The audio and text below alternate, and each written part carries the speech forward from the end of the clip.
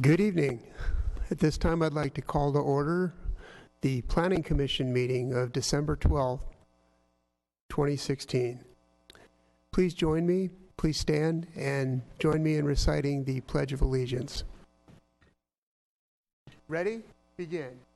I pledge allegiance to the flag of the United States of America and to the republic for which it stands, one nation, under God, indivisible, with liberty and justice for all.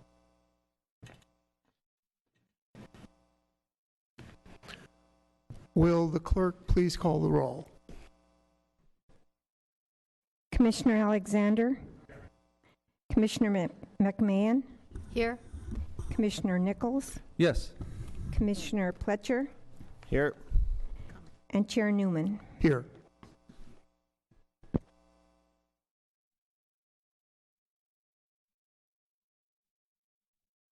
Now is the time for public comment.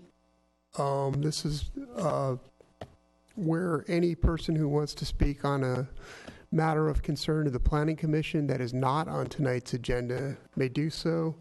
I see one speaker card from Mr. Nick Kidway.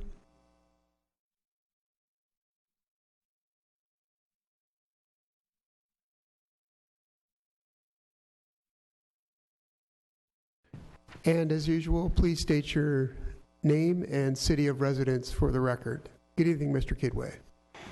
Good evening, Chair Newman.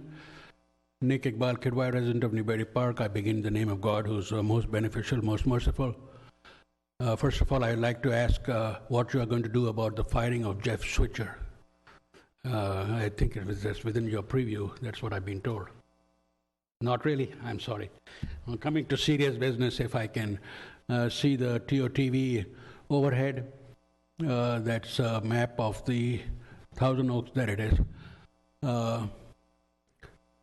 It is pretty much divided into five by the fire department, as well as... Excuse me, Mr. Kidway, could you invert the image? It's showing up as upside down on the television. That's better. Thank you. Thank you for watching it. Most of the times I think nobody's watching or caring, but I appreciate it.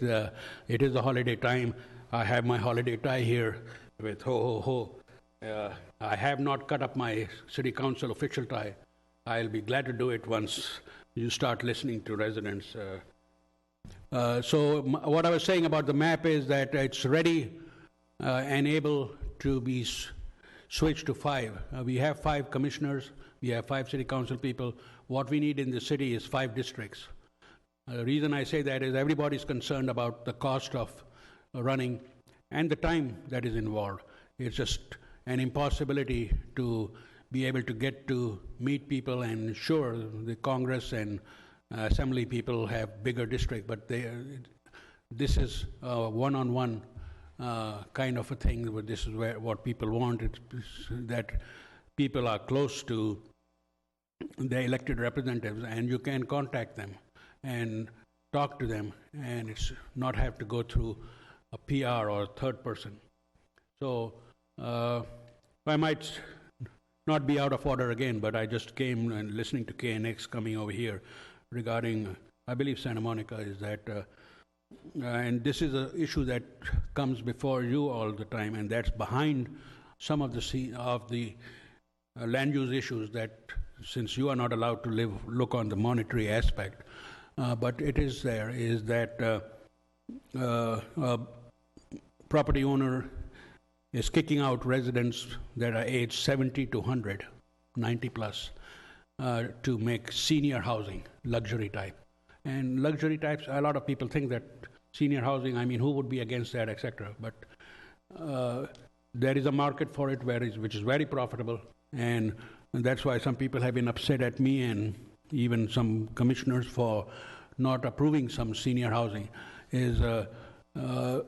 It has to be done on the basis of location. That is the key. And we have important hearings today, so I will get out of the way. Thank you for letting me speak. Have a wonderful holiday, all of you, if I don't get a chance to mention that later. And to you as well, Mr. Kidway. Thank you. Now is the time for any written comments, announcements, continuances. Mr. Town? Thank you, Mr. Chairman. We do have a supplemental packet for this evening, which contains 4 comments, I should say, that were submitted by emails on the issue of general plan consistency, your first item up tonight, including one from Mr. Schwartz, Mr. Arsuri or Arcuri, Mr. Kidwai, and Mr. Holmstrom,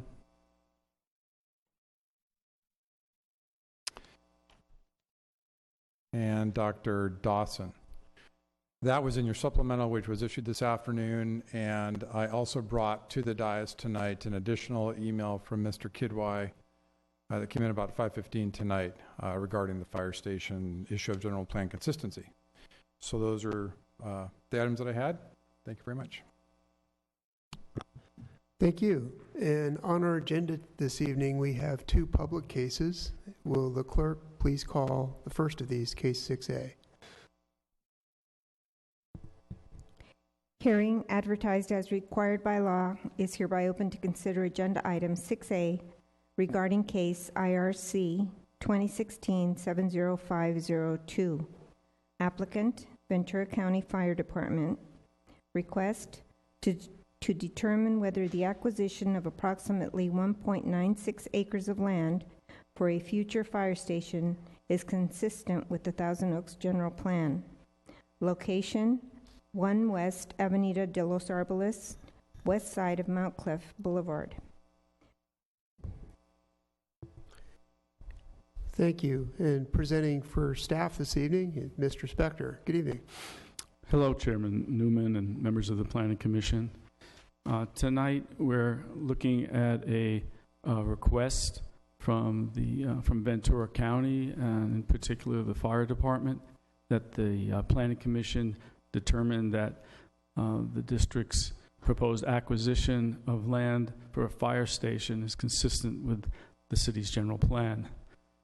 Here's the site. It's vacant at the moment on Mount Clef, just north of Los Arboles. And to the west, we have an apartment complex. To the south is a church. And we have single-family homes located north of the property, adjacent to it, and across the Mount Clef Boulevard to the east. As a matter of background, we'll just mention that this fire station is intended to replace the current station at the northeast corner of Moore Park Road and Los Arboles. And we're here because the government code, California government code, requires the county to seek a determination from the city's planning agency as to the consistency of its land acquisition with the city's general plan. The site is about 1.96, just under 2 acres in area. It's on the west side of Mount Clef Boulevard.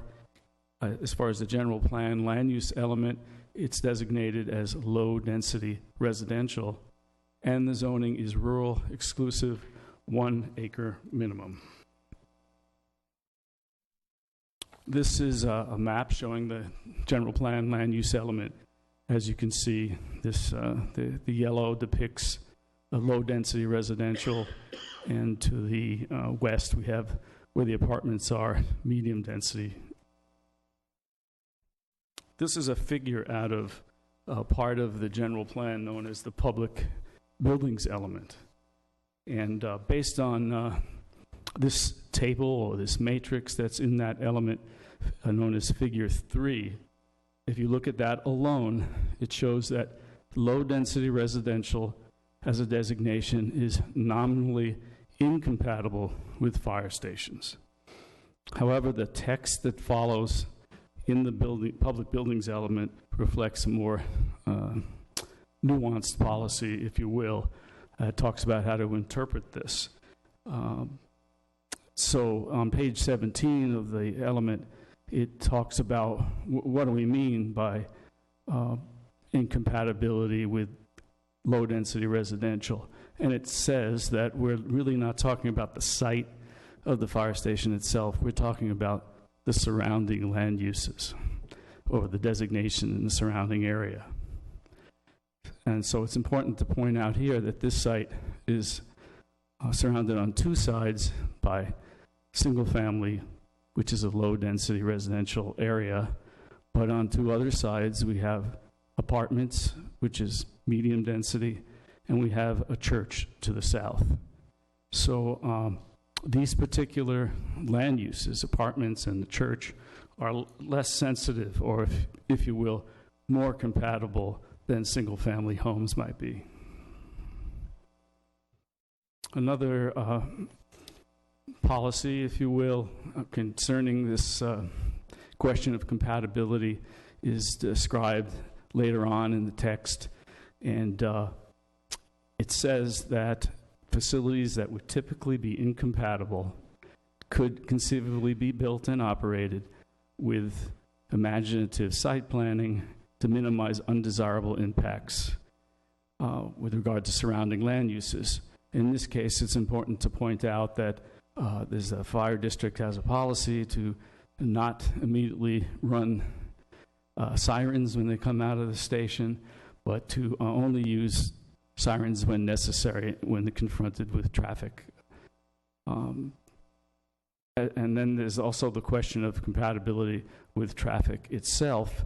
And the existing fire station does have some conflicts where, in order to back the fire engine into the garage, they have to have crews come out and stop traffic temporarily and then back into the station.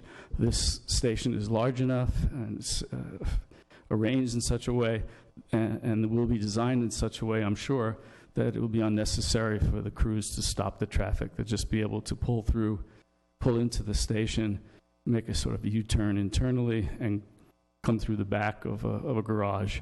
And when they need to leave the station, they simply come out going forward. Later on in the text, it talks about access to the community, to the facility. And it says will be primarily from collector or arterial streets. And also that these facilities have quick access to main traffic routes. In this case, both of these, we can answer, it meets that need. The Mount Clef Boulevard is a collector street, so it meets that requirement. And it's also very close to Los Arboles, which is a main street.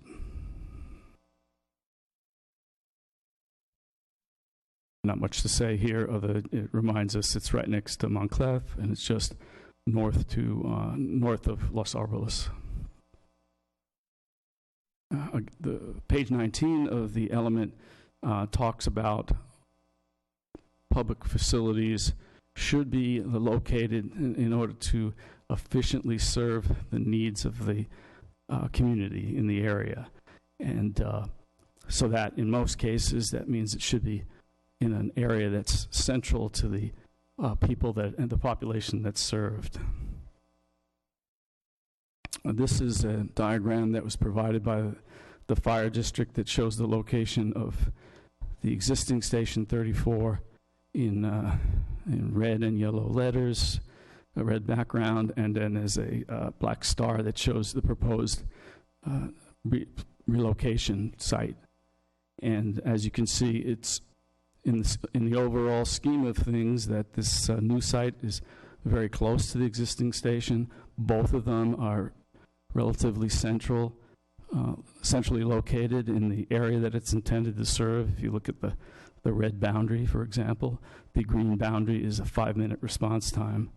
And then lastly, that both of them are close to a major street or right on a major street. There's another aspect or portion of the general plan that has policies that pertain to this request. And there's policy D2 in the safety element says that we should support adequate fire protection services that meet the needs of the community. This location helps the fire district serve the community, as it's far larger than the current location, and that that extra land will give the fire district the latitude to meet the current and future needs of the community.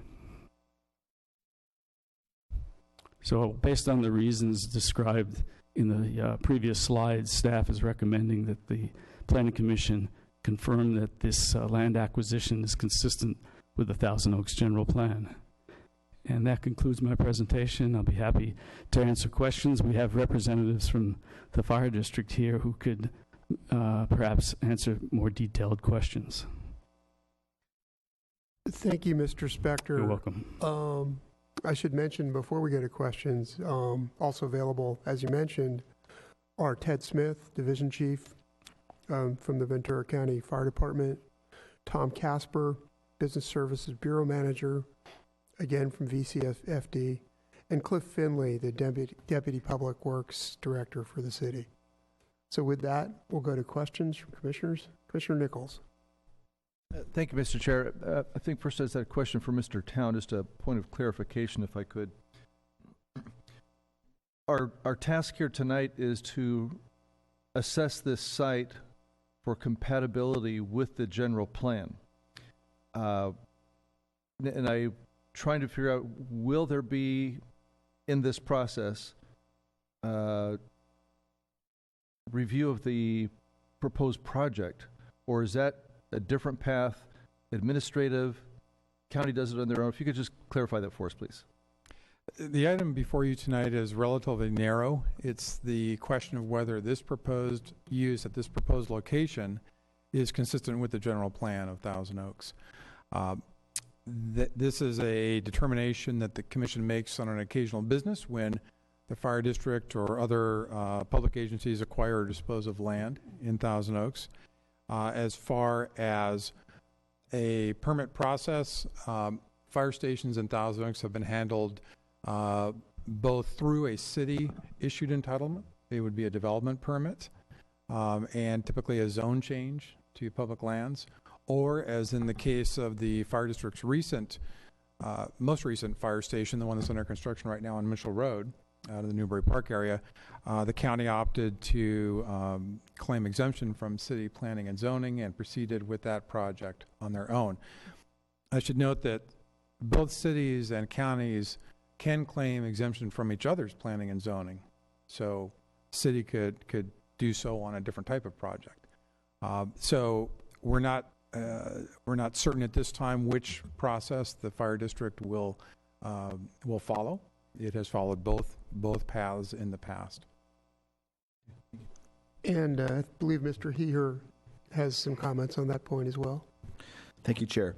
And for the commissioners and the public as well, it's important to note, as Mr. Town said, this is a narrow review tonight. For the commissioners, if you look at your packet, there's a letter that's dated, I believe, October 31st, 2016. It was received by City on November 7th, 2016. And in that letter, it notes Government Code Section 65402. And that Government Code section, the state requires an agency such as a county, if they're going to be building or acquiring land in a city's jurisdiction, and again, this is also vice versa, where a city might be acquiring land in a county jurisdiction, they have to go through this requirement. And the requirement is that the proposed application is just presented to the planning agency of that jurisdiction. So here it would be the Planning Commission. And the reason why that's important tonight is because all that's in front of you is, as Mr. Town said, the narrow review of whether or not this application is consistent with the city's general plan as brought to you. What it is not about, the design. It is not about CEQA, the CEQA analysis that might go into it. It is not tonight. It's not about whether or not there's some other location or opinion about some other location that might be preferred by either citizens or residents or commissioners. That is not before us tonight. Government Code Section 65402 lays out the the just very narrow focus of this. And again, you have to think about any public agency that might come into a city, such as a water district, the county, for example. That is, again, what you have tonight. The other thing is that this is just an advisory committee for the county tonight. So when you make a decision, staff's recommendation, as you've heard, is that it is consistent. It's based on a balancing of the factors, as Mr. Spector said. And based on that conclusion, he's recommending that you find it consistent with the general plan for the reasons stated in the staff report. Whatever your decision tonight is, that is going to be presented back to the county. So again, we're acting specifically under this code section as an advisory committee only for this narrow subject. Thank you both for the clarification, because I was struck that this was not our typical routine that we go through, so I just wanted to have that spelled out clearly. Thank you very much.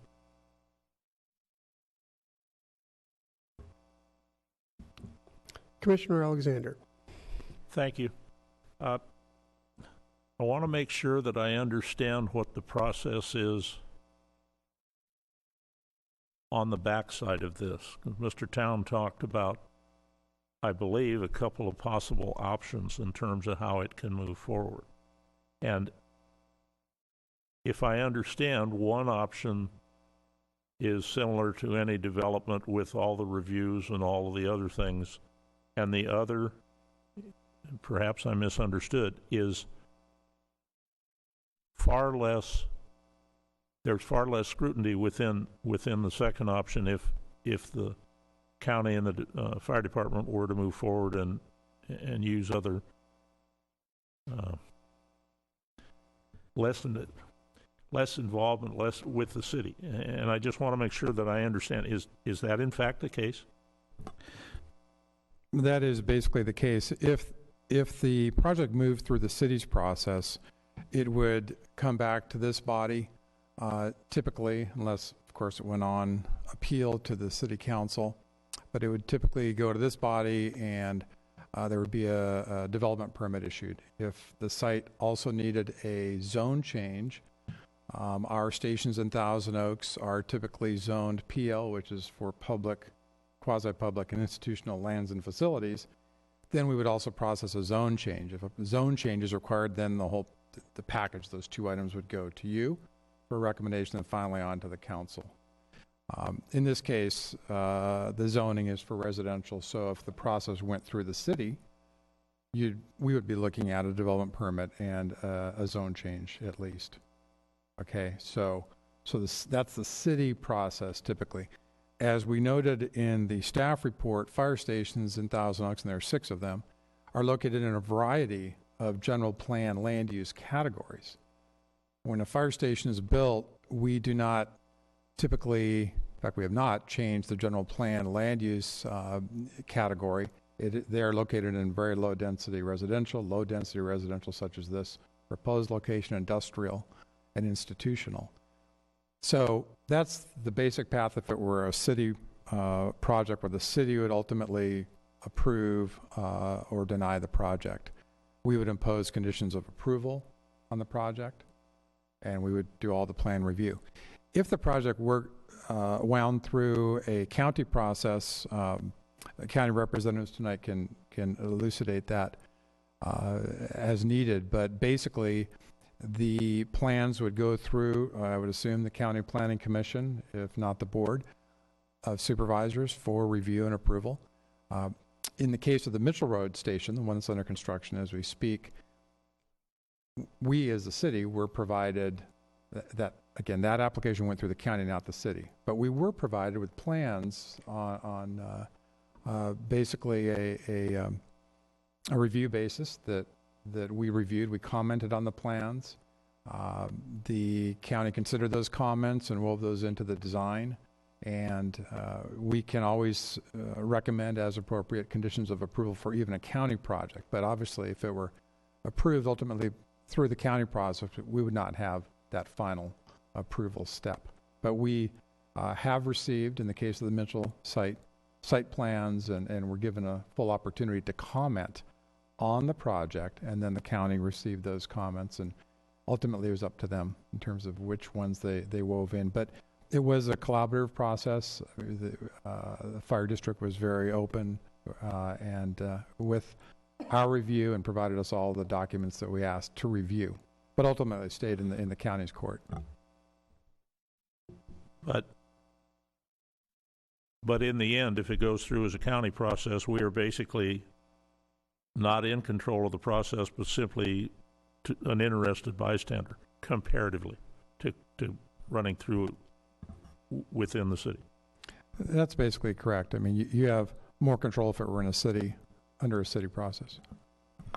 Then one other question. Is the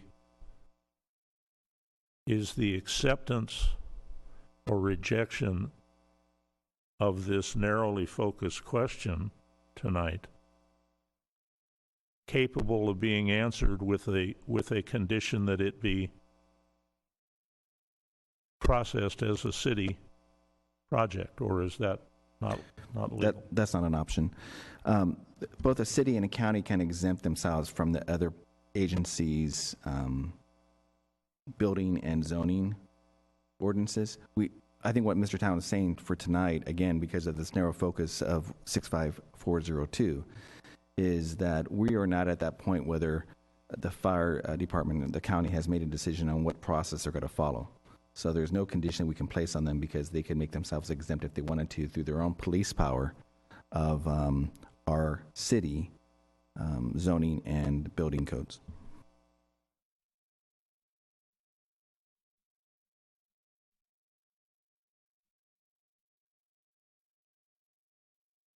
I've just got one other question. I'm sorry, Commissioner Nichols has.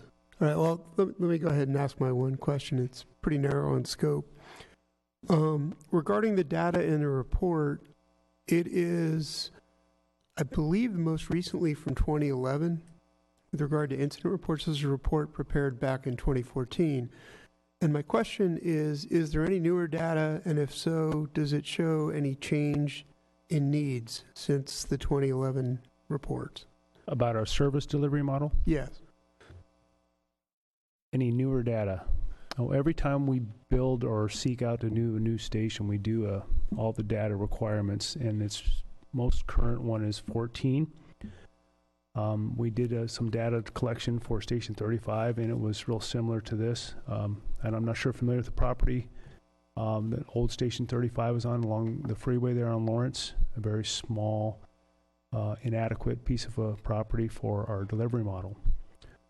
What we have found since 2011 is that, and this is nationwide, backing in and having small apparatus bays for bigger and larger fire trucks is a hazardous environment for our firefighters and the community.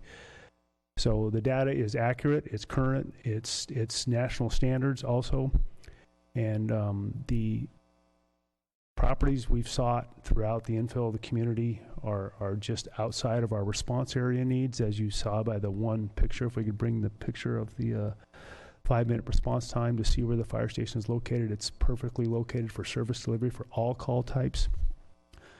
And with that, the best location is to not go any further than we are in here, and the current site is just does not meet our delivery model. And I'm not sure if I'm asking your question, but yes, the data is current. You are. I mean, embedded in that was whether the coverage area for the 5-minute response time requirement, whether that had changed in yes, and that's based on life and safety. 4 to 6 minutes for a non-breather is our target response time. On outskirts of response areas like this, 8.5 is what the county has demanded for us, and that we try to require as a national standard. Rural areas have a 12 minutes response time, and that's when you live way outside the city limits in a rural area. And people that know that are advised of that when they plan and build in those such locations. But yes, we've sought other locations, other areas. We're just the infill in the city is what it is, and we're just trying to serve the community in the best way. And we want to be a fiber of the community. We don't want to be a deterrent to the community. All right, thank you. Commissioner Nichols. Thank you, Mr. Chair. Mr. Spector, you were pointing out in reference to the public buildings element, attachment 8 in our packet, and you also included the chart that you displayed where there's a indication that fire stations in low-density residential areas are incompatible, and yet along a main street there is some compatibility. And then you further were pointing out in the text on page 17 that the site planning, the areas adjacent to the facility, all that needs to be taken into consideration. But I'm just reading at this one sentence here, it says, considerable attention must be given to the means by which the incompatibility can be reduced to an acceptable level. My question to you and to whoever else may want to answer this is, when we're just looking at a site as being whether it's compatible or not, and the chart states you're in that area, it's not compatible, and that the clarification is, well, if you use some creativity, it might reduce any incompatibility to where it becomes compatible, yet that's not under our purview. How then can we reach beyond that simple chart when we don't know what the future holds for this particular facility? Are you referring to uses besides a fire station? No, I'm referring to the statement here says considerable attention must be given to the means by which the incompatibility can be reduced to an acceptable level. So if the low density residential is incompatible for a fire station, and yet it's inferring here that if you give considerable attention that you might be able to reduce whatever impacts that facility might present, and yet we that's somewhere in the future and not under our purview here. So how do we reach that conclusion that it might be compatible when we don't know what that's going to look like? Well, I guess we're drawing conclusions about the standard operating procedures with respect to running sirens or not running sirens, like maybe 40 years ago, and the new model where we know the engines are not backed into the station, and those are two operating differences that tend to mitigate some of the concerns. The backing in is a traffic conflict issue that may be a problem, but I think probably the one aspect of fire stations that people are most concerned about are a truck rolling down the street with sirens going, and how that might disturb the peace of residential areas. And I'm sure the fire district representatives can talk about how that policy has evolved. Okay, and then one other phrase in this page 17 on the location site planning policy. I want to make sure I get the exact phrase here. Talking about judgments of compatibility, and says facilities that would typically be incompatible in a particular area could conceivably be built and operated through imaginative site planning. Can you give me an idea of what imaginative site planning might mean in the context of this statement? Perhaps Mr. Smith would be interested in talking about it. One might be how the driveways might be configured is a site planning issue. Yeah, thank you. Good question. So in an area like this where we have other fire stations that are similar to this in the same type of neighborhoods, we try and embody the community as best we can with the design and the look. We have the setbacks back to where they're not really intrusive to the neighborhood. We have wider aprons that come in and out of the fire station, so it makes it compatible with the street. We have fire stations that are currently on streets of this size or less width, so that doesn't present us a problem. We also use what they call low candlelit lighting that keep it at a 90-degree angle that goes down, that represses the light pollution. We also try and do all fire stations try to absorb the community look and design, that we would infiltrate that to add quaintness to the area. in regards to that. So besides, and then as far as the noise application to our first responders, we always ask for the right-of-way. We don't demand it, and we only use that when we're impeded. And normally coming out of the fire station, that's not a problem. Well, currently at our current location, it's a big problem at 7:30 in the morning and at 5:30 in the evening. It's impossible. So what my staff does now is they pull it out at 7 o'clock in the morning and they park it in the back. And it's in the back in the sun all day long, and it's been that way for 20 years. I've been around 37 years, and I was a firefighter there. We did it back then. It's a horrible location, but it served a purpose. It was not thought out strategically why it was put there, but it ends up being in a perfect spot. Back in the day, our forefathers, they just kind of threw darts at maps and put fire stations based on density of community. This one happens to be as odd as it is, and after we've done empirical data studies, this fire station location is perfect. And to move it to the west a quarter mile is the best location for us to serve the public and its needs. In regards to the fire station and the amenities and trying to mitigate some of the issues in the community, we don't use our sirens unless we have to. Coming out of that, we would probably encourage the city to help us walk through maybe putting a traffic interrupter there, that we would get the green light coming out of the location, that we wouldn't have to use a siren. I would tell you it's only when it's densely compacted with traffic that we would even consider using that at all times of day and night, and low density hours when the traffic is down after 9 p.m. our call volume goes way down statistically. And if you roll out with somebody's having an issue at 3 o'clock in the morning, which does happen, we don't even turn our lights on until we get to a full intersection that has a red light. And if we need it there, we'll use it judiciously. Mm-hmm. The noise of a fire truck, yeah, I've read some of the testimonials from the meeting we had. There is a diesel engine involved there, but they're newer and designed well, and the emissions are down and the noise levels are down. And our driveway system would be that you pull in and go through a half turn through the fire station, and that would avoid the noise from the backing indicators that we're required by law to have for safety purposes when we have personnel backing us. Anything else I can answer for you? Does that answer some? Yeah, thank you very much, Chief. Appreciate that. Based on past experience, when a new fire station goes into a neighborhood, do you typically have your top 3 concerns that you just know right off the top you're going to have to be faced with? Noise, and noise. Okay. That's what I suspected. Okay. Thank you very much. And Mr. Spector, I had one more question for you.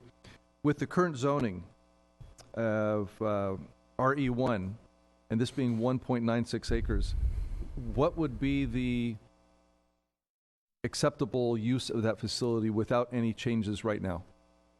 It would be single-family residential lots, 1 acre per lot, so probably be 2 on this property. Flag lot. 2 houses? 2 houses. Okay. Okay, thank you very much. You're welcome. Thank you, Mr. Chair. So Commissioner Alexander and then Commissioner McMahon. Thank you. I'm not sure which of staff this will go to, so I'll ask the question and somebody will answer. The staff report indicates that the biggest percentage of the calls that you run are medical calls. So when that happens, is that still a full house response based on the size of this house? Yes, sir. A continuity of operation is a 3-person engine company that'll be running out of this house, and we run as a crew because it's a playbook, and when you call the play, everybody goes in the playbook and has to be on the engine. Okay, and then second, the map shows the 5-minute response that you currently have, and the question I have is, will the proposed location improve the response time throughout the area you would typically work at or work within, or is it better, or is it even, or? Well, great question. So as you can see, it's just a quarter mile or so to the west on our bolus there. And what it would do is affect the other station that's currently located at Upper Ranch Road. So if we would move a quarter mile to the west, that would increase the response a quarter mile west to the other station in the other direction based on availability. But I would tell you this, we have this innovative system that it's called automatic vehicle locating, satellite-based tracking of our apparatus. And it only shows us when we're in quarters. I would tell you 30% to 40% of the time, the crews are out training or not in quarters, and they're just recognized, located throughout that administrative area. You see the red line around, that's their administrative area. But it always doesn't recognize them. If they're close, if another engine is closer to their boundary, they have to go to a weed abatement or an issue on the end of their sector, it may recognize them first. So does that, it doesn't change that, but a little bit, and it will increase the call load on the other sector station to the west, Fire Station 37 on Upper Ranch Road. Thank you. Commissioner McMahon. Yes, I just wanted to kind of visualize. The engine will go in off of Montclair. Is there one driveway and it'll come around and it's circular and it goes out the same driveway? Or is there an in driveway and an out driveway?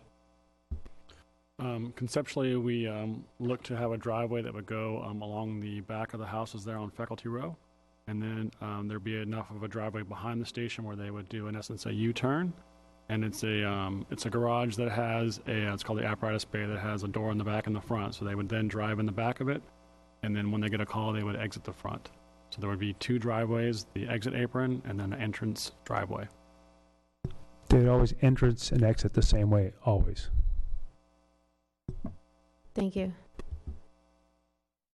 I do have one additional question, perhaps for Mr. Spector or Mr. Town, regarding the area zoning.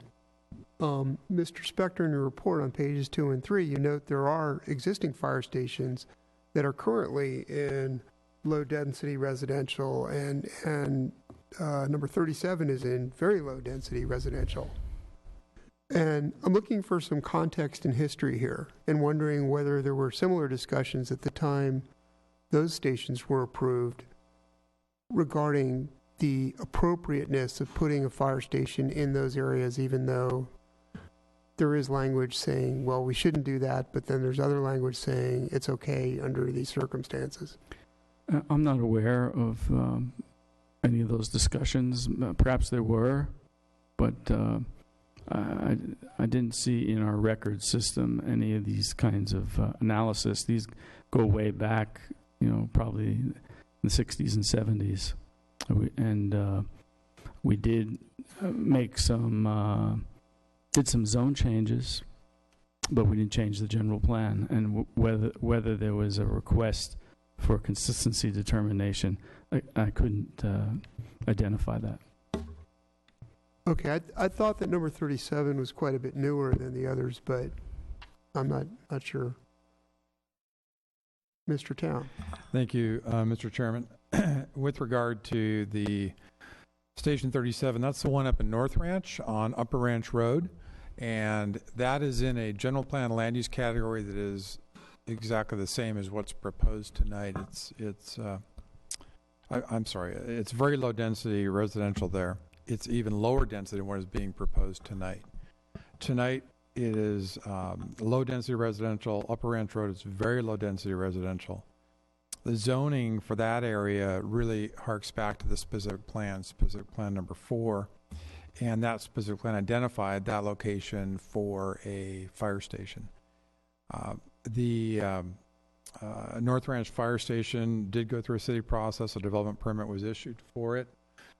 I wasn't directly a part of it, but I have spoken with staff, and there was a lot of emphasis on the design of that facility, particularly the architecture, so that it would fit in with that area. Interestingly enough, that's also on a local street, quote unquote. It's Upper Ranch Road. If you've been up there, is a short cul-de-sac. And I'm not aware of complaints that we have received in terms of noise, in terms of traffic problems, because the ingress and egress in terms of principal streets is onto Canaan. The current site, I should note, is also in low-density residential, the site on Moore Park Road. And that site also went through a city development permit way back in 1977. And then the other project that is in low-density residential is the site on Reno Road, down near Lynn Road. And that went through a zone change. We didn't find any record of a development permit issued for it, but it did go through a zone change in 1974. So those are the three most comparable sites, all in low or very low density residential, and each of those went through a city process. All right, thank you for that clarification. It does put it in context. It's apparently, if I'm understanding correctly, this would not in any way be precedent setting. No, as staff looked at this, one of our conclusions was that not only would it not be precedent setting, but this I think supports what Mr. Spector was talking about, and that is that the public buildings element does, in that chart that we included in the staff report, does say that fire stations are incompatible with this general plan land use category in local streets. However, if you look at the city's history, we have actually approved stations in that exact general plan land use category. So from my perspective, it does come down to issues such as site planning and the actual site-specific characteristics of that neighborhood, what's directly adjacent to the site, and how that may or may not be affected by the station. Great, thank you for clarifying that. Commissioners, are there any other questions? So normally in a public hearing, the format is that we hear from staff and then we hear from the applicant. Now tonight the applicant is the fire department. So if you have additional comments to make, we can gladly allot you additional time. If not, we'll go to public speakers. But you're certainly entitled to make additional comments if you'd like to. I think the only comment we would add is that we embrace the city. We like to be a fiber of the city, and we're a city fire department. I act as your sitting fire chief, and I'm born and raised here, so I'm very sensitive to what goes on in our city, and I implore that we would never do anything that would try and offset that. Some factual things about the fire station. It's 55 years old. It's no longer seismically fit.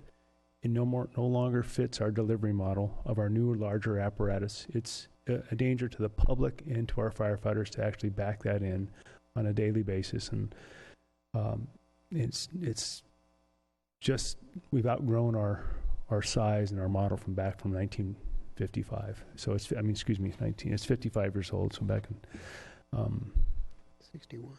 In 1961 it was built, so it's just now an old, tired fire station, and we're looking for improvement for the community service that we provide. Thank you.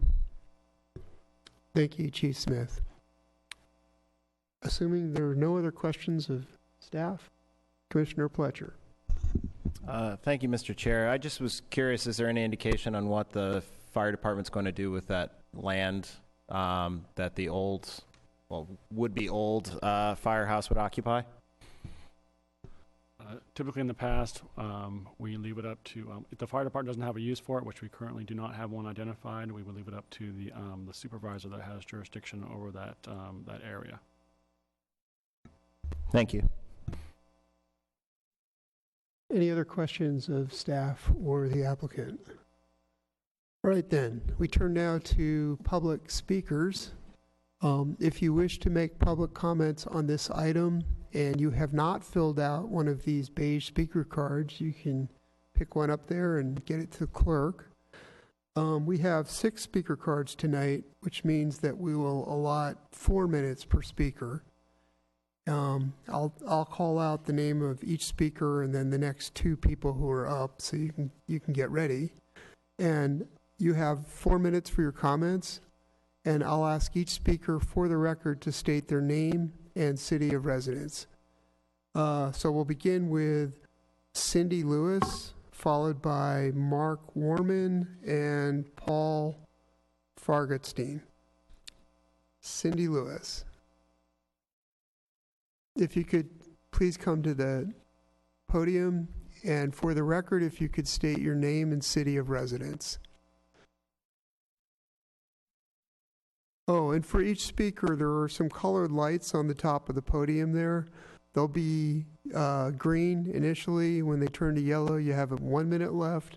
When they turn to red, please try to wrap up your comments. Good evening. It is now, sorry. Okay. This is the first time I've ever attended a city council meeting. I'm sorry, can you please state your name and city of Okay. residence? My name is Cindy J. Lewis. I live in Thousand Oaks. I'm in the area of the affected proposal. I did go to the church meeting. I found it very interesting. I have great admiration for the fire department, being the daughter of a family that twice their business burned down completely. I have a lot of experience with the fire department and nothing but admiration. I am, however, absolutely opposed to the location of this fire department, and I gave this a lot of thought, and I looked at a lot of different factors.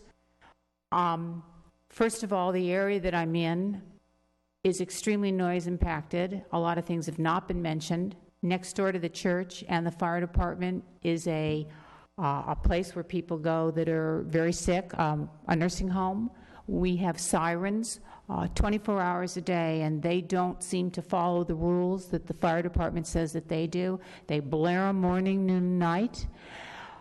And we are already in our area so impacted with noise, although the fire department has said that they're going to pay attention to the noise plan. There will be noise. Let's be fair and honest about that. Second of all, it has been identified that the fire department proposal is next door to a church. What they haven't said is that the church runs a preschool 5 days a week, and on the weekends, a Saturday Sunday school. This church is active, and it's vibrant, and it is full of children all the time, and I see horrendous problems coming from this. And while people like to say they pay attention to and they watch their children, things especially with children between the ages of 2, 5, 2 to 6 can happen. I don't like the fact that the fire department is going to be in the backyard of the parking lot where the church is with the children. I personally in my bones feel that this is going to be a disaster. I feel very bad for the people that live on Faculty and Teal, that their backyards are going to be on the land of the fire station. I think that that is unfair beyond words, and I'm just stating my opinion on that. And I don't like it. I would like to see a more centrally viable location, like on Moore Park Road or on a street where people are already used to a commercial property, to put this in.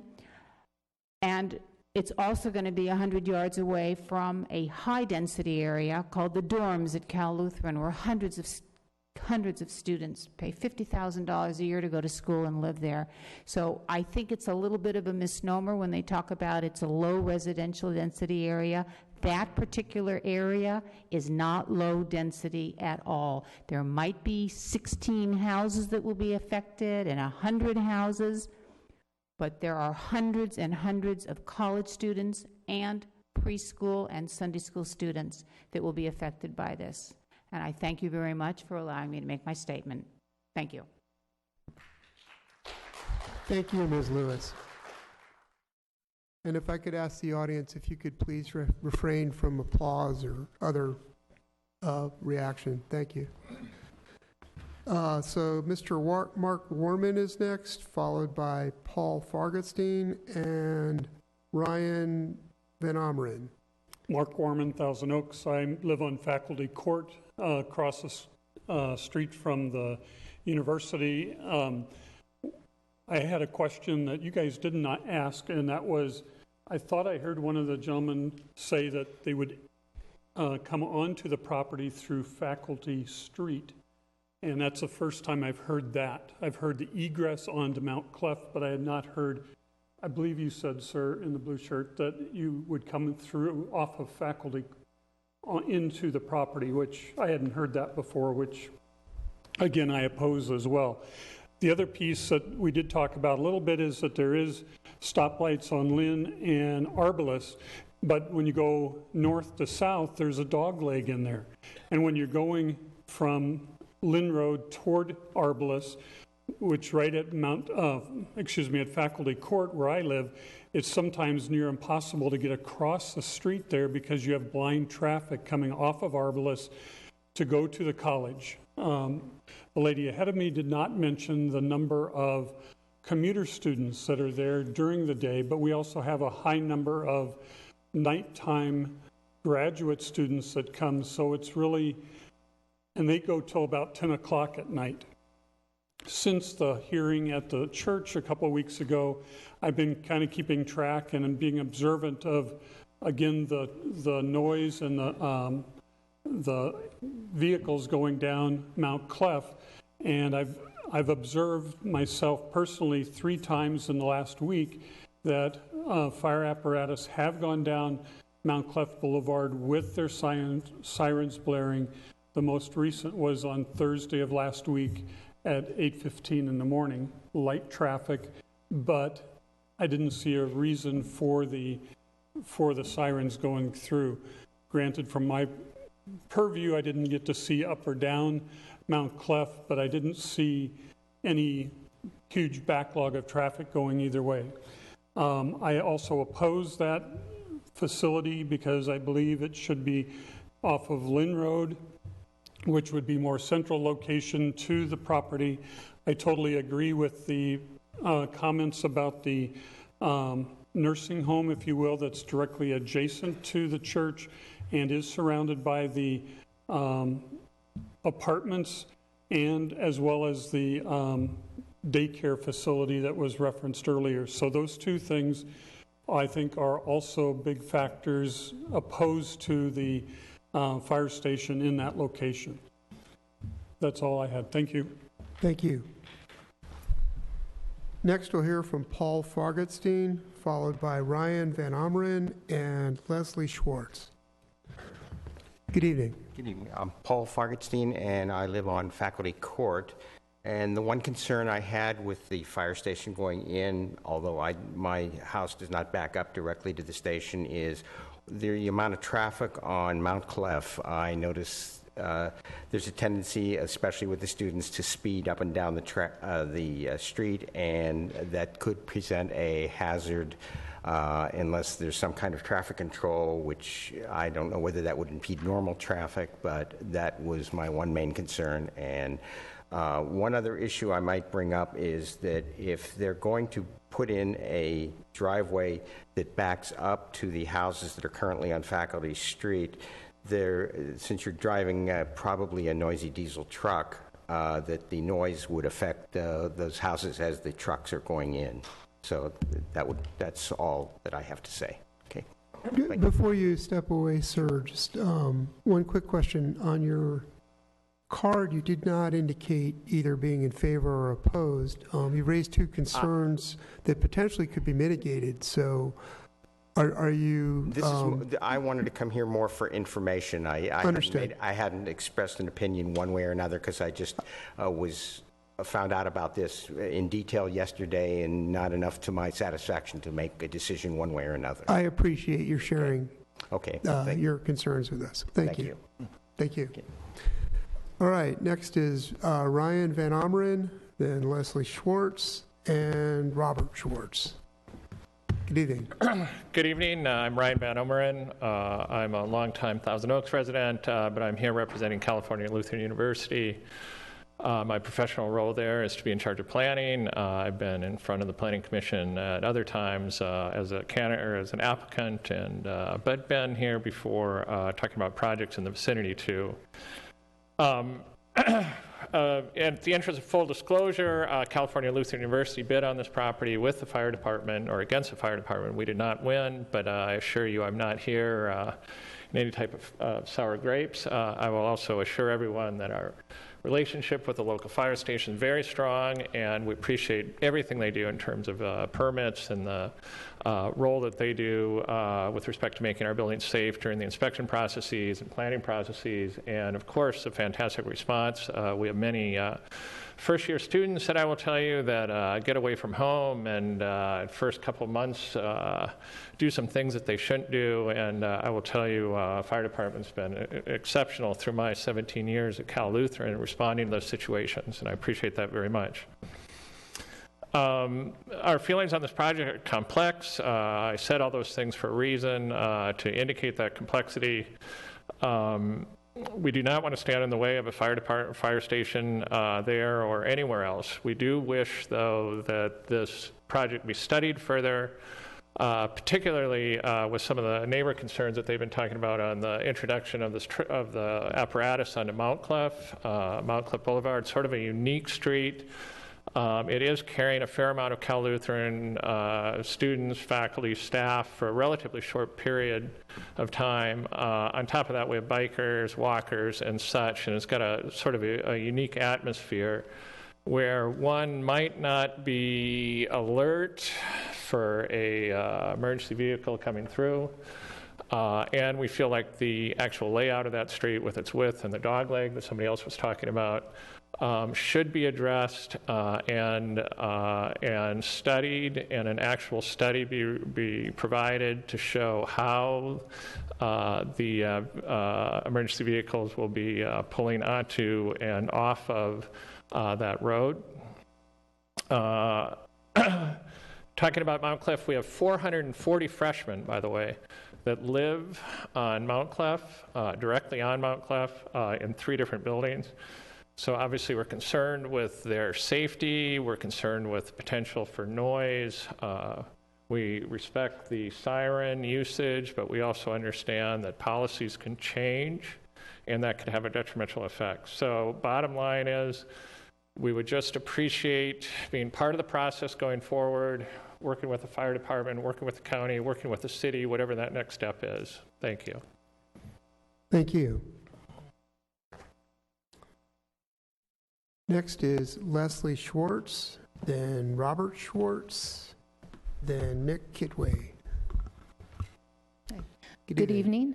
My name is Leslie Schwartz. I'm here with my husband. We live on Faculty Street, and our backyard would back up to the proposed fire station. So obviously I'm very concerned about this. The parcel is zoned residential exclusive, and as you said at the outset, the very narrow question of whether a residential exclusive parcel is compatible with a fire station, to me that answer seems obvious, and I'm concerned that this is being rushed and we haven't heard information about an environmental impact report, noise, pollution, traffic safety. And since all of these issues have already been brought up, we're already past the point of having this be a very narrow discussion about zoning. There were 3 points that I wanted to make. One, I have been in and out of that church parking lot because I've attended services there before. And because the street there on Mount Clef is at a slight rise and also a bit of a turn, you can't just go out of that driveway without carefully looking both ways because it's a bit of a blind turn. So I don't see how the fire engines could go in and out of there safely without sounding their sirens. My other comment is the fire station at North Ranch was brought up as a comparison, but when you look at the surrounding area at the North Ranch station, those are palatial estates, numerous acres. The homes are all built way above the fire station, so they would not be impacted by light and noise the way the residents on Faculty Street would be. We would all be at ground level.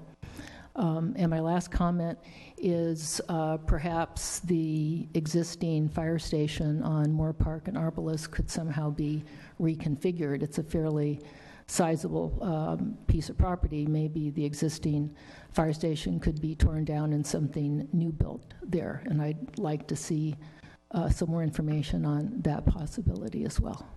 Thank you. Thank you.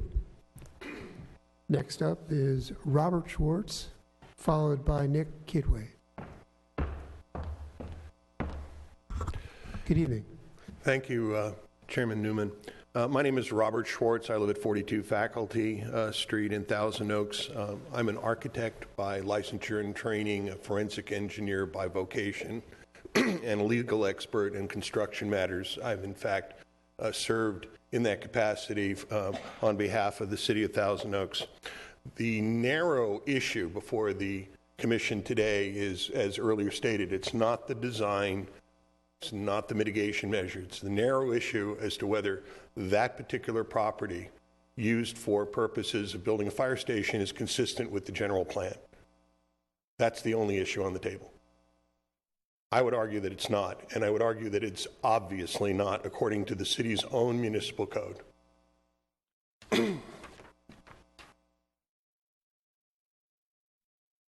don't know if the Elmo comes up automatically, but okay. Upside down? No, it's good. You're good. Is it right? You're good. Okay. This is the general plan map, which shows that the site in question is zoned for low-density residential. That is consistent with the zoning of the property, which is rural exclusive, RE1 acre. Okay, the city's definition for rural exclusive zones is provided here. And it says very specifically, only the uses defined in Article 21 of the chapter as being permitted in the rural exclusive zone shall be established or maintained on property located thereon. Only, not some. So when we go to chapter, Article 21, that is a portion of the municipal code. Excuse me, sir. Please speak into the microphone. It talks about You're uses. on TV. Sorry? You're on TV. I understand. Thank you. I'm ready for my close-up. That uses allowed by zone, it is resident in an RE zone. It's residential with certain exceptions that are listed in the matrix that appears in the municipal code. That is in sections 9-4.2103, which is the matrix key. And when we look at the matrix key for property in the RE zone, and we follow that down, we find there's a variety of different alternative uses for RE zone property, subject to approval at various stages of the city government. None of those allow a fire station. And indeed, when we go to the land use element of the city's municipal code,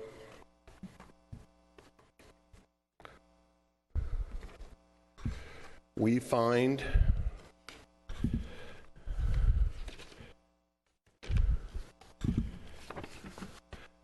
a statement that says, and I quote, furthermore, the compatibility rating of a particular facility in a particular area reflects the needs of the public facility as well as those of the surrounding area, And it continues to say, unless the relationship is compatible to both sides, a rating of compatible, in quotes, is not given.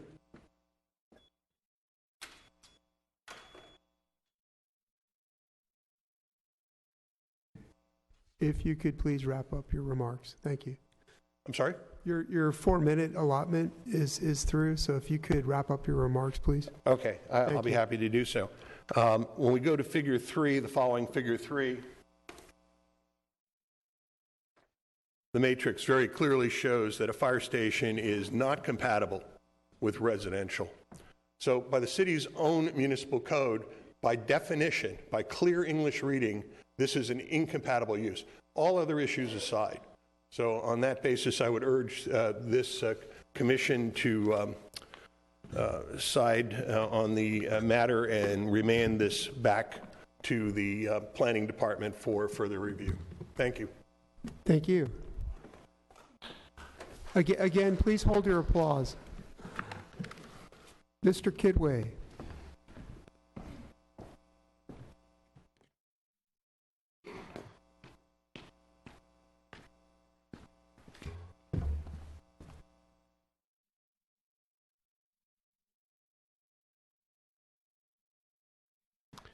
And for the record, once again, please state your name and city of residence. Nick Kidwai, resident of Newbury Park, Director concerned City of Thousand Oaks since 1991, and very much touched by what is happening to this neighborhood which is under siege. I represented the city in 93 at the fire department along with Mr. Andy Fox regarding efficiency and other matters at the county. So I've been familiar with the planning department, and I really appreciate the fine work, and I give them 5 stars and A+ for what they're doing. What has not been mentioned is that there's a senior home where frail residents live that are in assisted living. I was there yesterday around 8 p.m. and I saw them not in the best shape. And it's a shame that they have to endure something like this, which because to do the job correctly, the fire department will make some noise, will have lights. I appreciate that the sirens will not be used, but if you have gone on the street, there is a line of sight problem. I walked to go to some of the homes. It was dangerous. It's not a straight road. There's no long sight. It's not the best use. I'm sorry to say that it's not the perfect use, as has been said by staff, maybe for the firefighters, but certainly not for the neighbors. In fact, we have a hero tonight in Mr. Schwartz. His dissertation is on the city's website next to the agenda. I implore people to read. I hope the planning commissioners read that. And if you read that, no reasonable person would approve this. It's black and white, it's not gray. It's very sad that we are going through so many motions when it is not necessary. He has taken the time. I understand at the meeting on December 1st, the options were not spelled out. That's what the residents told me. That you can demolish the building and rebuild the fire station there with a drive-through capability, and everything will be done. It's 1/4 the land and does all the job. Why waste the taxpayers' money? Is it free money? It ain't. I mean, it's very sad. I came up with the second choice, which is right in front of us. It's the old Mobil station, gas station on Moore Park Road, and I've been in the last floor. It has a big for sale sign. It's in the green pack, in your supplement packet. In fact, I took pictures, and if TOTV will show this, this is the new fire station, Newbury Park on Mitchell Road. That's the drive-through aspect. That will be a drive-through once it's done. And it proudly displays the city seal. So if you approved it, the city attorney kept saying this is a narrow focus. Maybe a narrow focus, but once you open the Pandora's box, there's no going back. The city will be responsible for the damage that's done. And we have a few people here, but to be frank with you, 6 people are directly impacted by what this is going to do, and their quality of life and the promises made to them to buy those homes are being violated by you if you approve it. Another 150 are impacted because those are all cul-de-sacs, low residential homes. They are not like your general plan says. Please show the general plan. Like your general plan says, this is not compatible. And the city has a covenant with the residents that will be broken tonight if you approve this. I implore you to not approve this and ask them to go and come back. And the 40-day period is just wrong. It's completely wrong. Thank you. Thank you, Mr. Kidway. In addition to the public speakers on this item, we've also got 3 written statement cards. 2 were in opposition. 1 was raising concerns. I believe everyone who wished to speak on this item has spoken. Anyone else? If not, we will go back to staff to address the concerns that were brought up during public comments. And the fire department, as applicant, is also entitled to a 5-minute rebuttal period if you wish. But we'll begin with staff. Mr. Spector. I think I would defer to the county representatives here. One of the items that was mentioned was the concern about the fire station taking access directly from Faculty Street. And I don't believe that's the case, but perhaps they could speak to that. Yeah, I was answering one of the commissioner's questions about how the driveway would work, and I'm sorry if you misheard me, but I said more than likely there would be a driveway.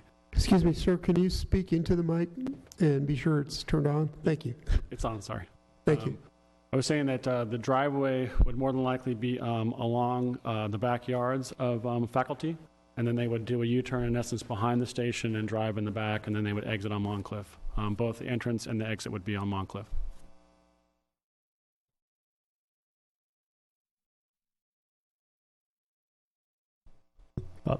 Which ones would you like me specifically to address?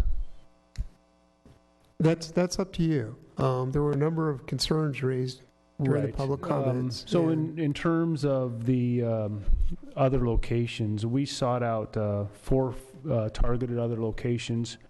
We found we identified 4 potential other locations, and out of the 4, some were not available, and others because of suitability and as far as our need, as far as the size of the lot, and I believe the last speaker spoke to that, and that particular lot just is not big enough for our current service delivery model. And then the other ones would just take us too far outside of our service delivery and our 5-minute response area time. That would be perfect for that. In regards to the current site, I believe the speakers spoke to the current site and rebuilding on it. There's some extreme challenges to that because of easements that are currently on the site. And with the size of that lot, it is not the current size that we're seeking for our new delivery model for a modern fire service delivery. And that would potentially have to go to multi-stories if, this was to find some reason that we couldn't move out of that site. And looking at other available locations, that site would be very cost prohibitive for us, and would be immense challenges for this sitting body to approve a site that's probably going to be a multi-story site. And with the easements that are from Water and Edison that are currently on the site.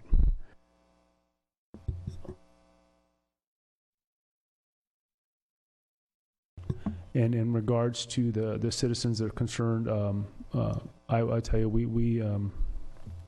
we appreciate the kindness that you've represented, and we would do our best to become a fiber of the community. I don't have any ill will upon any of the community. I said I was born and raised here. I understand the concerns. We're just looking to serve you in the best possible way, and we just need a new home. So thank you. Thank you, Chief. Commissioners, are there questions of staff? Commissioner McMahon. Yes, hi. I have a couple questions. If we decide that it is part of the general plan, and is there more study involved? Will there be a traffic study and a noise study? And is this basically a done deal and it will just be designed, or will the site be studied as to whether it is truly appropriate? Or the public seems to be concerned about a lot of things, noise and traffic and stuff like that. So I know it's a narrow decision for us. I just want to know what happens if we say yes. Is that it, and we're moving forward?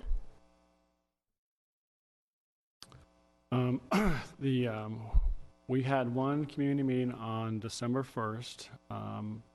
it would be up to the officials from Ventura County, such as Linda Parks, the fire chief, to make a determination if there needs to be any more community meetings. Once that process is done, we currently went to the board to have authority to negotiate for the property. The next step with the board, if they were to decide to move forward, would be to seek their approval to actually purchase the property.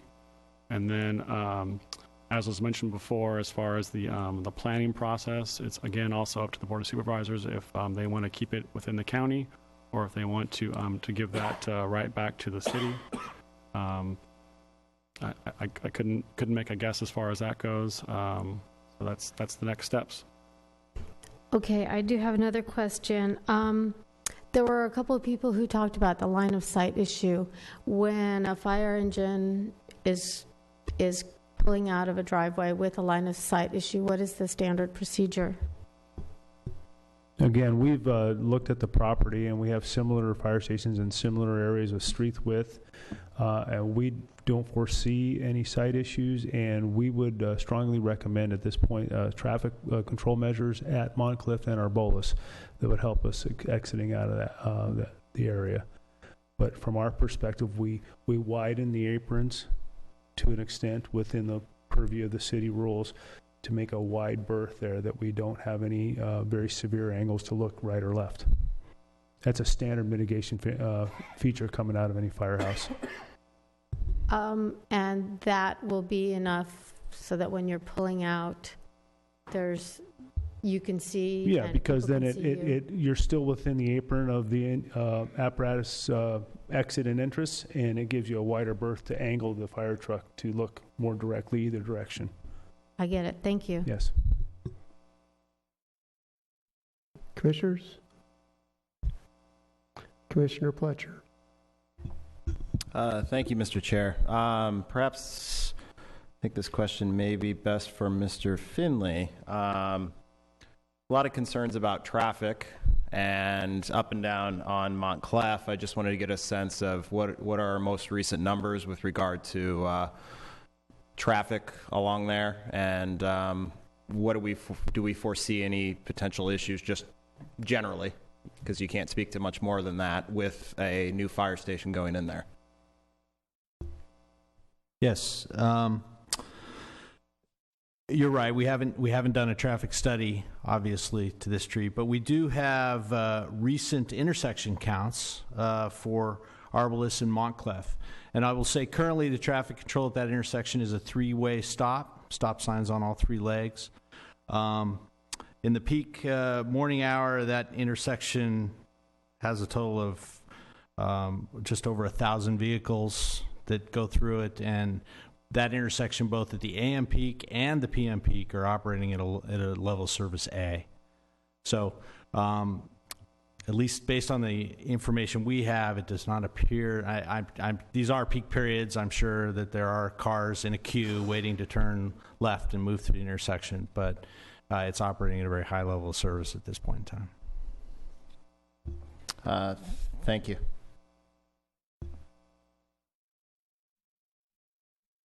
Mr. Spector, I wonder if you could amplify a bit comments that were made about next steps in the planning process, and maybe it's a county matter as well.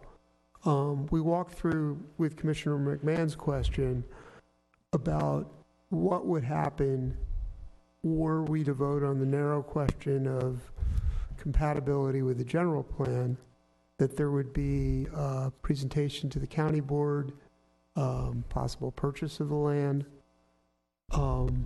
My question is about what happens after that in the planning process. Is there an environmental review? Is there a traffic review?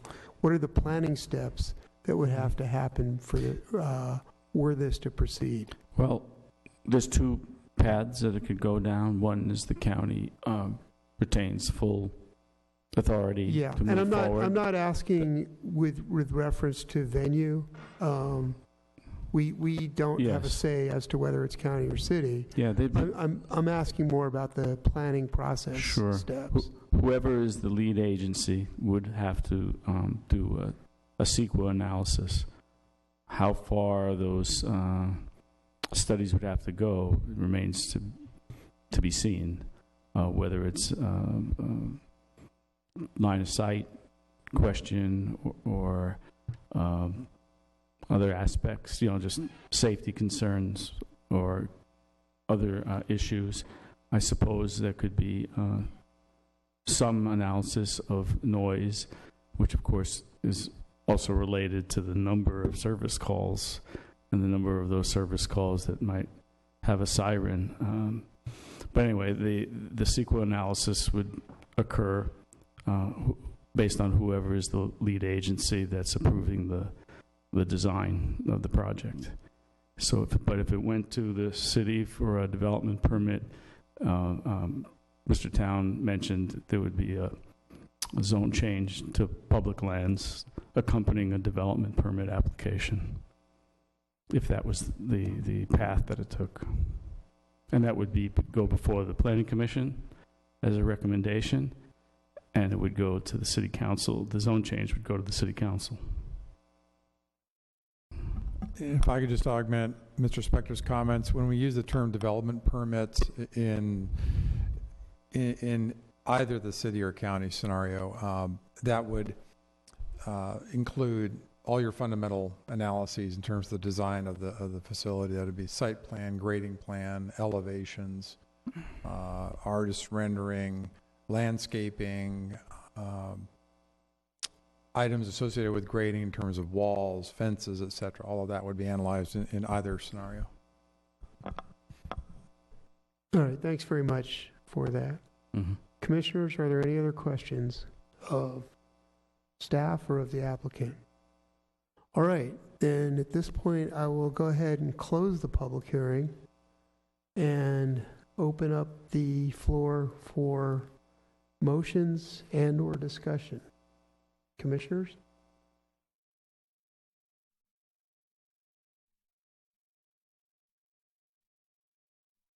Commissioner Nichols. Just some thoughts. Not quite ready for a motion yet. A bit conflicted in that this is out of our typical realm of process. We're used to seeing a project from beginning to end and having our ability to put our thumbprint on it, whether it's for better or for worse. And here it is a very narrow scope. We're just trying to determine whether it's compatible with the general plan or whether it's not. And hearing a lot of the concerns, which are valid concerns, and yet don't have a whole lot of control over some of those issues at this point, and really just whether or not it's compatible.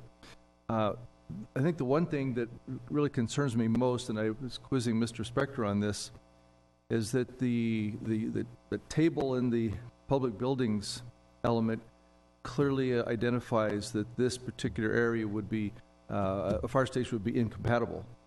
And yet there is an opportunity to make it compatible with creative design and site planning. And yet that's beyond us and outside of our realm.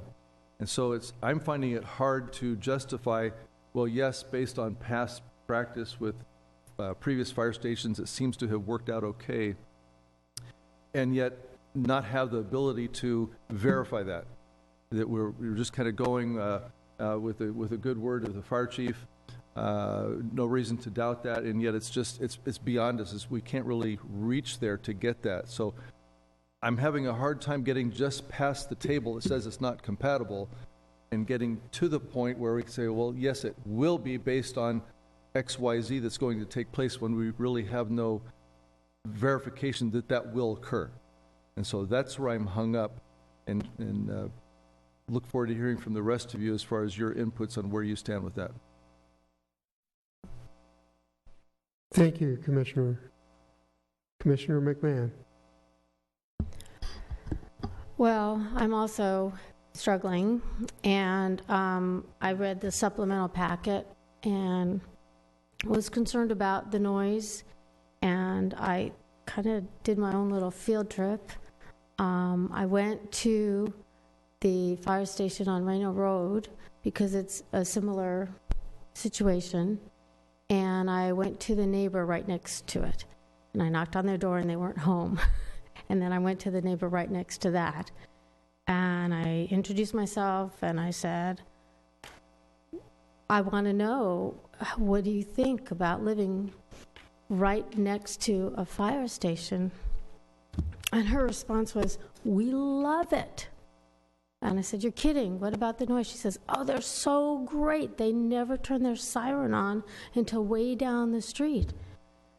And I said, well, what about your neighbor that's right next to the fire department? And she said, well, they've lived here 6 years and they've never complained to me. So, I mean, it may mean nothing and it may be something, but it's something. Good for you on that. And I'm still not as you are, I'm not sure because of that chart. So I need to hear more from my fellow commissioners. Thank you, Commissioner McMahon. Commissioner Pletcher. Thank you, Mr. Chair. I echo very similar thoughts with my fellow commissioners. This is certainly a meeting where it is a large. We're tasked with answering a question, but no matter what the answer is, we put a asterisk next to it. It's a conditional answer, and it's conditioned on a lot of future actions by the county, the future actions by the fire department, potential actions by the city in either an advisory role or a more, should they bring it into city forum, we would have a little bit more of an active role in determining the outcome of the inevitable fire station. I think my first comment is, I think the fire department has heard completely valid comments from the neighbors. I think tonight really opens up and begins to establish a further record as to the reactions of the neighbors as far as a new fire station coming into the neighborhood. Turning to the chart, I, like my fellow commissioners, it's a big asterisk. You look at the chart and it says not able to place a fire station in this particular zone district. However, look a little bit further down and you see that we actually can, depending on the design and the look of it. And while I'm torn, having a legal background, I understand where we're at, and I really just hope that no matter what happens, the fire department take heed of the record that's been established tonight, not from us, but from each individual, including Mr. Schwartz. I want to thank you for your package, sir, and your research and dedication to the issue. I would just hope that the fire department, no matter what, takes heed of what these residents and neighbors are saying. For me personally, we have two different fire stations that have gone in under similar zone districts. So I do think precedent does have to take some issue here and does have to take some high consideration. But again, we're left at a large asterisk next to our yes or no answer. So with that, I'll turn it over to hopefully other comments from my fellow commissioners. Thank you. Commissioner Alexander. Thank you. I can echo what's been said already in regards to the comments and the concerns and the asterisk and the quandary of, okay, do you recognize that we've done similar things before, or do you simply look at the charts? One of the things that struck me in the course of public comment was that several individuals indicated that the sirens come down the street from the current station, and so that's an irritation. On the other hand, the traffic and the kids from the school isn't always paying attention, which, from the perspective of the fire department, would tend to necessitate sirens to make sure everybody was paying attention. The compatibility issue seems to be, to me, the deciding factor, and I look at the chart, and if I'm reading correctly,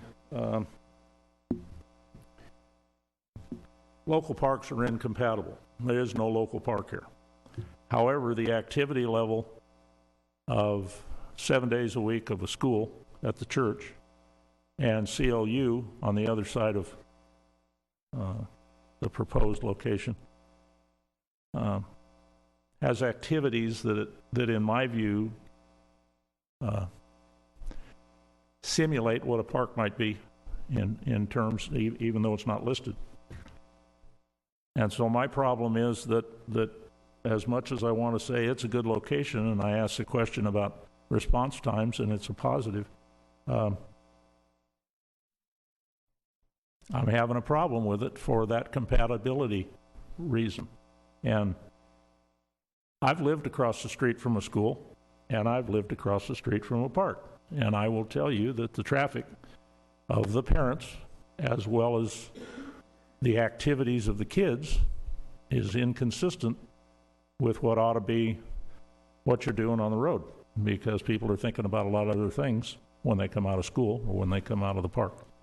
And a fire station in that situation pretty much has to turn all the license sirens on to make sure everybody's paying attention. That to me is incompatible. And I don't like saying that, because I think when I looked at it, when I drove around, I went, yeah, okay, not bad. It could work. Big station. The noise issues from the immediate neighbors probably can be mitigated. The fact that the city doesn't necessarily have any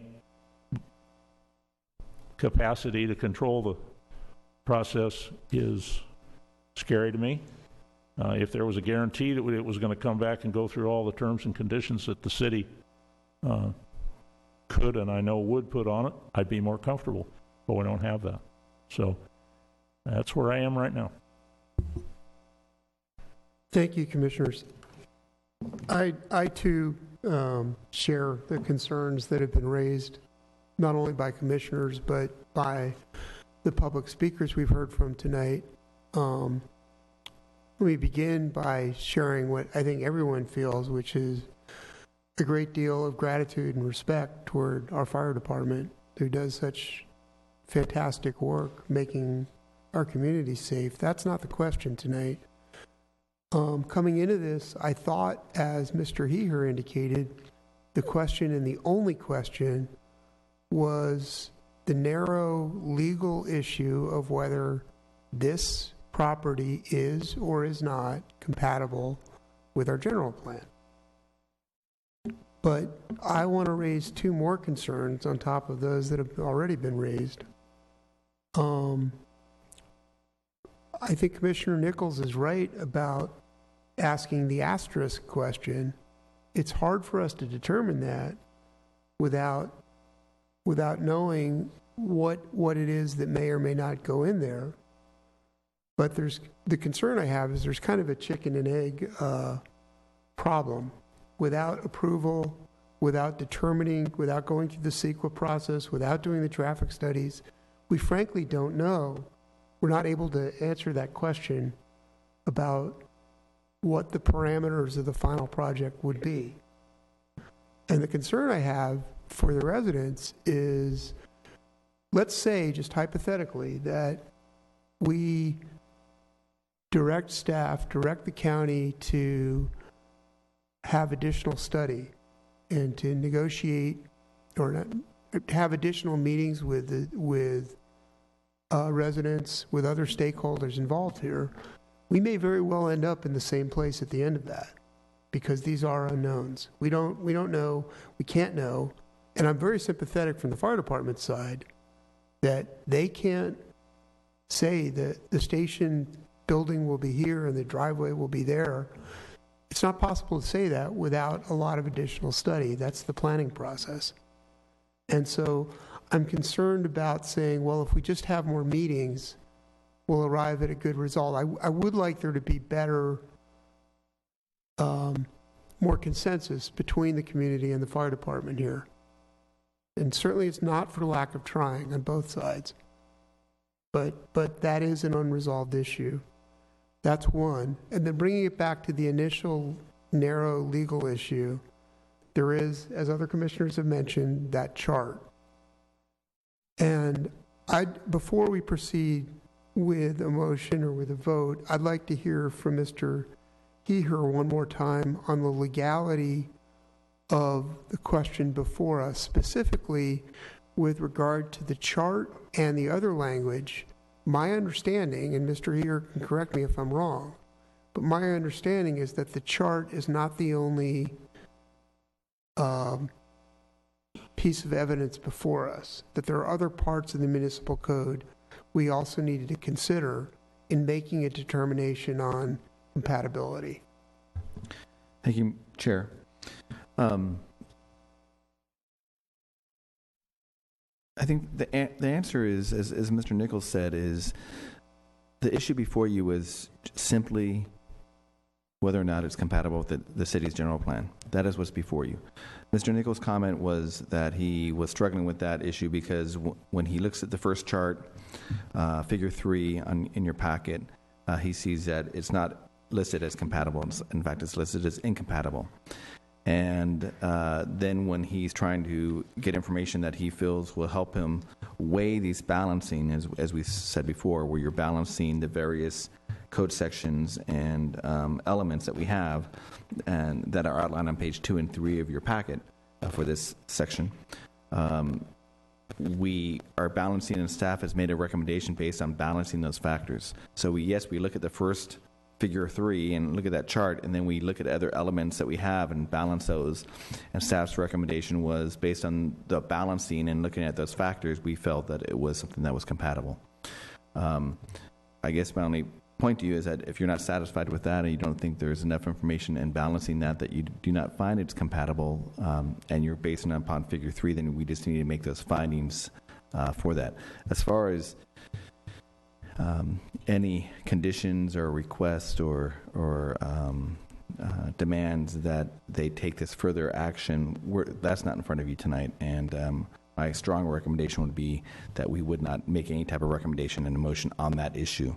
All that we're making tonight is a recommendation to say it's either compatible with the general plan or it's not compatible with the general plan. Thank you. That helps clarify and importantly helps narrow the discussion. Mr. Town. Just a really quick comment to follow up. The issue before you, as Mr. Heher just mentioned, is general plan consistency. It's not a question of zoning. It's not a question of municipal code per se. Tonight it's all about general plan. And so when we talk about the city's general plan, there are two elements that are relevant here. One is the safety element, and there are two relevant policies stated in the staff report. One of which reads, continue to provide adequate fire protection and prevention services to meet the needs of the community and continue to support interjurisdictional fire protection agreements. That's one. The other policy, policy D5, reads, if it is determined that older fire stations do not meet seismic structural codes, upgrade or replace those facilities as necessary.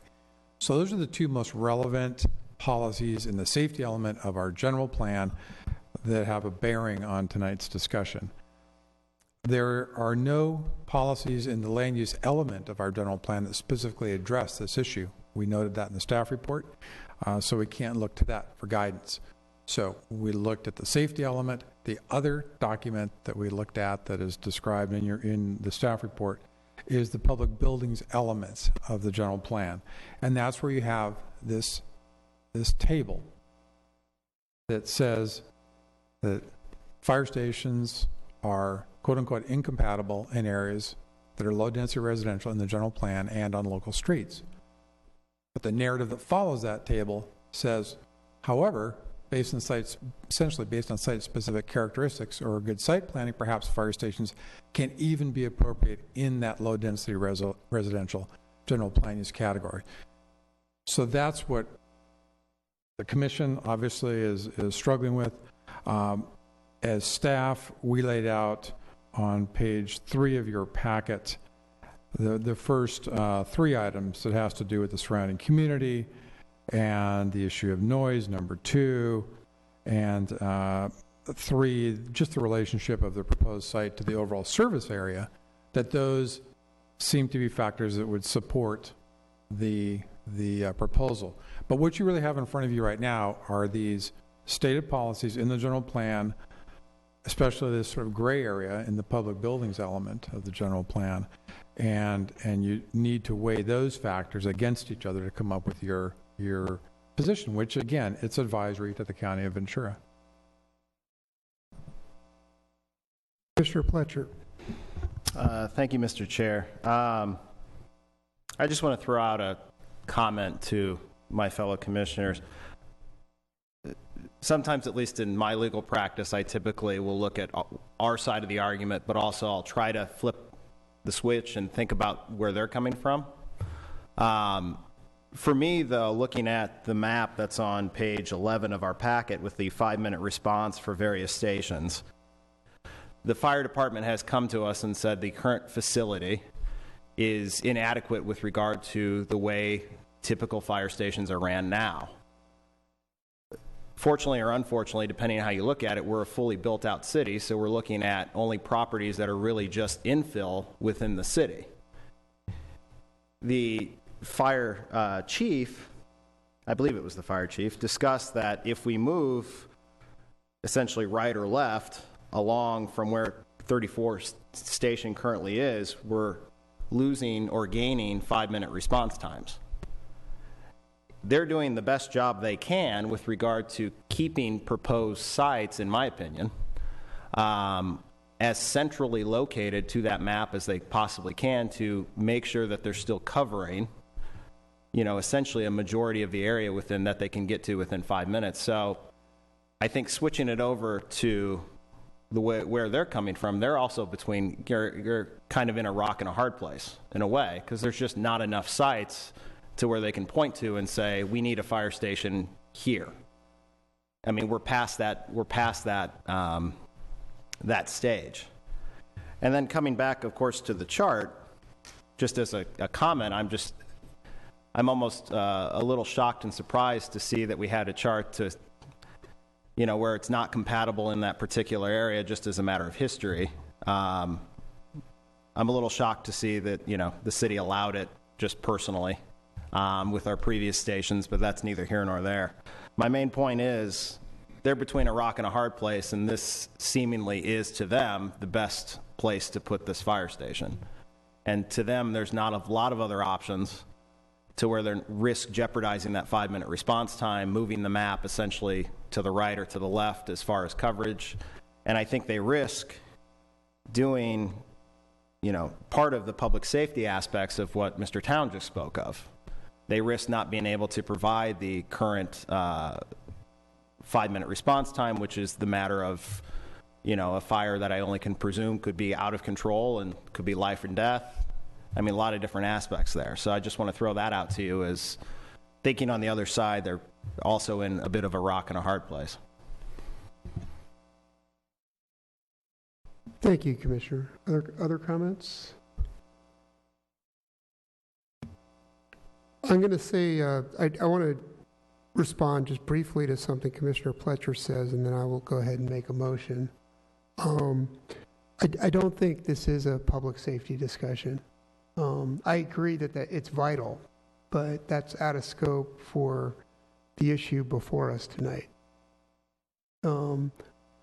We've heard about, and I appreciate what you're saying about the calculus for the fire department, about its requirements about where it can put firehouses, and you're correct. That is where that is part of the decision process for them.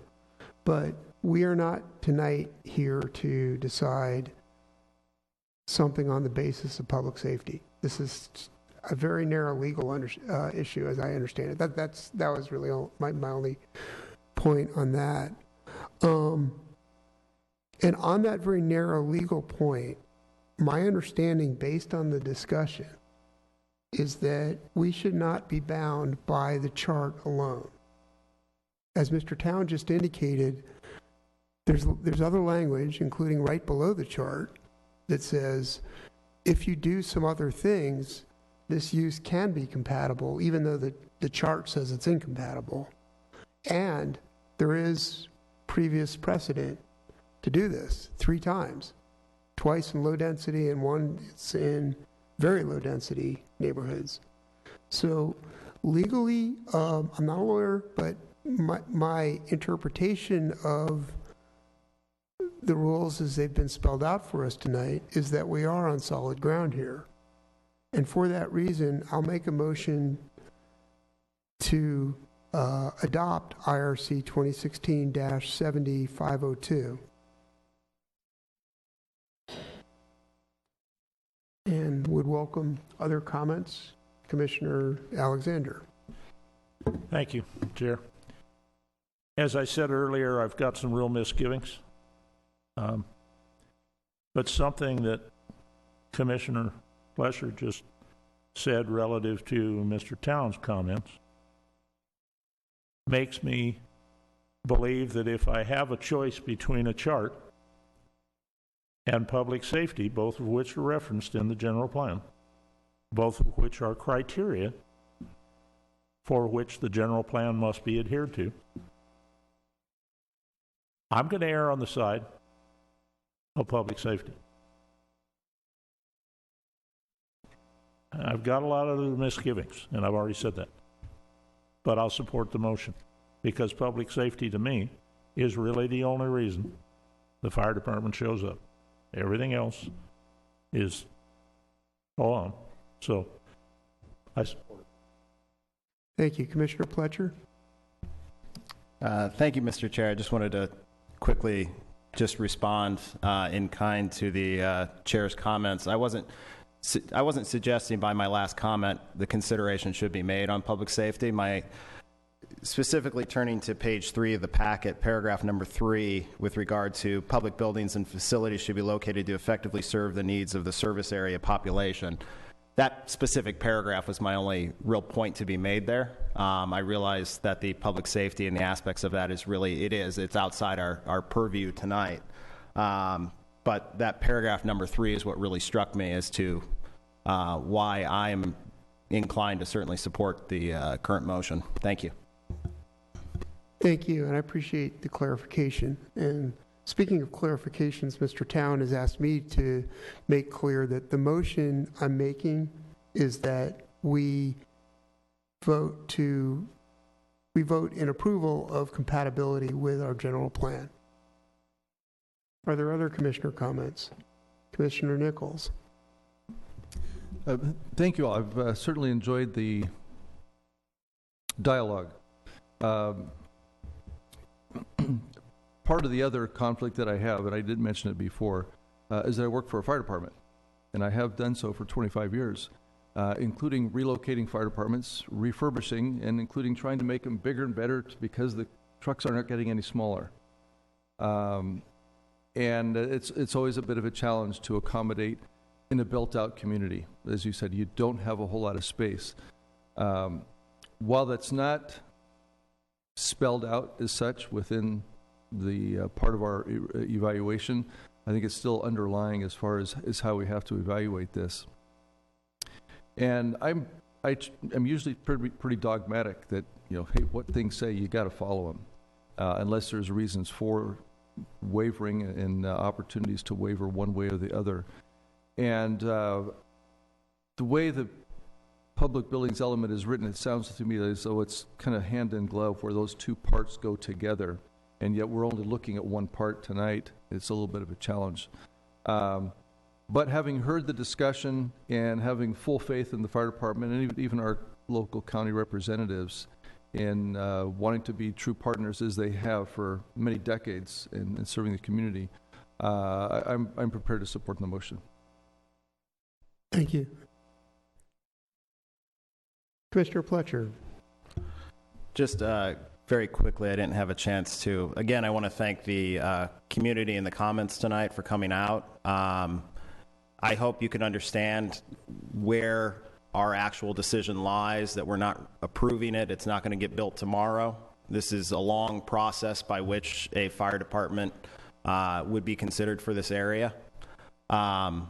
And I really hope, again, I want to stress to the fire department, I mean, you've certainly listened to the comments here, and I hope that the public has begun to further establish a record of considerations that should be taken into account. But with that, again, I want to say that I support the motion that's before us tonight.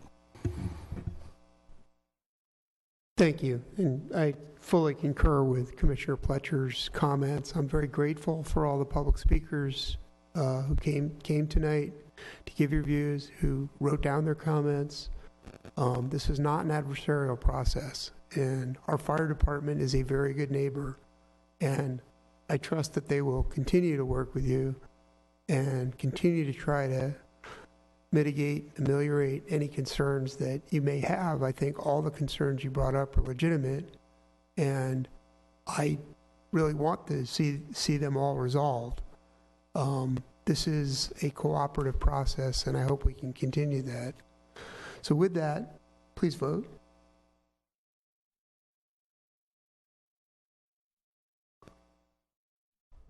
Motion passed 5-0.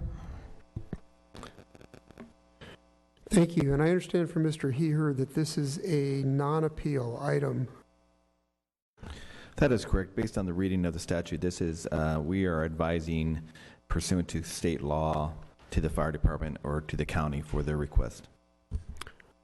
All right. We will take a 10-minute recess before heading to item 6B. Thank you.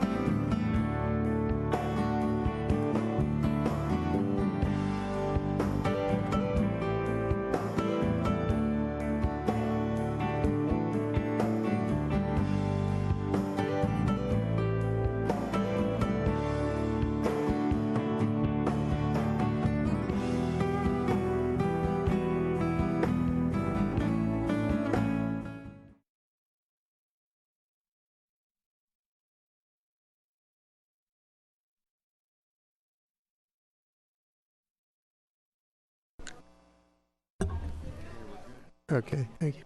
All right, we're going to reconvene now.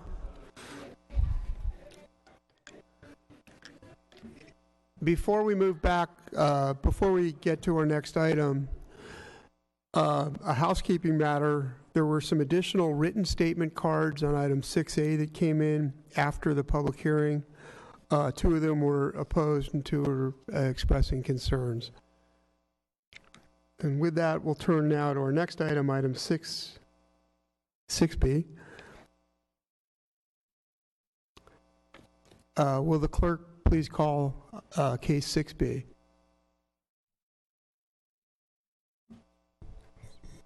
Hearing advertised as required by law is hereby open to consider agenda item 6B regarding case F 2016-70374, MCA 2016-70410, and SPA 2016-70411. Applicant, City of Thousand Oaks. Request a study session on updates to the forestry element of the general plan and forestry master plan. Location, citywide. Thank you. And before we turn to Mr. Spector for a presentation, I think Mr. Town has some introductory remarks. Thank you, Mr. Chairman. Just to note, because some of our newer commissioners may not have gone through this before, and even if you have, I wanted to mention this for the public's benefit as well. When we update elements to the city's general plan, it's basically a 3-step process. The very first step is what we're doing tonight. That is a study session regarding the proposed changes to the element policies and implementation measures where applicable. And then we use this input tonight as an opportunity to refine the draft. And we do that for a couple of reasons. One, tonight is intended to be a much more informal process. You're not taking any vote at the end of the discussion, as you just did. This is really an opportunity just to give us, as staff, your thoughts. Then we will weave those into the next draft of the document as best we can. Then that forestry element will come back to you for a formal recommendation to City Council. You could make additional changes at that time, but obviously we like to get as many changes in up front as we can. And then the forestry element goes off to City Council for final action and adoption. And when I say forestry element, I mean all of the other ancillary sort of ripple effects that Mr. Spector will be talking about in a moment. Tonight's a little bit different, not in terms of that 3-step process, but because our forestry element, which was the current version that you're looking at tonight, was adopted in 2000. That was based on the city's forestry master plan that was adopted in 1989. So what happened here was the city adopted a forestry master plan quite some time ago, which had a number of policies in it. And so the forestry element that we adopted 11 years later, the policies, if you compare and contrast the 2 documents, are actually a very close reflection of the policies in the forestry master plan. As you'll hear tonight, we are taking a different approach, pulling all the policies out and putting them in the forestry element as we go forward, so that there's no confusion over what the appropriate policies and implementation measures are. But we thought, given that history of where these 2 documents were really tightly linked together, that it would be appropriate to bring the forestry master plan. That's this document, this green document, that we wanted to bring this to you both for context and also for your input on this. Although at the next step in that process, you'll be weighing in not on the forestry master plan, but on the forestry element and all of the official related changes to the code and to our policies. But for tonight and for your really broad understanding, we wanted to bring the forestry master plan to you for your comments on this as well. So tonight, both documents fair game, but in the future, we'll only be bringing the forestry element back to you. Thank you. Thank you. And with that, we'll turn to our staff presentation from Mr. Spector. Good evening, Chairman and members of the Planning Commission. As was said, we're here to have a study session to gather input from the commission and members of the public as well concerning the forestry master plan, forestry element, and a number of related governing documents, policies concerning forestry. So those include, as I said, the forestry master plan and forestry element. And those related policies include policies or standards in the Thousand Oaks Municipal Code, in the Dos Vientos specific plan, and there's 2 resolutions, city council resolutions, that we will be asking or suggesting that they are no longer needed and can be rescinded. So the purpose is to create an up-to-date set of policies and regulations that are consistent throughout. And this whole effort started with an update to the forestry master plan at the initiative of the Public Works Department. The current forestry master plan was adopted in 1989. It pertains to landscaping in the public domain, which includes the road rights of way, including medians, parkways, and it also includes street trees planted along residential streets, for example. And what I'd like to do is hand over the reins to this presentation to Jeremy Klemick, who's a landscape architect for the city's consulting firm, SWA.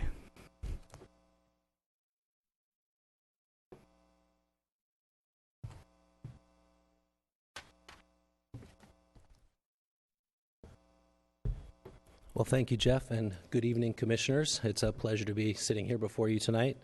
As Jeff mentioned, my name is Jeremy Klemick. I work with SWA Group. We're the landscape architects that the city hired to review and update the forestry master plan. And we're not going to be running through the entire thick document, which you have in front of you tonight. This is more of a background, project background information, describe how we perform community outreach through the community to help update and create the document you have in front of you, as well as sort of run through the demonstration project concepts, which we have created for the city, and then delve back into the related changes, which Jeff will take on.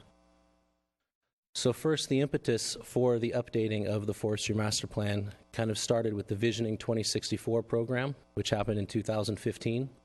And there were lots of community priorities which wanted to change the landscaping and update the landscaping of the city of Thousand Oaks, as well as looking at the state mandate, which created water-efficient landscaping requirements for things such as landscape medians.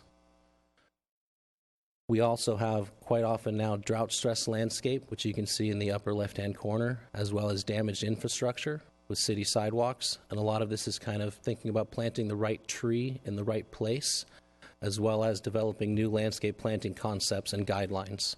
Now, please note that these recommendations apply to city-maintained trees and plants. So we will be updating the Forestry Master Plan, focusing on species palette and maintenance, as well as providing guidance on California-friendly understory plantings.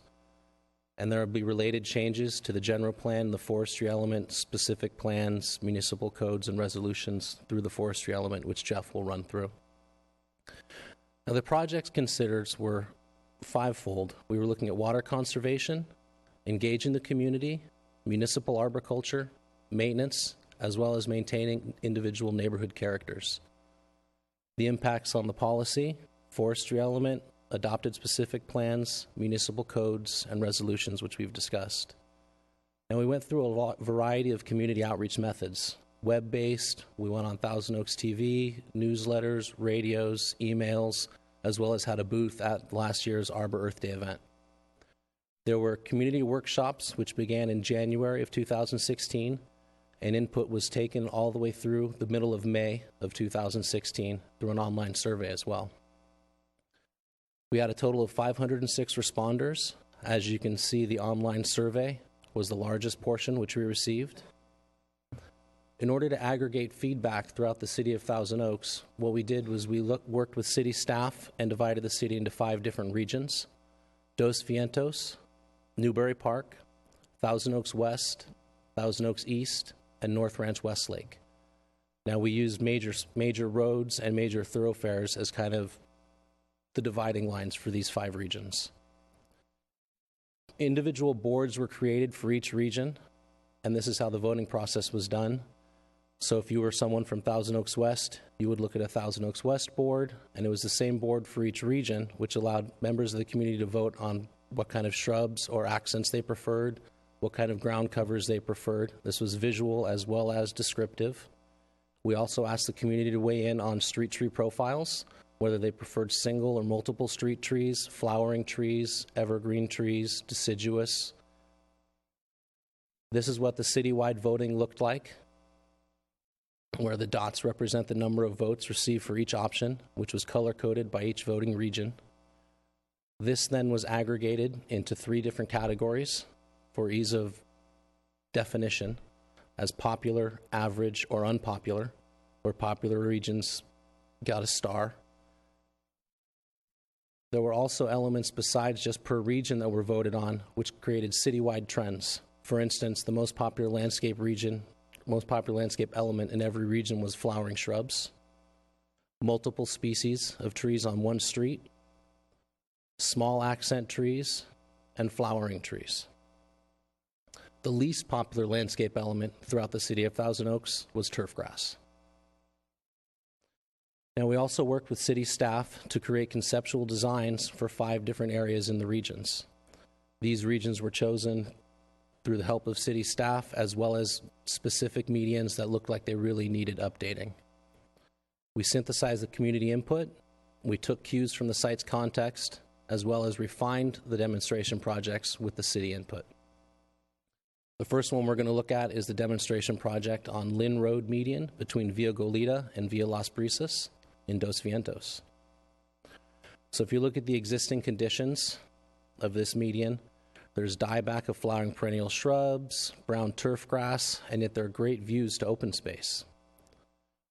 So we took a look at it from the side and kind of created a landscape sketch, sort of a napkin sketch, if you will, of what we might be thinking about for it.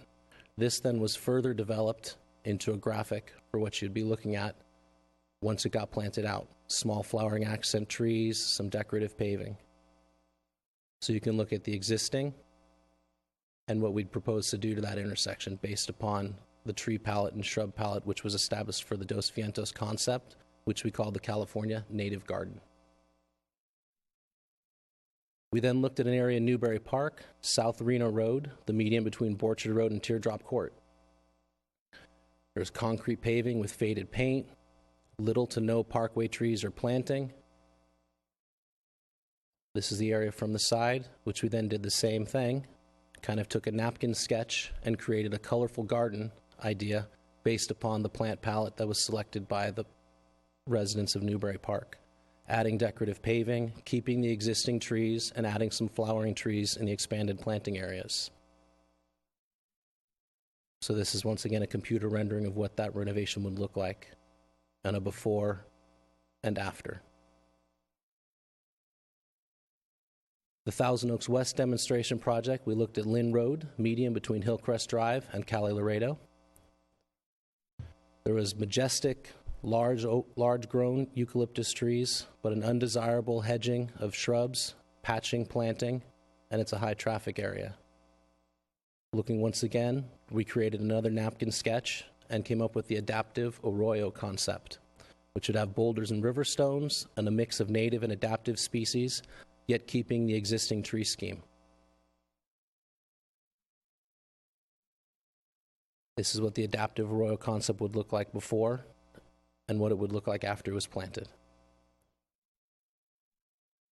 We moved to Thousand Oaks East, looked at Sunset Hills Boulevard, the median between Herbs Road and the 23 freeway.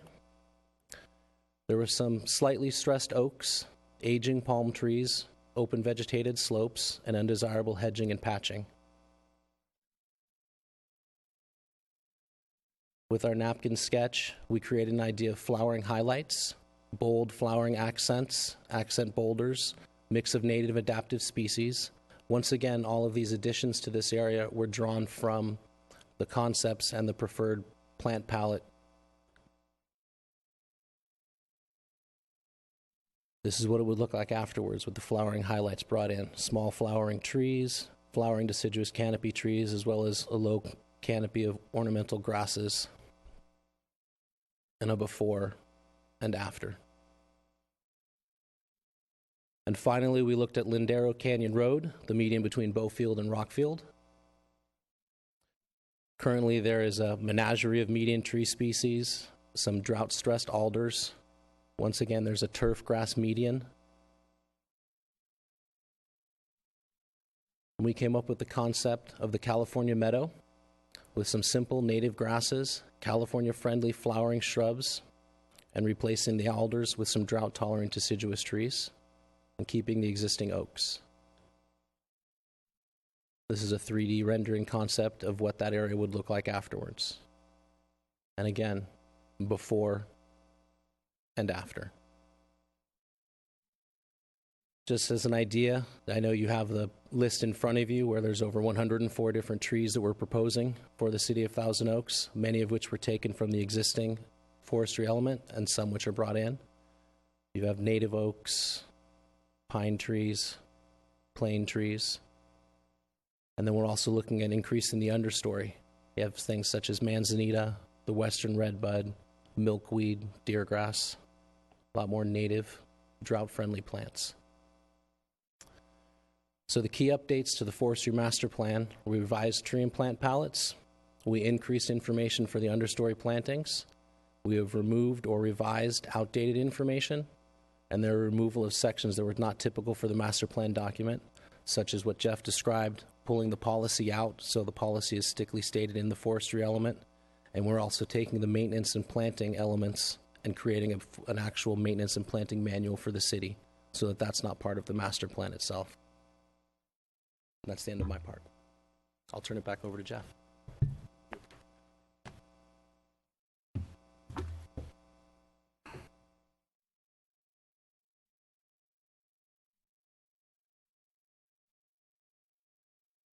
I think this is where I left off.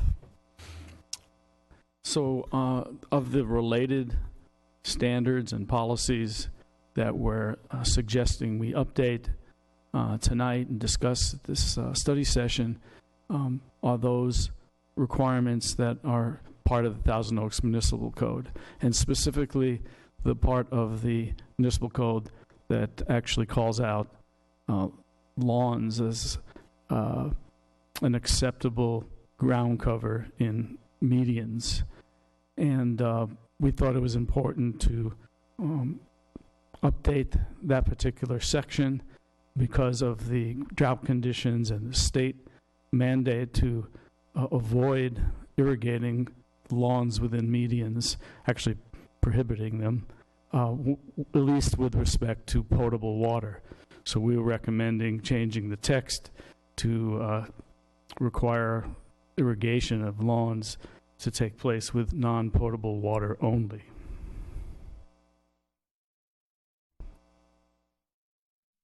Just a couple of examples of medians throughout the city.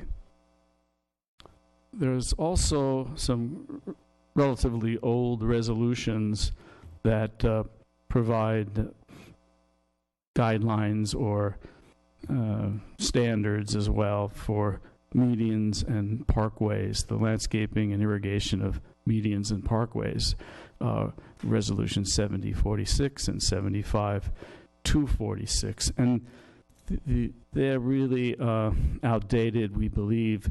They just duplicate other documents. The information is in other documents, or it's no longer valid. For example, Resolution 75-246 duplicates provisions elsewhere regarding using landscape architects to design landscaping and the details of the content of those landscape and irrigation plans. There's also a reference to a manual, the Land Development Manual. It's not been in use for many years, and it's no longer available. We can't even find a copy of it. So staff is seeing that these things are outdated, is recommending that we just rescind these resolutions.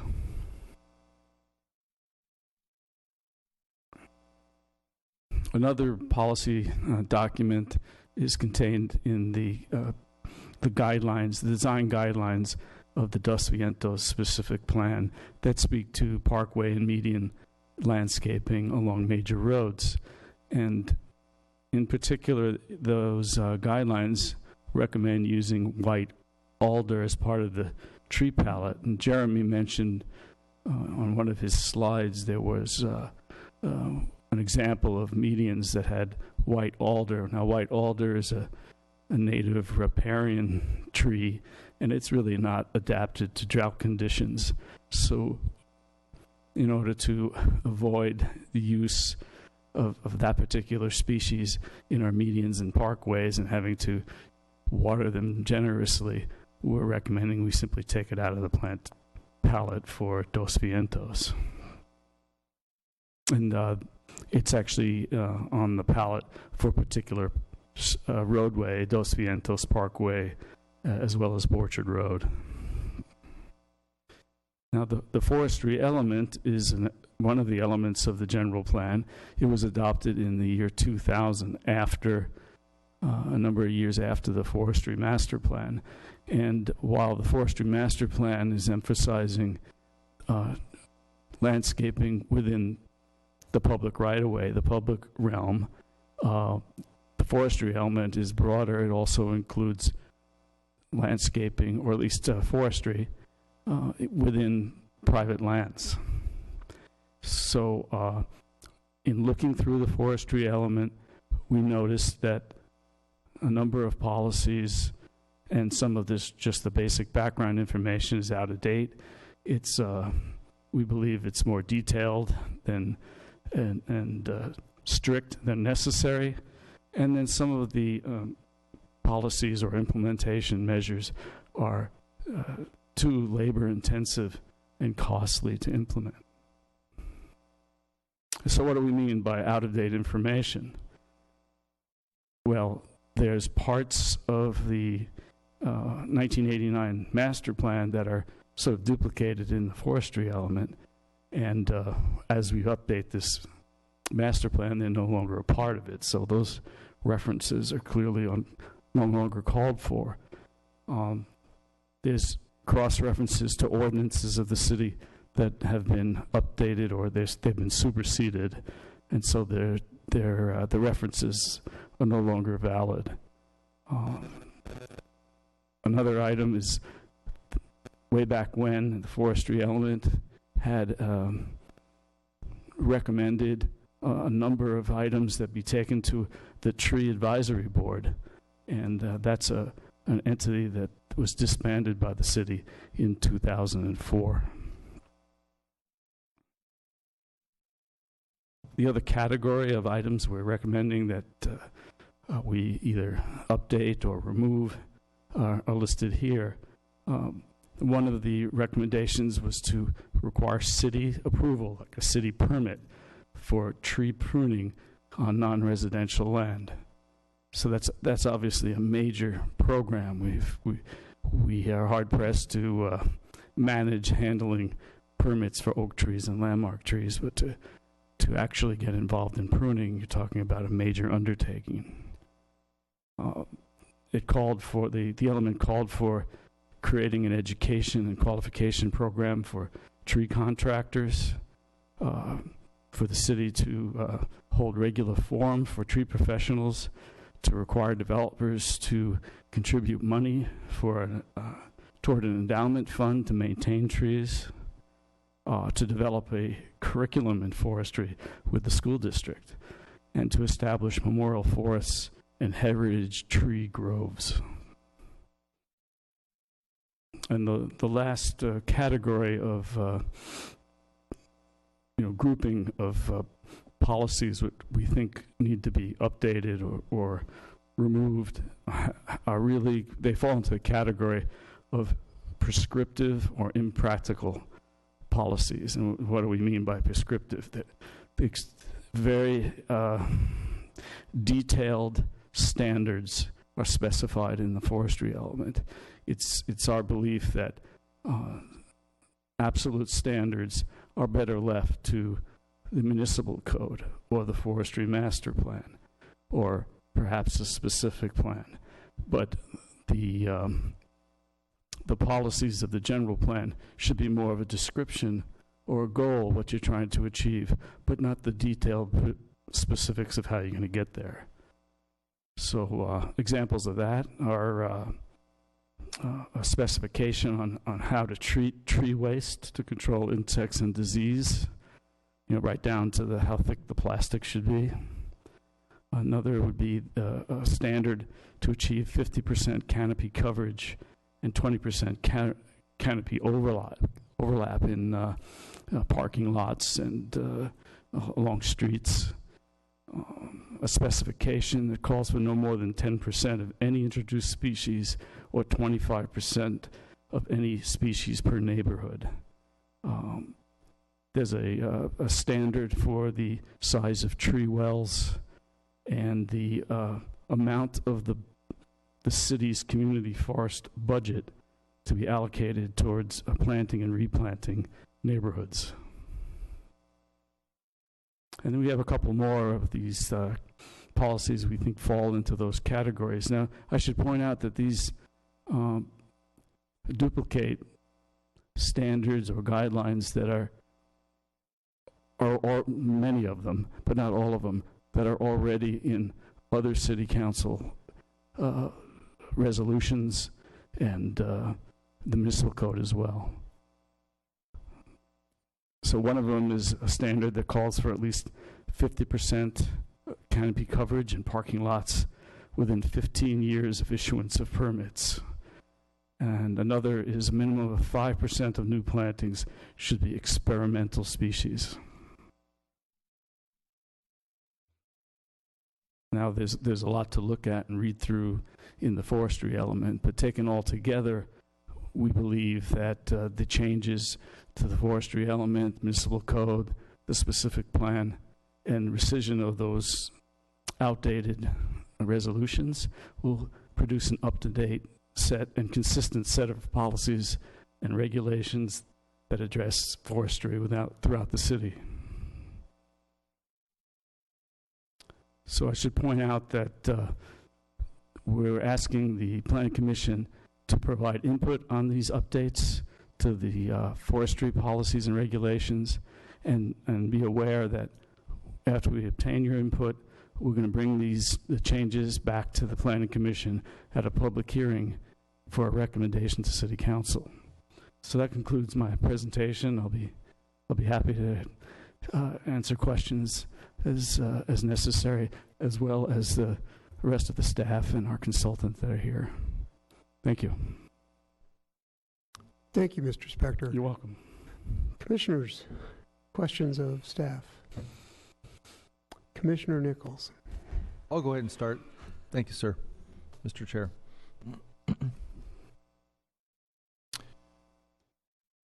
Having been on staff back in 1989 and helping write this original plan, I have no regrets with what you're doing. I like the direction you're going, so no offense whatsoever. Do have a question, and this is regarding, as you were talking about, Mr. Spector, where the master plan is in reference to more of the landscaping, street trees, for example, the palette that goes along with it, that we saw the wonderful exhibits. I'd like to have some of those for my yard, if you could do that for me, please. And yet the forestry element is more an umbrella covering the whole community. And picture in my mind's eye where we have this collection where we didn't start with a blank slate in our community. We have a lot of native oaks, a lot of native woodlands within our community. We've supplemented those with trees in our backyards, front yards, parks, community areas, and then also in the streets, so where it totally comprises our community or urban forest. And yet in the forestry element, I don't really see any references to oak woodlands and their proper care and management, or perhaps where you have an intermix, where you have one of our senior member of the oak tree family amongst landscaping, or you have a riparian finger of an oak woodland that has come into the community and is surrounded by landscaping. And there's nothing that really addresses how do we manage or care for those scenarios where, whether it's complementary or perhaps conflicting, and addressing how do you care for those situations where it's not truly a landscape setting, nor is it truly an oak woodland, but it's kind of oak woodland, but somewhere in between.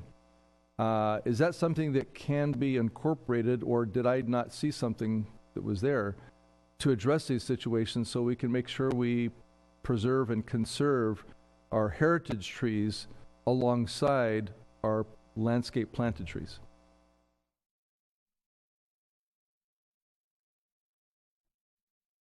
Well, this is pertaining to public and private, I assume, landscaping.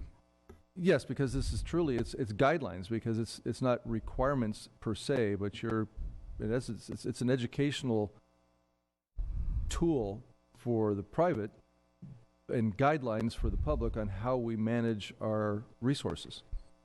Well, the previous or the existing forestry element references the oak tree and landmark tree ordinance and how that guides that. It does not give you the prescription for how you manage it, but it gives the review process for considering impacts to oak trees, whether they're part of a grove of trees, a woodland situation, or whether they are just an isolated oak tree. But there isn't any policy in the forestry element that tells you how to address certain situations. I can imagine it could be developed in the master plan, for example, when you have oak trees that probably be in a different irrigation regime than the bubblers set differently than a tree that can accept more frequent watering. But there are no specific policies that speak to that. It's something that the landscape architect and the reviewing body would have to consider on a case-by-case basis, because there's probably hundreds of situations that are out there. Maybe Kevin Wilson in Public Works might want to speak to how they handle that or propose to. Thank you, Jeff. It's a pleasure to be here tonight, my first Planning Commission meeting. Thank you all for having me here. So from a Public Works standpoint, when we're dealing with native stands of oak trees, which is not very often because most of the work that we do is within the public right-of-way, we still follow the same rules and guidelines and policies that everybody has to follow, developers, private property owners. And those are the policies, rules that are set forth in the city's municipal code, which basically has very clear guidelines on what trees are protected in terms of species and their size. So for the most part, whenever we in Public Works come across an oak tree, we always consider them to be protected, and we do our due diligence to make sure that they're very minimally impacted. So there really is very few stands of oak trees out there that are natural. If you look at some of the older pictures of Thousand Oaks 50, 60 years ago, you'll notice that a lot of our Lobata oak trees are kind of standalone, all out by themselves in a field. And really, in my experience, where you come across groves, those are actually man-made groves that we've created over the last 50, 60 years. One particular grove in particular that I can think of is on La Jolla Drive. There's a property there that will probably never be developed. The city, I believe the city owns it, or we may own it in conjunction with Casca. And the city's actually gone out there and we've planted 1,000 oak trees to protect our namesake. We've recently planted 100 Lobata oak trees, fairly tight quarters along Howland Drive next to the transportation center and the 101 freeway. So in my experience, that's where you're going to find the stands of oak trees that are clustered tight together is where you've had human intervention. And other than that, when you're coming across the really large 100-year-old heritage oak trees, those are protected under the current city ordinances. Thank you. But it sounds to me, if I'm understanding this correctly, that you're deferring to other documents then for the care and feeding and protection of oak trees and not including them within the forestry element. Is that correct? So the forestry element is the policies and guidelines. The care of trees will be covered under we're actually going to split apart our forestry master plan, and the care of trees will be covered under our maintenance guidebook that we're creating as part of the forestry master plan. And that's where you're going to get into the specifics of the care of trees. When it comes to the care of oak trees, I'm sure that will be covered under there. But you really can't substitute your city's arborists. We have top-notch staff here that really specialize in caring for our native oak trees. So we can always defer to them if there's ever any questions. I could turn your attention to a particular policy F30, that speaks to the topic, basically to encourage, where appropriate, oak trees, and that they have adequate growing conditions. The design of major streets should seek to create spaces where oaks can be used as an accent tree and in special planting areas. And then any oak or landmark tree removed by development should be replaced by trees of the same species as determined by the size of the tree removed pursuant to the oak and landmark tree preservation ordinance. So that's where we're covering it, and it's sort of a general policy that these trees are important, but it doesn't give a prescription on how to care for them. Okay, so that was intentional then? Yes. Okay, so it really wasn't the scope of what you were doing? Right. Okay. Mm-hmm.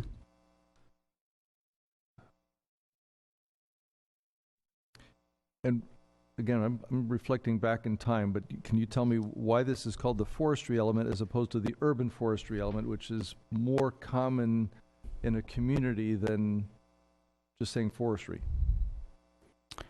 I don't know what the thinking was at the time.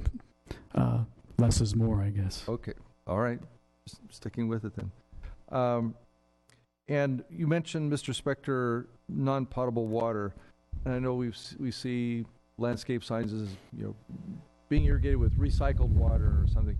Is there an actual definition for non-potable? I mean, I know what it means, but is there somebody's defined what recycled means, what non-potable means, so it's very clear as to what product is being used?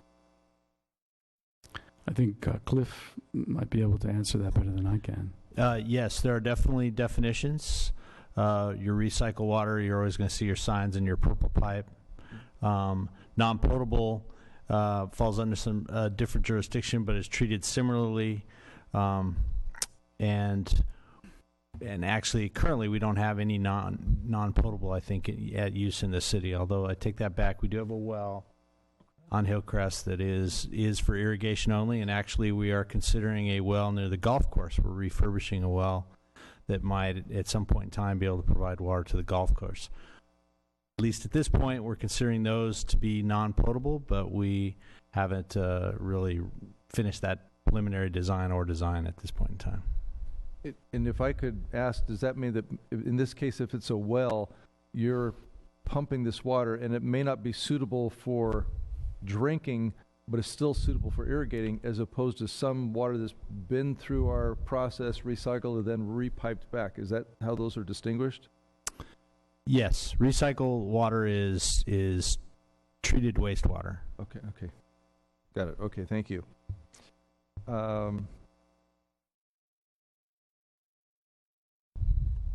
I wrote this down, but I don't remember which page it was on. There was reference to changing the language on reviewing this from every 5 years to an as-needed process. This is for you, Mr. Spector.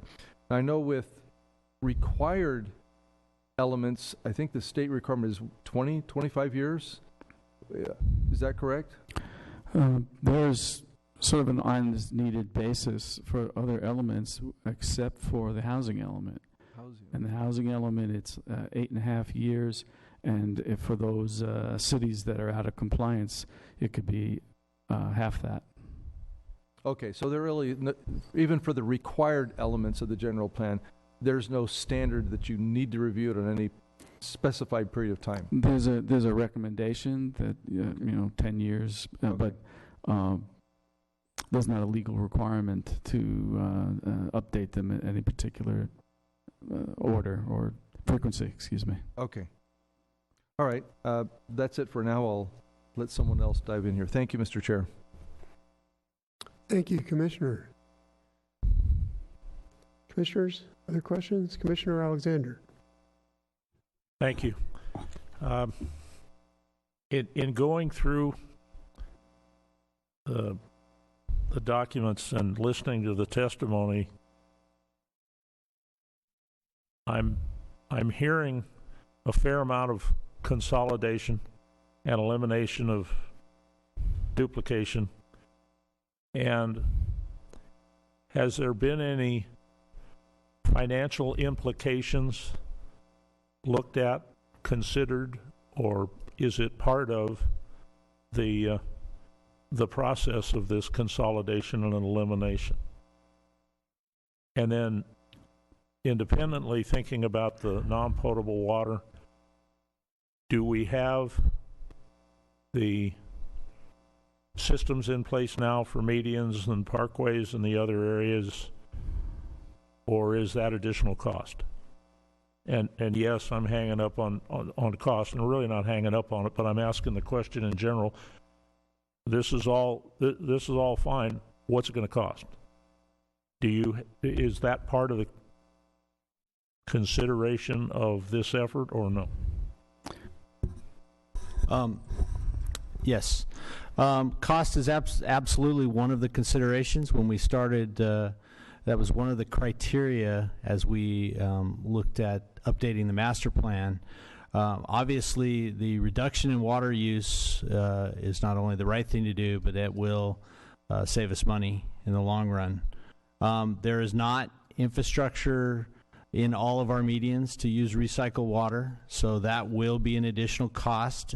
And again, that'll only occur where it's feasible and where there's a cost-benefit analysis done that it makes sense to extend that infrastructure. And that same would apply for the use of non-potable water. We would only explore the use of non-potable if it were ultimately a cost savings to the city and the ratepayers. So does that mean that when this is finalized, there will be a cost assessment with any changes? Yes, as many of the demonstration project areas show, much of the city's landscaping is median landscaping is in need of refurbishment and redoing. It's old, it's tired, it's worn out. When we go to re-landscape those areas, it is going to be at a cost. But the idea is we want to make sure we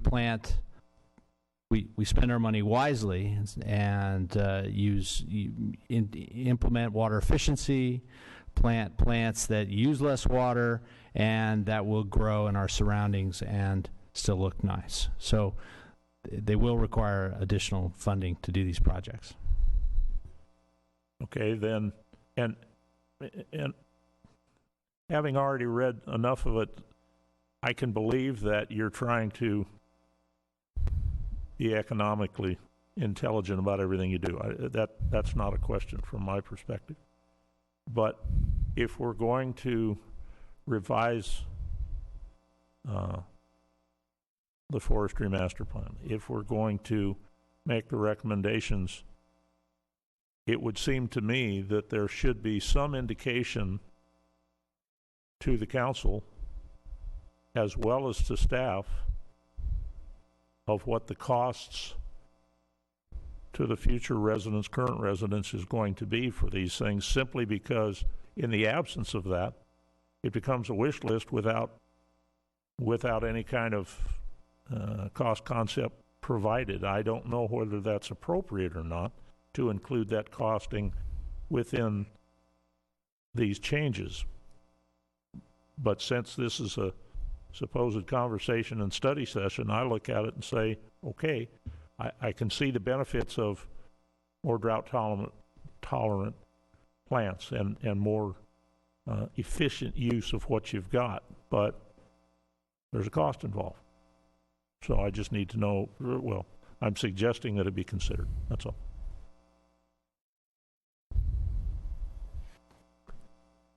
Thank you, Commissioner. Commissioner Pletcher. I think the fellow commissioner took some of the wind out of my sails on the cost issue. I echo just very similar concerns about cost. I guess general question right away. What's the big picture rollout after we get done finalizing the updated plan? And I mean, when will our residents be able to start seeing these implemented into medians? So identified in the plan are these 5 demonstration areas and projects. We've estimated the cost of those to be just over $1 million for those 5 locations. We actually have in our current capital budget just over $1 million budgeted for landscape improvements in our medians. And we've been on hold to spend any of that money until we had clear direction as to what we should plant where, which was really part of taking a step back and updating this master plan.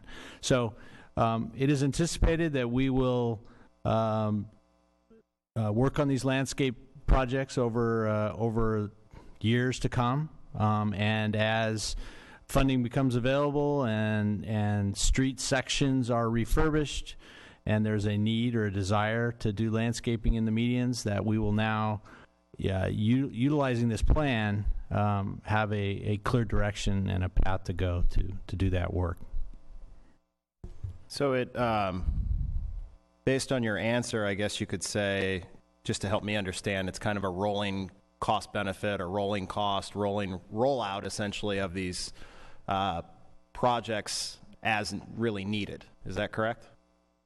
That's correct, and as a priority of the council, obviously. They approve the 2-year capital budget.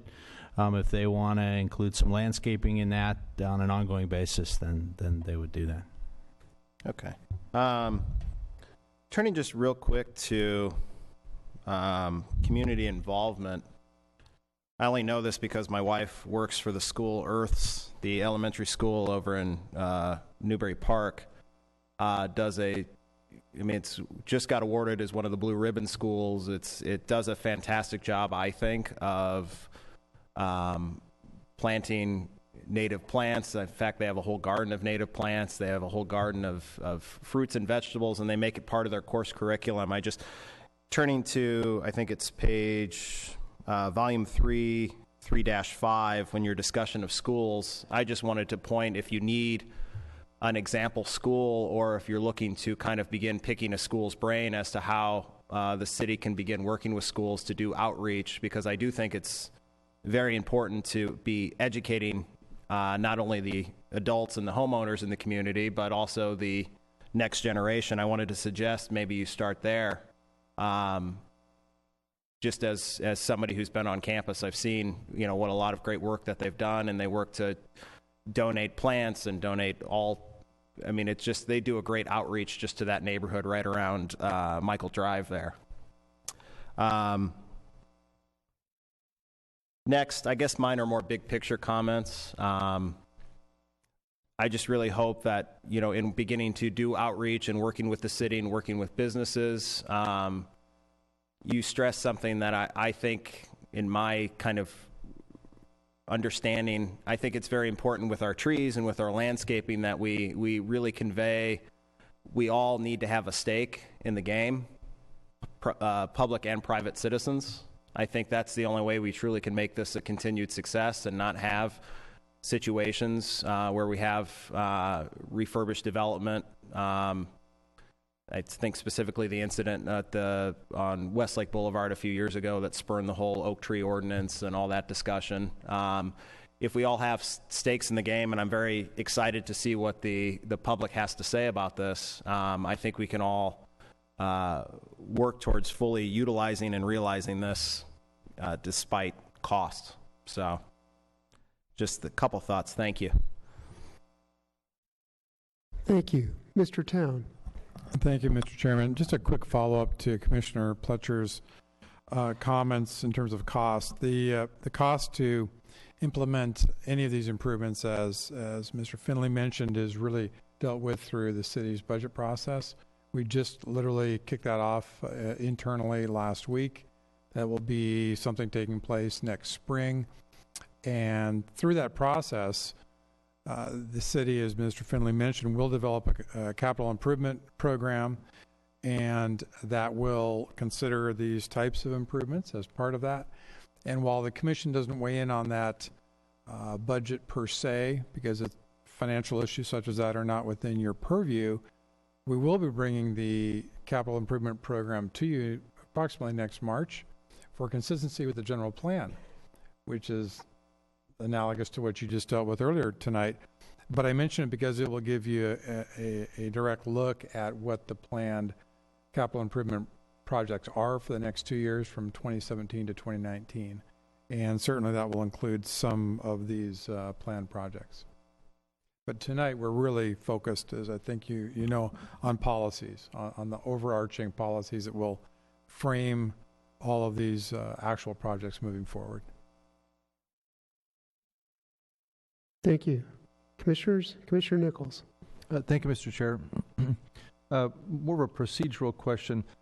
I've got a number of editorial comments, words, things like that. Is that something I would need to recite here for the record, or is this just something I can hand to you and say, these are my thoughts? You can hand those to us and say these are our thoughts. However, and we will take comments in multimedia format, but if you wanted to just mention some of the broad concepts, I mean, that I think would be of interest to staff and the entire commission tonight. Okay, would now be the time to do that then? We've got a handful that are maybe substantial. The rest are. I do as well, but you know trees much better than I, so go right ahead. Most of these are not so much trees. I'm looking at. Make sure I got the right page here. This is attachment 4, so this would be the forestry element in our packet. And then page 1, chapter 1A, community forest. The second paragraph, the last line says, species lives in creative harmony with the natural environment. Should this be natural and landscaped environment, since it seems like a lot of what we're doing is landscaping in addition to natural? So it would be a suggestion there. And then this following paragraph, the last sentence of that paragraph, beset by such stresses, city trees become more susceptible to insects. Would also be my suggestion there.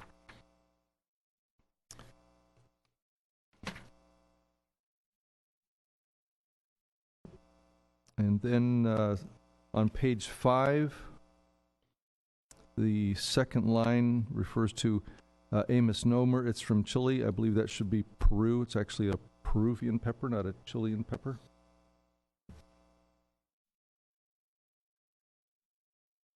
And on page 7,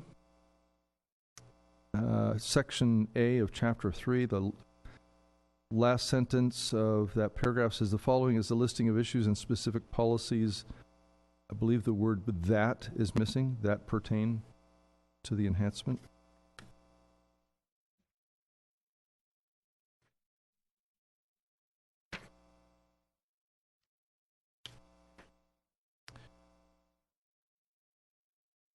On page 15, policy F31, my recommendation would be to strike the words of the California Oak Foundation, and also in the last sentence or last line with this group, and just say the city should participate in efforts to protect, preserve, and plant oaks in the state, and just leave it rather generic rather than referring to a specific organization. And then a question on policy F32 on page 15, going down to the second to the last line, says, and recommend these priorities to the city manager for inclusion in the community forest program's annual budget. Just questioning, does it have to go to the city manager, or just recommend these priorities for inclusion in the budget? Maybe that's more of a city process question, but it seems like it's just maybe not necessary to include that language there.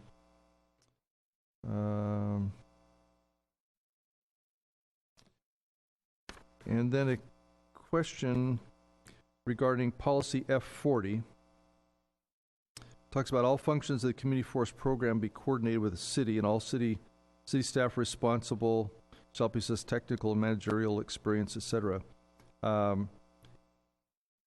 Is there an individual assigned to coordinating all this? I know, again, I'm thinking back in the day, we used to have an urban forester that was employed by the city that was kind of like the go-to person. That person only was here for a few years. It's never been replaced. But is there a go-to person that is the coordinator for all activities between planning, public works, whoever else to oversee these activities? The city does not have an urban forester per se, as we did back when this document was drafted. We did have a full-time person on staff then whose sole responsibility was for coordinating urban forestry issues. Today it's really the staff that you see here tonight. Mr. Wilson, Mr. Finley, in particular on a day-to-day basis, coordinate with myself and other staff in community development. So we communicate directly on these issues, but we don't have somebody overall in terms of coordinating. Probably Mr. Wilson is the closest that we have on staff right now to coordinating all, in terms of someone coordinating all of these programs. Okay.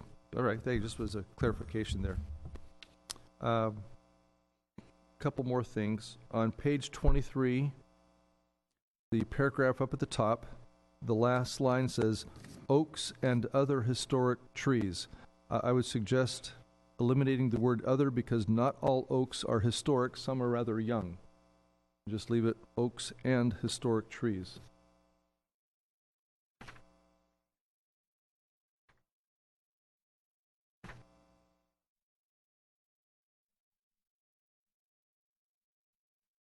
That was the gist of it. Thank you for indulging me, Mr. Chair. Thank you. I'll begin with a process question just to clarify what Mr. Spector said about what's before us tonight. Do I understand correctly that we are being asked tonight for two things? One, for input on the forestry master plan and the forestry element, and two, for recommendations of approval of these draft documents? The approval, the final approval, we're really talking the city council. So we will come back at a public hearing in a month or so, and at that time the commission will make hold a hearing and make a recommendation to city council, and then moves on to the city council. And is that for both documents or just for the forestry element? Really, the element and those related policies will go through the public hearing process. And I think Mark Town indicated that we may take the master plan on a slightly separate track. Right. So tonight is just informal input. We will try to weave it all into the next draft that you see. But at the next time that you consider this, you will be looking at the forestry element, the related policy changes, but the forestry master plan, although it's in front of you and you're welcome to comment on it, it will not be coming back to you for a formal recommendation. But the forestry element and the related items in terms of the code amendment, specific plan amendment for Dos Santos, and the deletion of those two old city resolutions that have simply been superseded are also part of what you will be voting on when we bring this all back. Okay, thank you for that clarification. And along those lines as well, staff report says that, and I think Mr. Wills testified that maintenance is being taken out of the forestry master plan, and there'll be a separate document covering that, if I understood that correctly. That's correct. It'll be a maintenance manual that will be accompanying the forestry master plan. What is the status of that manual? We've currently been going through all the maintenance recommendations that are in the Forestry Master Plan from 1989, and we're revising and updating some of them, as well as adding some new information regarding maintenance and taking care of trees that has been developed over the last 26 years. This will be then compiled into a separate document, which will be brought within the next few months as well, right about the same time that this Forestry Master Plan is developed. Part of the reasoning behind pulling the planting and maintenance manual out of the Forestry Master Plan is really the master plan is more of a general document that speaks towards planting, plant palettes, and gives design direction to landscape architects and other design professionals as they're designing city streets or landscape medians. The actual maintenance portion of it is not something that, as a designer coming in, they're generally concerned with. It's more city staff and something that city staff would look to as a guidebook. And I think that separation makes logical sense, to have policy in one place and maintenance procedures, if you will, in another. The concern I have is this, that there are certain aspects of maintenance that have come before the commission recently. There have been multiple cases involving transplanting of oak trees, for example. There have been applications that say, well, we're going to transplant oak trees, and then there's been a lot of discussion around whether there should be a 2-year or a 5-year, or what period of supervision should be required for those transplants after that. And this is good. This is a good session that we're having, and it's good that we're reviewing not only the forestry element, but also the forestry master plan.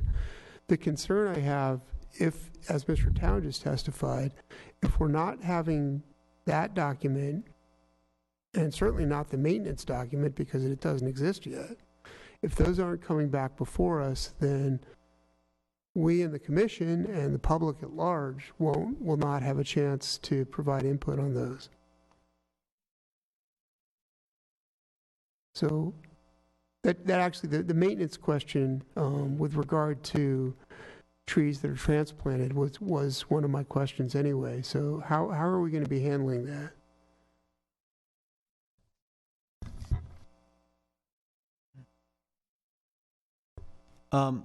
That plan will, it's kind of very similar to our other design and construction and maintenance standards. And those actually will go to council for adoption. So that plan will ultimately end up at council, will be adopted. And the idea is that plan may change at a much higher frequency than, say, the master plan, which is why we've broken apart. We actually take our design standards to council almost on an annual basis because they change quite often based on new technologies. All right, thank you.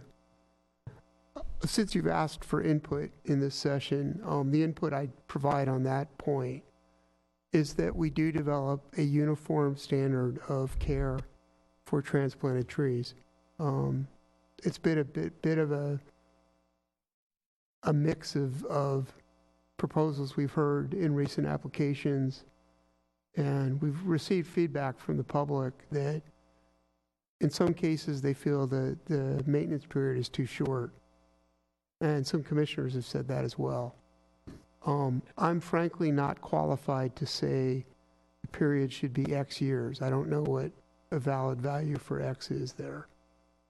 But certainly the city has very competent people on staff, and very competent consultants that could come up with a meaningful value for X, and I'd like to see that happen. Moving along, I'd like to ask about the 5 median concepts that were presented. 2 questions there. One is this is, do I understand correctly, this is 5 distinct, this is 5 medians, period, that will be renovated. Is that correct? You understand correct. Okay, thank you.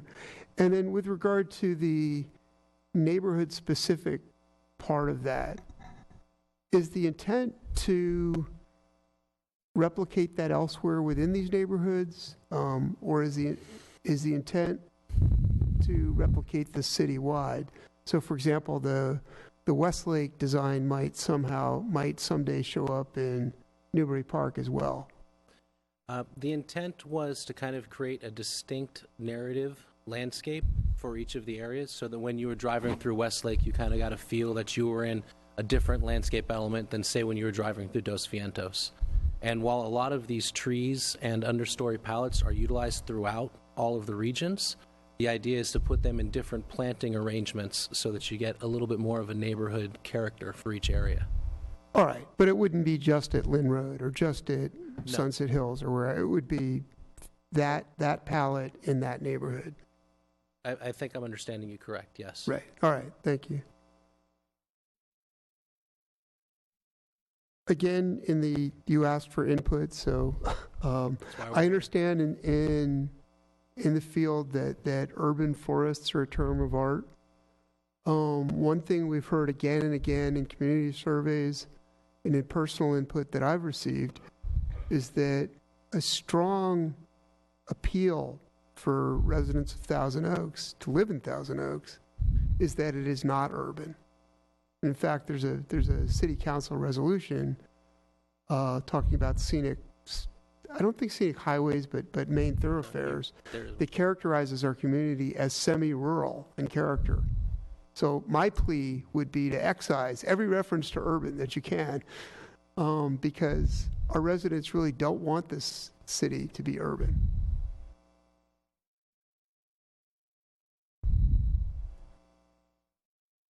And then, like Commissioner Nichols, I have a few questions. These are really more in the way of line editing in the forestry element. On page 1 of the forestry element,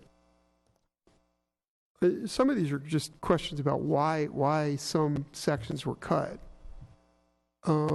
Section A in the first paragraph. There's a long strike through beginning at each tree and ending at the whole is greater than the sum of its parts that I thought very nicely described why trees are so important to our community. Why are we taking that out? Well, it duplicates what's in the master plan, I believe. Okay. So it's not that we're losing the language, it's that it's moving over to the master plan? I think originally it was duplicated somewhat.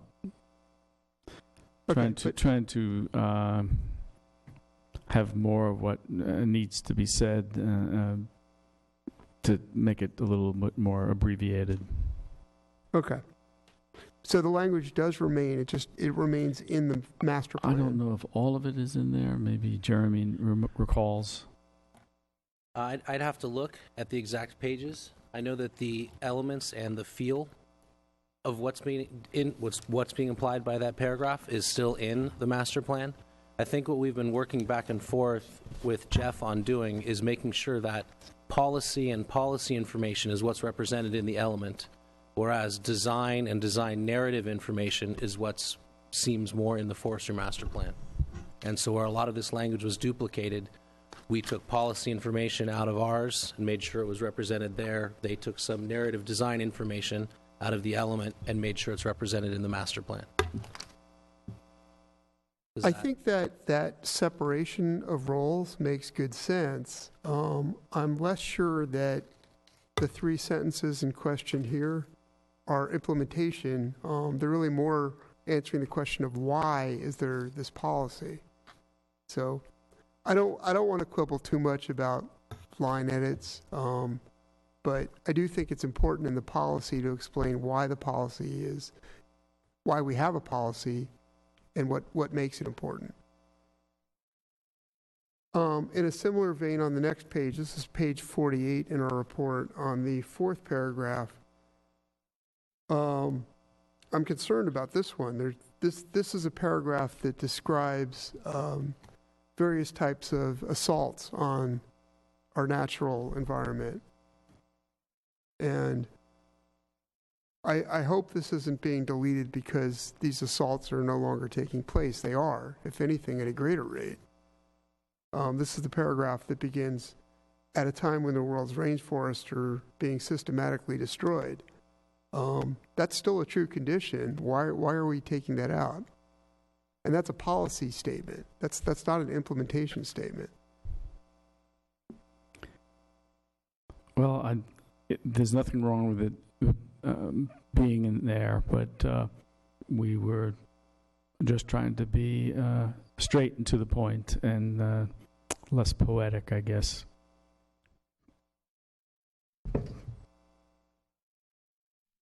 Yeah, and I think brevity is good, and I think concise editing is good. I also think context, where necessary, this is what differentiates us from other places, that we care, that we not have some of these things happen in our community. So my input on that would be to leave that there. Okay.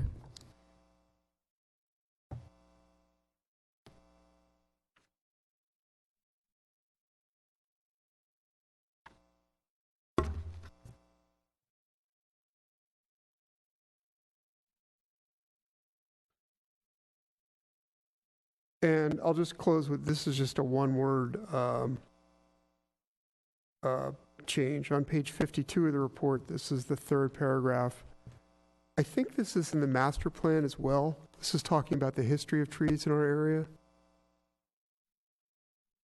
And it goes through the history of the oaks and their importance to the Chumash people.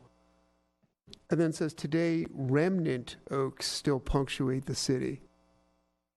And that sounds like there was some kind of apocalypse where there's only a little bit left. And so I'm quibbling over the word remnant. I would either cut the word or use a different term, maybe legacy oaks or something like that. Yeah, I think we can just take the word out and it functions properly. It's better worded in the master plan, I thought. Okay, and that's it for my editing comments. Thank you. Commissioners, other questions? Commissioner Nichols. Follow up to my question about urban forestry and your clarification, we shouldn't have the word urban at all, which I don't mind. I'd like to make a suggestion that we rename both documents Community Forest Element and Community Forest Master Plan. I support that because this is a community. We all have this common interest. And it doesn't characterize the community as rural or urban or this or that. It says what we are and what we're doing. I appreciate that. Thank you.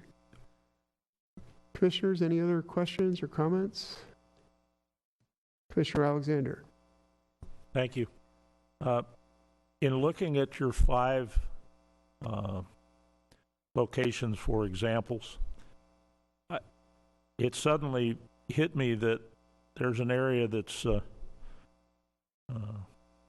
a fair amount of concern within the city. It's Thousand Oaks Boulevard, and I know T.O. Boulevard has its own specific plan and therefore has a fair amount of conversation about the trees. I think if what is being said in the T.O. Boulevard master or specific plan is adequate from your perspective regarding trees, then somewhere in here you should leave it out or say specifically that the specific plan for Teal Boulevard is the guiding principles. But I say that because what's good for the medians, what's good for the 5 locations that you've picked out, wouldn't necessarily work on Teal Boulevard just because it's a business district as opposed to the residential or the higher traffic areas. And the lollipops on the boulevard are, on one hand, something that everybody's for a long time said we got to have more trees, but on the other hand, it is often a detriment to business, and so because of what the nature of the boulevard is, I'm just suggesting that you recognize that difference and differentiate it wherever you want, however you want.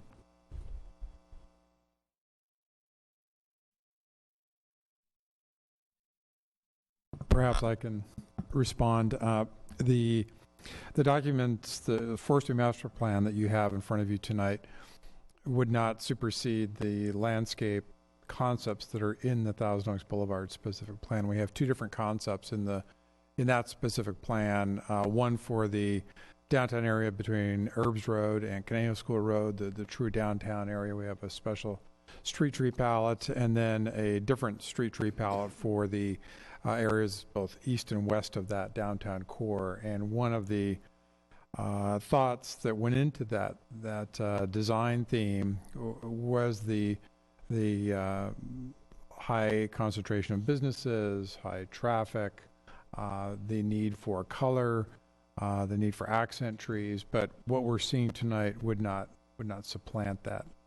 That's already been through the public review process and is not being changed through what we're talking about tonight.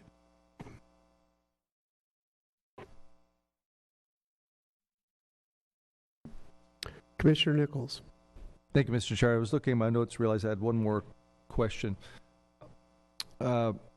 Spector or Mr. Town, I'll pose this to both of you.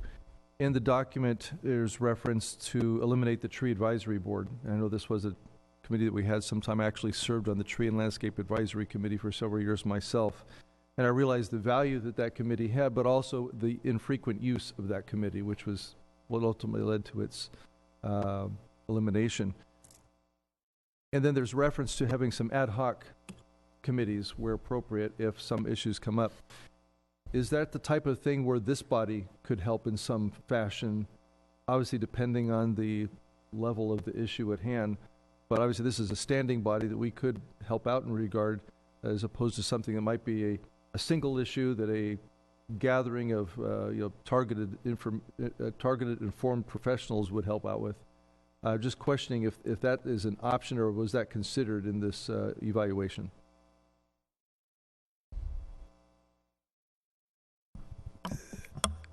Policy issues can always be brought to this body for your input, your recommendations, which would then typically go on to City Council.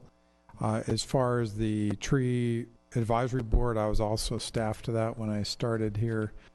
And so I worked with the board for a number of years. And you're right, it was very active back in sort of the early 90s, and then it became less active after that.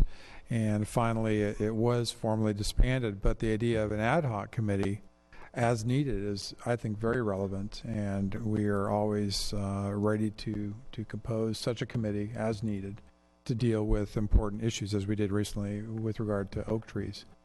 But it's just a global comment. We can always bring policy suggestions to this board for your input.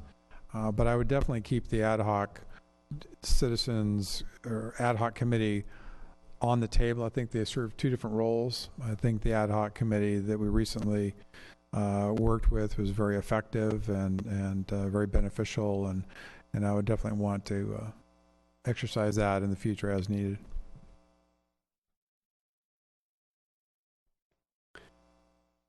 Commissioners, any other questions of staff? All right, let's move along to our public speakers. And we have 7 public speaker cards. If you wish to speak, I see we have one more coming.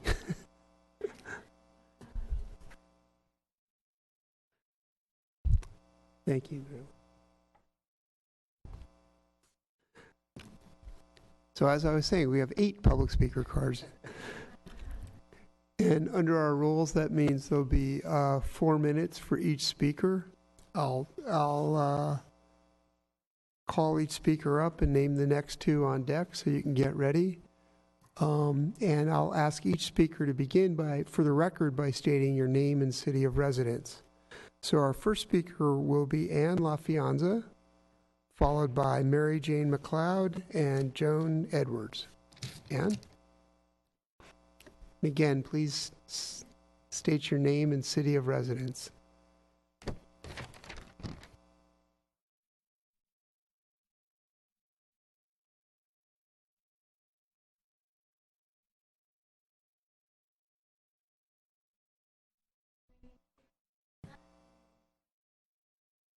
It is now. Sorry. Okay. My bad. Sorry. Good evening. My name is Ann LaFianza, and I'm the Education Liaison with the Conejo Oak Tree Advocates. And as such, I work with teachers and principals and the school board members to advocate for the planting of native oaks on school campuses and the adoption of the oak tree curriculum from the California Oaks Foundation. Conejo Elementary School is a great example of the city, through a community grant program, the school district, and community advocacy group working together for success at a shared goal. We now have native oaks planted on that campus, and we're also working on the implementation of the oak tree curriculum created by the California Oaks Foundation, which encompasses the environmental, cultural, and historical factors related to oak trees in Thousand Oaks.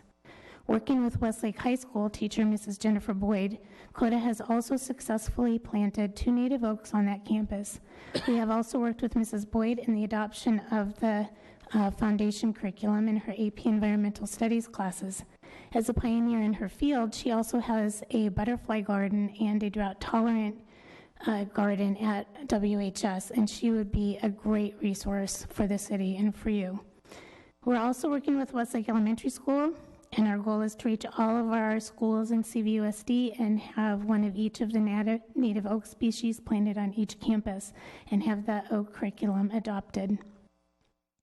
I bring this up this evening with regard to the community participation and education goal within the executive summary of the Forestry Master Plan to let you know that CODA is currently working on that goal with our public school students.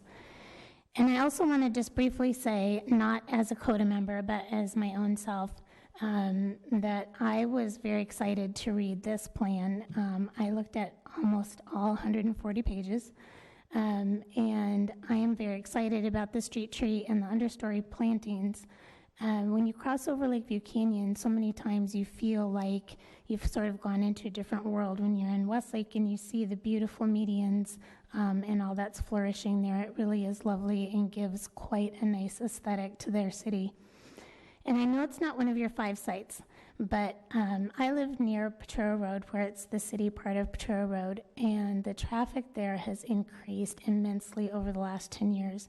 And it sure would be nice to have some trees planted along there with some understory, with some dense foliage to really help with the visual of all the cars and the semis that are using Potrero Road now. So thank you so much. Thank you.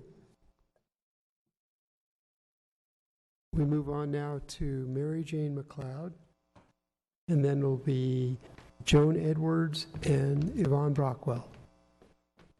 My name is Mary Jane McLeod. I lived in beautiful Thousand Oaks for about 25 years. And I wanted to thank you first for all the work you've done in providing stewardship of our community forest and the great work you've done with the forestry plan and the forestry element. But I am here today to ask you to consider adding advice and maybe limiting the amount of trees that can be removed within any single development or project within a specific amount of time. I know that our city is aging. As it ages, our communities change, the landscaping requirements change. We may have trees that are encroaching, the roots are encroaching, the view sheds may be getting blocked, and a lot of the trees are being cut down within single communities. A case in point is next to my neighborhood in my backyard. A development or a project just removed over probably about 50 to 60 mature trees within 2 years. Now, that decimated the bird life in my backyard. It certainly impacted the wildlife, and it would also have a negative effect on our aesthetics and, the health benefits of trees. So I would respectfully ask that you consider some way to add that to your element. Thank you. Thank you. Ms. McLeod, before you go, I have one question of clarification. Are you asking about restricting the number of tree removals within what scope? Within a single property or within a development? Or So my recommendation would be that when a HOA brings a landscaping change or a landscaping update to you, that you consider the impact of the tree removal within that landscaping plan within a specific period of time. All right. Thank you very much. Thank you. Right. Moving along is Joan Edwards, then Yvonne Brockwell, then Nick Kidway. Good evening, Planning Commissioners and Chair Mr. Newman. First, I would like to propose that Kevin Wilson be the Community Forester Chief, because I think we do need one. And I just want to comment on a few of the things I heard tonight and that I started reading in the plan. I had to read it online, so it was very difficult to do. You guys get hard paper copies of this. Did I not say I'm Joan Edwards? I live in Thousand Oaks. Did I say that? Okay. Anyway, the thing about the lawns, even if we use recycled water to do it, it shouldn't be done at all, because you're encouraging people to get away from the lawns and the grass medians and the et ceteras. We should just not have them. Plant water-resistant California native plants. No lawns, please. The second thing that I worry about is that in the original plan, they talked about the forestry plan. They talked about shading streets with the trees. When I look at the pictures that were shown, and I probably didn't get that far when I was looking online, the trees are too small. We need big trees in the city because it gets hot here in the summer. I don't know if you're aware of that. You walk down the street, and there are all these little popsicle trees. That's what they are, crepe myrtles and Chinese pistaches. We need some big trees. Quercus agrifolia and Quercus lobata would be perfect for the medians of a lot of our streets, especially you have in your plan bigger wells for the trees. And you have in your plan meandering sidewalks. Now, what I love these two ideas, and what I'm afraid of is when it comes right down to it, you're going to say, oh, we can't afford that. Shoot, would have been nice, but we just can't afford that. Costs too much money. I say that if you can afford a manager and 2 assistant managers at $1 million a year, this city can afford to look good, to look like a tree city. So, which brings me to the idea of the tree city. That says in the draft that we are a tree city, and that's really nice, but I don't see any signage for that anywhere. Maybe I did see a sign once, but I think we need more prominent plaques saying that we're a tree city. And I know that there's rules concerning tree cities, and one of them is to have the tree. Oh, I've forgotten what is the tree committee that you used to be on, and I really think that's important to have. So we're a tree city and we're a bee city. I didn't even know we were a bee city. Did you know we were a bee city? We are. We're a bee city, USA. But I think we need more public flouting of this wonderful thing that we are both of, tree cities and a bee city. Bee city sounds kind of strange, doesn't it? Okay, we need more shade trees, that's for sure. And not just in parking areas, And we need them right along the side of the tree, right along the side of the road. So what I hope to not see happening is a lot of our more mature trees being cut down to plant these small little trees. They look terrible. We need big trees, big shade trees. And okay, so, I want to complain about the word palette. I was an artist for many years. I held an artist palette and paint, and I painted. Then I worked for Eddie Bauer in REI, and we had, okay, my time's up, palettes. But guess what? Urban city under plants shouldn't be palettes, I don't think. Thank you. Thank you for your comments. All right, next up is Yvonne Brockwell, then Nick Kidway, then Bonnie Clarefield Byland. Hi, good evening. My name's Yvonne Brockwell, and I reside in Thousand Oaks. Excuse me. I did want to just give a little quick background on my experience. I grew up here in Thousand Oaks. We moved here in 1975, and one of the first things that was embedded in me was a great appreciation for the trees, the landscape, and our adjacency to open space. In the past 4 years, I've been volunteering with Tree People Los Angeles as a citizen arborist and working on voluntary projects for reforesting the urban forest, as well as a restoration supervisor in Oak Woodlands in Santa Monica Mountains projects. And in addition to that, I also volunteer with Heal the Bay in stream water testing and sampling projects and watershed studies. Those are monthly stream water samplings. So it's essentially been a passion of mine. And I do believe, because I grew up here in Thousand Oaks and grew up horseback riding in the hills and hiking in the hills, it's just deeply embedded in me. And back in 2014, I was deeply shocked by what happened at Regency Westlake Plaza, and was one of the many hundreds of people who filled these chambers for multiple meetings. In addition to that, I served on the City of Thousand Oaks Ad Hoc Tree Committee, and I would like to say that having served on an ad hoc committee, I do believe that they should make a return to an actual advisory committee rather than an ad hoc committee, because quite frankly, this isn't going to be popular, but the composition of that committee was compromised. And that's not sour grapes. There was a minority report filed by 5 of us who were on that committee. And 5 of us who filed that minority report ended up founding Conejo Oak Tree Advocates.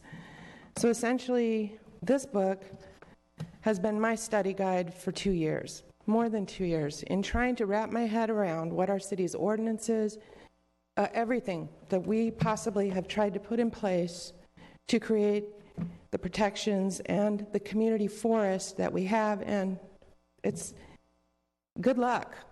I mean, I admire you for attempting to tackle this, but at the same time, I have to say I'm a little dismayed, because I feel that maybe you need to spell it out for me what's going on here, but to pull from this forestry master plan and then provide this mock-up of a forestry element, what's going on here? Are you getting this? Because this, I don't know if you're familiar with the history of this document, but it was groundbreaking. In 1989, when this was published, it made waves across the nation, and it's what put Thousand Oaks on the map. And I'm really, really concerned about us losing all of the great information that's in here.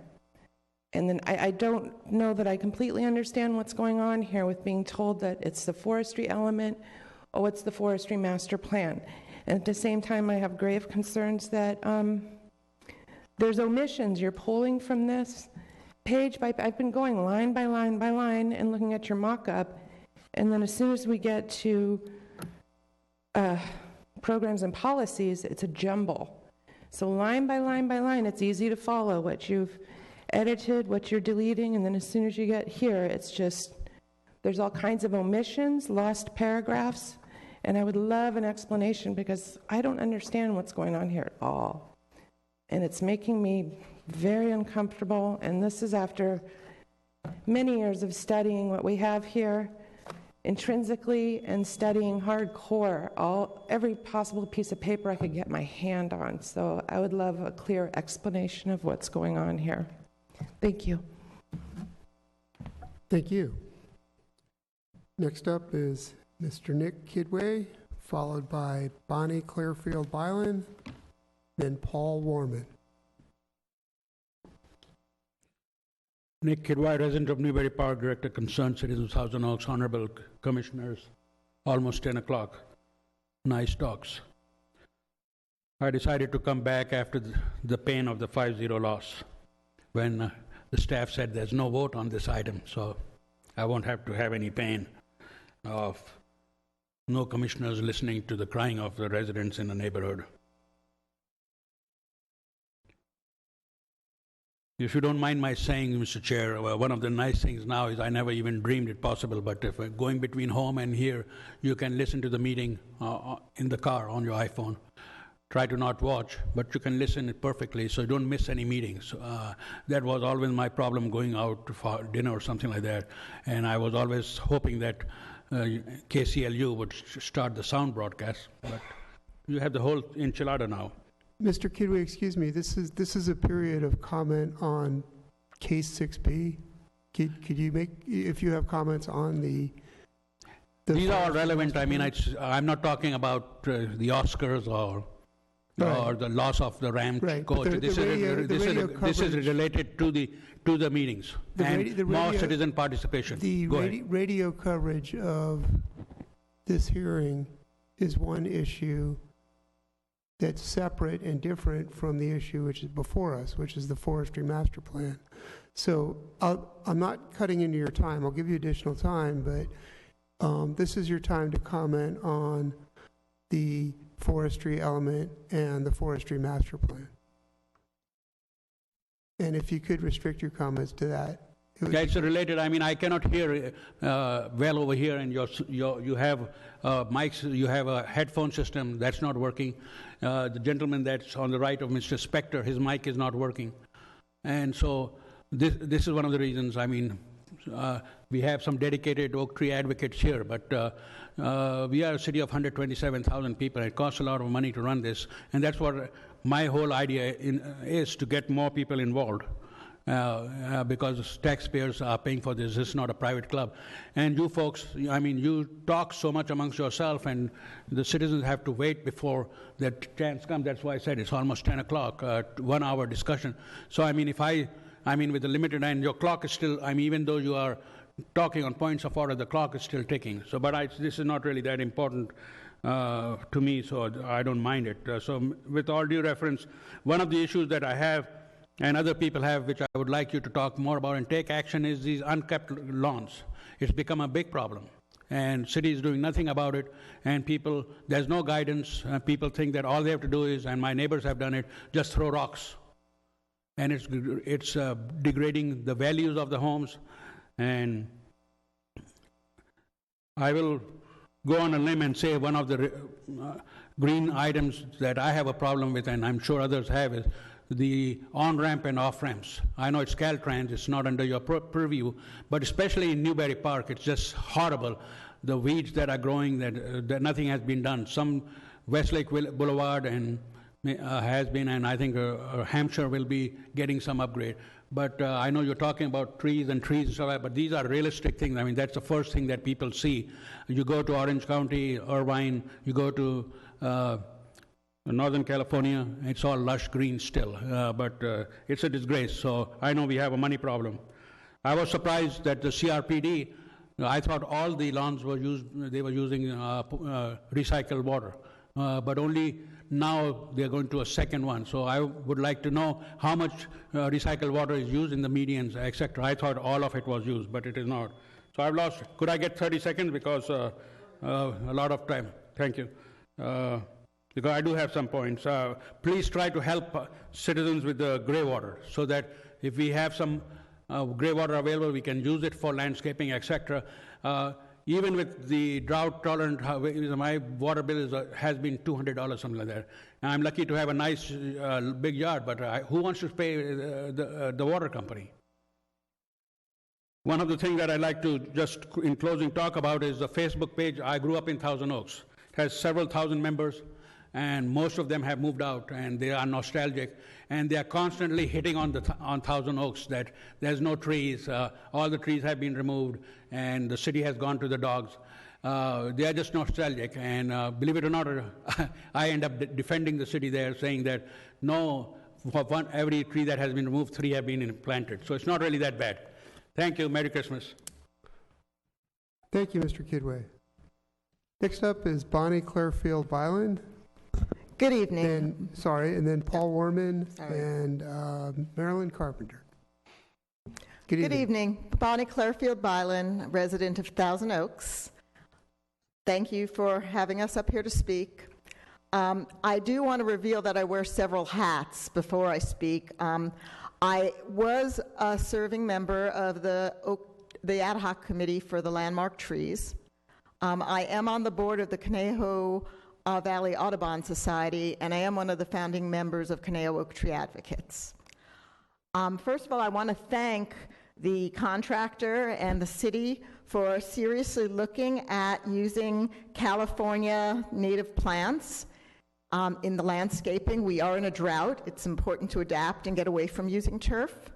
And these native grass, shrubs, and trees are really important for our wildlife. And I'm hoping we're adding more native oaks to that mix. I'm not sure what your background is in natural resources, but our native birds and pollinators very much depend on native plants for their shelter and food.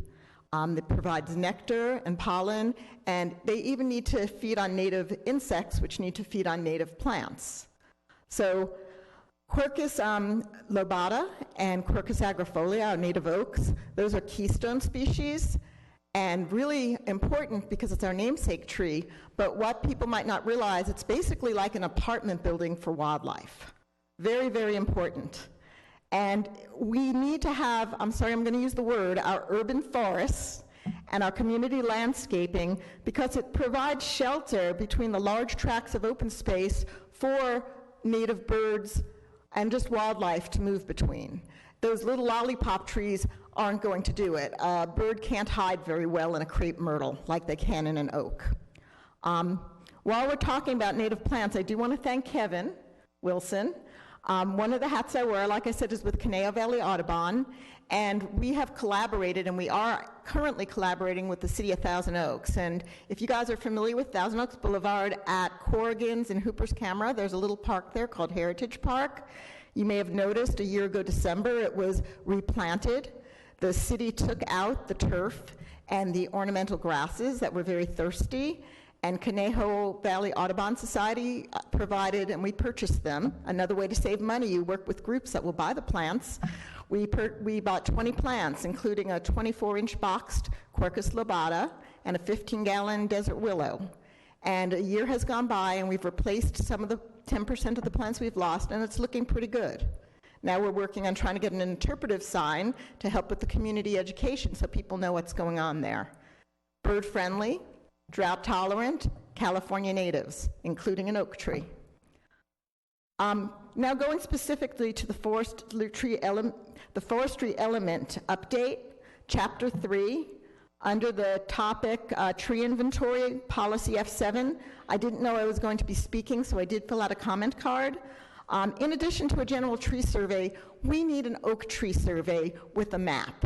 It needs to be available to residents so they can go online and look at this map and know what oak trees are protected in Thousand Oaks. It will better protect our oak trees, and then the citizens can watchdog for illegal cutting of oak trees. Because right now, oak trees are disappearing and people are cutting them down. I had a neighbor do that 10 years ago. It devastated me, but I didn't want to report my neighbor and have them go to jail. So anyway, please consider making a map of our oak trees. Lastly, I just want to say that I agree with Commissioner Doug Nichols about his concerns about the protection and preservation of our oak woodlands. And with Joan, we need more shade trees on Thousand Oaks Boulevard for all the pedestrians that are going to be going to all the businesses. Thank you. Thank you. Next up is Paul Warman and then Marilyn Carpenter. Good evening. Hello, good evening. My name is Paul Warman, and I'm a resident of Thousand Oaks. And unfortunately, I have not had immediate access to the forest element plan as I was originally here for the fire station relocation meeting, part of this meeting. But my 4 questions that I hope can be addressed here and perhaps answered, and perhaps they are already answered in the lengthy element, is that 1, has invasive plants been identified, and are they going to be considered part of the median improvements? There's a great concern that invasive plants could then spread into our open spaces. I hike them regularly. There's a preponderance of wild fennel that has cropped up lately. I want to make sure that no invasive plants are planted by the city. Second, there was mention on one of the slides about eliminating some of the specifications, and one of them was about diseased trees and insects.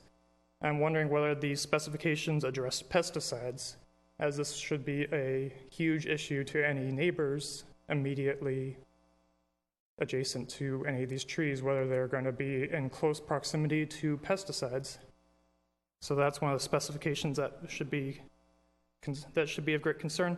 And then 3, is there an element in the forestry plan addressing trees as noise abatement, and whether that can then be used to further address concerns? Even the fire relocations there, perhaps the trees could address some of the concerns there. So whether trees have been mentioned as potential solutions to traffic noise. And then last, I was wondering if there could be any further clarification on the use of the term experimental trees. That was one of the 5% that were being considered for being eliminated. And with that, thank you very much. Thank you. Next up is Marilyn Carpenter, and I thank you for your patience.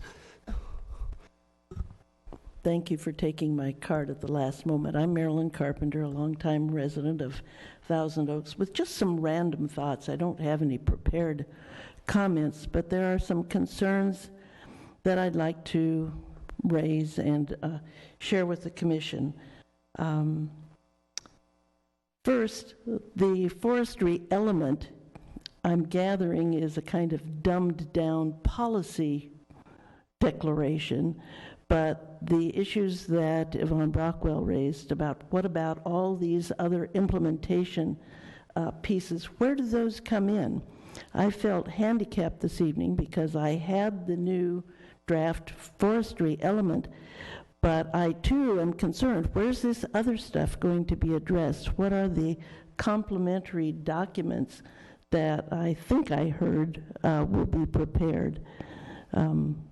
So if you could help with that, or at least be prepared to see that we aren't left out in the cold. Particular things that I liked in what I read were the training, particularly of staff and others who work with our tree canopy. I hate to say that I am embarrassed when I compare our streetscapes to those of our neighbors. Westlake Village has done a magnificent job of landscaping. We suffer by comparison. I drive regularly on Olson Road that turns into Madera, and I look at the trimming of our trees, and we hack them. I happen to know one of the young men who works for the city of Simi Valley, and he's an artist. The trees that line that roadway are gracefully pruned. I live over in the old part of town, and I drive Herbs Road all the time, and I hope as we look at reforesting that we cut down those, I will say, god-awful fruitless mulberry that have been hacked. They are the ugliest, misshapen, deciduous, horrible, horrible trees that don't reflect well on us. So I'm pleased to know they're going to be looking and re-landscaping. Herbs Road is one that needs it. And interspersed between those ugly trees are these little lollipop crepe myrtles. I also live on and I was pleased to see that we're going to do something impressive at prominent intersections. I live very near the intersection of Herbs Road and La Granada, where it then becomes Jance Road. That's a major roadway. A street tree was taken out on the northwest corner of La Granada and Herbs. And what was put in is a tree that is not as tall as I am, that is no bigger around than this. And I can't for the life of me understand why such a tiny little tree would be put at that major intersection. So the fact that we're going to be looking at those things, I think, is important for us to do. Another couple of random things. There's a reference in the new forestry element that mentions historic trees. And my understanding is that there are really only 2 historic trees in the city. One is the Hunt olive at Sprouts over on the corner of Lynn and Hillcrest, and the other one is a sycamore that's on the land around Stagecoach Inn. Those are our only 2 historic trees. So as we're playing with the wording in the element, we need to make sure we're using those terms properly. Let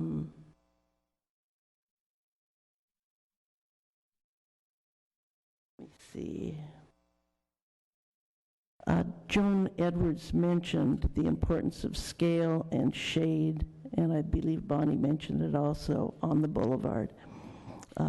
We can do wonders for that, but I believe that the trees that were chosen in the Thousand Oaks Boulevard specific plan are much smaller, much kind of the colored little lollipops.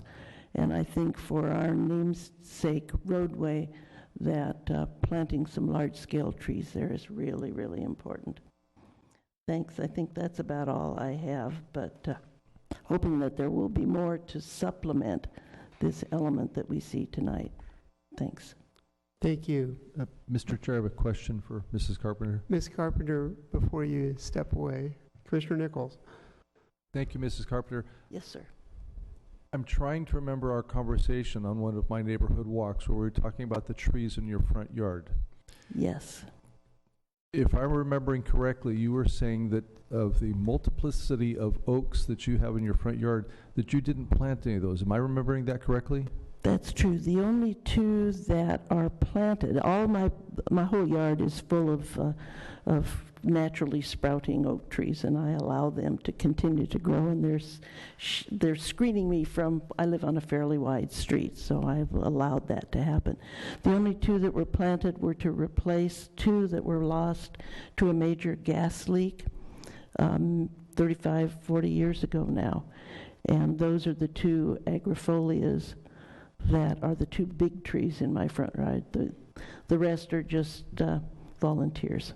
And I would venture to guess you have at least 2 or 3 dozen just right between your house and the street. I do. And Yes. would you call that an oak woodland? That's what I'm trying to create. That's what I hope that it looks like, and yes, I call it my oak woodland. And you being a rather informed tree owner, for someone who would not be as educated as you would be, what type of information do you think the city could provide to help someone care for such a woodland or a group of trees that they may have in your yard?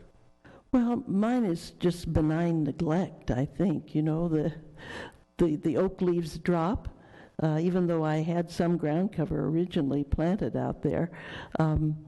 Mostly it's oak leaf litter that's there, and because of the drought, we have now put some soaker hoses out, because I called the California Oak Foundation to see what should we do, because my big trees, the 2 big ones, are looking pretty pretty seedy, one in particular, and I have an infestation of oak borer, which is worrisome to me.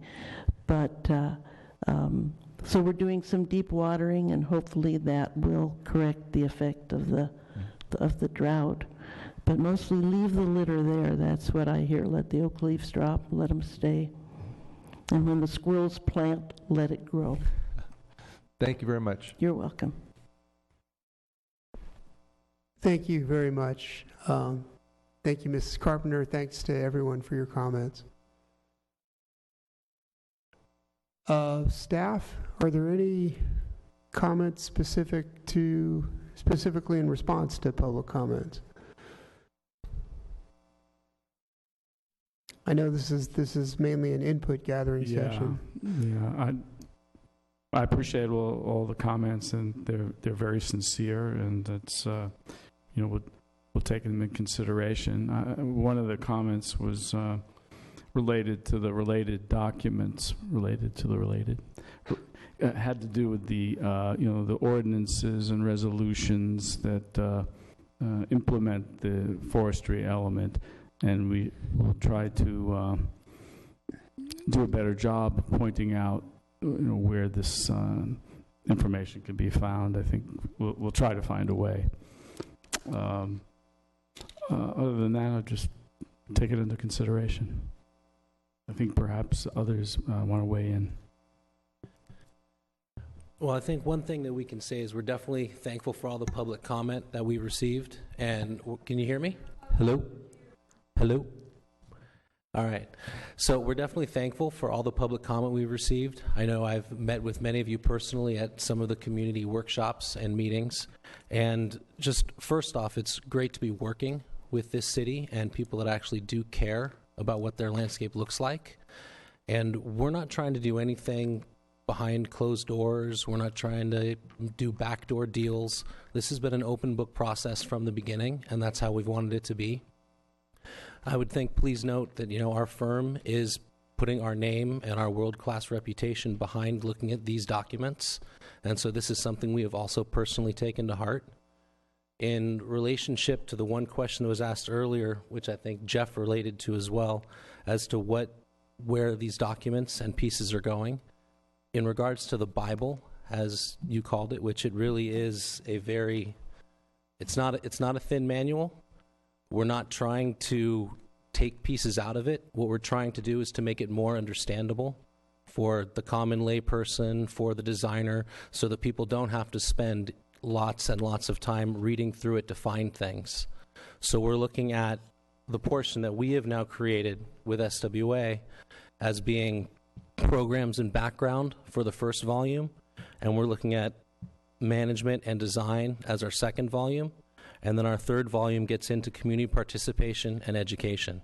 The policies that were in the forestry master plan and are duplicated in the forestry element will stay in the forestry element, and we're also looking at creating, which is volume 3 in this, a separate planting and design maintenance manual.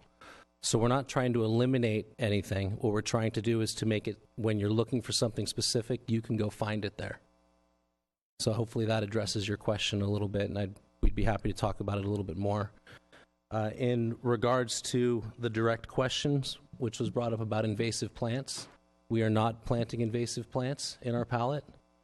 In regards to trees as noise abatement, we most definitely bring that up, as well as how they sequester pollution. I mean, trees are very useful for a lot of number of reasons.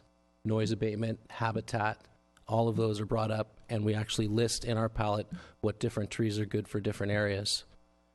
In regards to experimental trees, this was a category in the Thousand Oaks Forestry Master Plan originally, which had several trees that over the last 26 years have been used throughout the city. Some of them did well and some of them did not. And so we have now included the experimental trees that did well over the past 26 years in our plant palette. And then in regards to disease trees and insects, that will be also brought up in the planning and maintenance manual. And I believe Kevin can speak to the pesticide or lack of pesticide use within the city. So just to give you a little bit of background about myself, you know that I'm the city's public works superintendent, and But my friends at CODA know me pretty well because I've been working with them for many years. Before I became the Public Works Superintendent, I was the city's landscape supervisor. I'm a certified arborist municipal specialist, a certified tree risk assessor, and I'm also a state certified pesticide applicator. So in regards to this question about pesticides, this is really in my wheelhouse. The city employs an integrated pest management program. It's part of our operating practices, and it's also part of our policies. So first and foremost, we try to identify the pests that we're dealing with, and if at all possible, we try to mitigate it with natural means. The city in past years has been covered in the newspapers and other types of media for our ladybug release program. Before the city was really hit with the drought, or California was hit with drought, we used to release about 2 million ladybugs a year in order to deal with whitefly. Because of the drought, our ladybug collections with the vendor that we work with, has really been impacted, and so now we're down to about 375,000. So we do, first and foremost, try to utilize an integrated pest management program where we really minimize pesticides, but if it becomes necessary for us to utilize pesticides, we really go out of our way to minimize the impact to the public.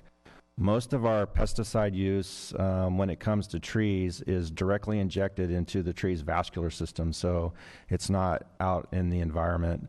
We use a tool called the Wedgel gun, where it's basically a large needle directly injected into the tree.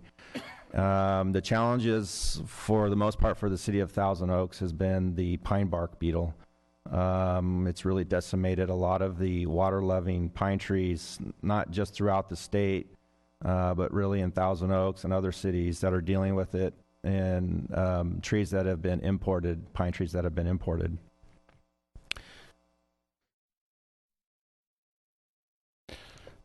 A couple other things to talk about real quick. I think I can shed some light on a few things that were brought up by my friends at CODA. The Forestry Master Plan, we're really focusing with the Forestry Master Plan on the city's public right-of-way. And that might be one of the reasons why we refer it to as an urban forestry plan, is because that's kind of an industry standard. Sometimes when you talk about community forests, you're talking about trees throughout the entire city, including public right-of-ways and trees on private property. And the Forestry Master Plan, we're really not dealing with trees on private property. We're dealing with trees that are maintained by the city. So there was a comment earlier by the chair that maybe we should include language about maintaining transplant trees for a certain period of time. Because we're talking about trees within the public right-of-way, we're really maintaining the trees in perpetuity. So I'm not sure that we actually need to mention that, because we're talking about trees that are maintained by both city staff and city contractors. Sorry, my phone keeps wanting to lock me out. Technology. So there was a comment also about reclaimed water. We do utilize reclaimed water where it's available. It's really pretty much only available out in the Westlake area and North Ranch area through California Water. Quite simply, the infrastructure does not exist throughout the city for reclaimed water. There is no infrastructure in place in Newbury Park, Dos Vientos, Thousand Oaks. It's really limited to the very eastern portions of Westlake and North Ranch, and where it is available, we do utilize it. Small trees, there was a comment about the use of small trees. The reason why small trees are utilized on Thousand Oaks Boulevard is that's actually part of the Thousand Oaks Boulevard specific plan, and it specifically calls out crepe myrtles and Chinese pistache. Where you see small trees utilized in other areas throughout the city, for years we had issues with infrastructure damage with our large stature trees. And there was a push to go to smaller stature trees in order to avoid the conflicts with infrastructure. And as part of this forestry master plan, we're actually looking at, and the philosophy is, well, let's use the right tree for the right location. We understand now that it's not always in our best interest to always use a small tree.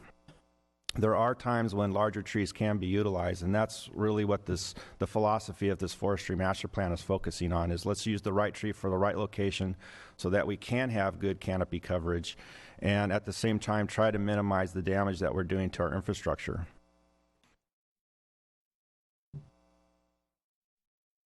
And there was a comment about the fruitless mulberries on Herbs Road. I can assure you that we are definitely considering removing those fruitless mulberries.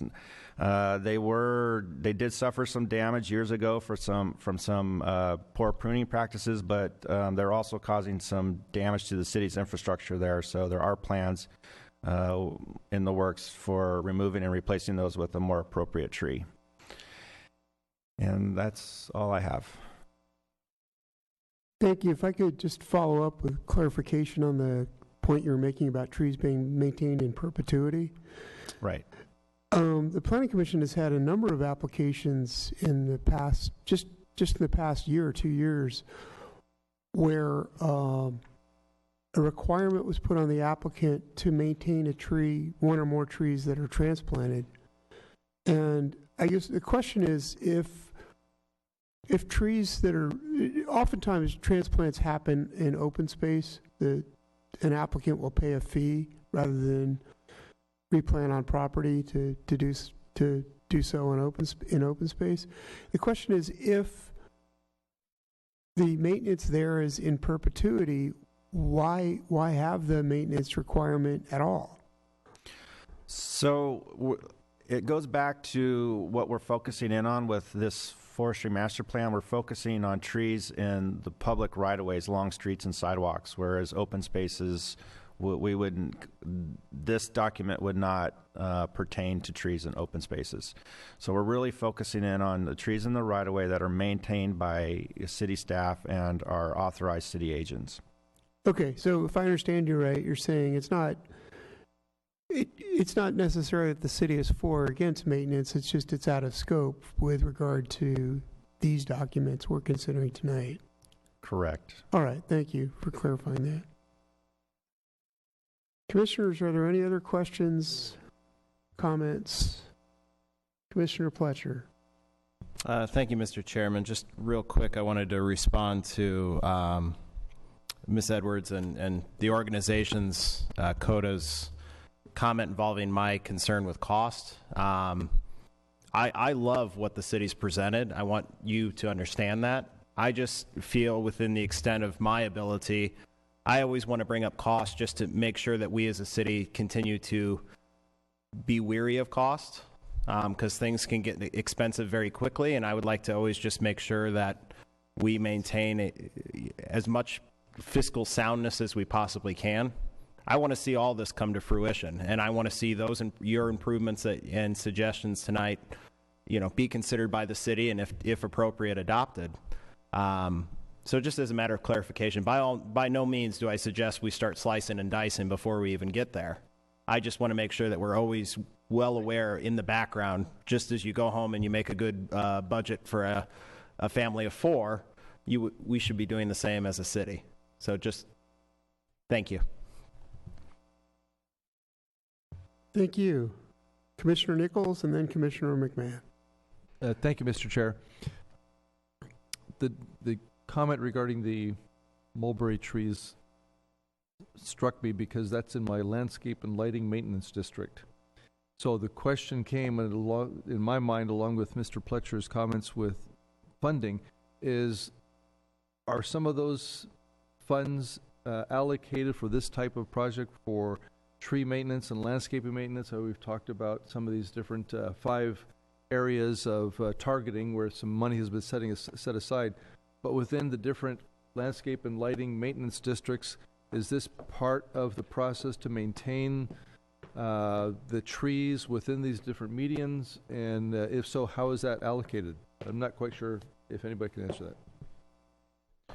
So there are 39 landscape assessment districts throughout the city, and most of these landscape assessments districts, we pull in assessments for the maintenance of various landscape-related items, and everything from weed abatement to irrigation, trees and shrubs.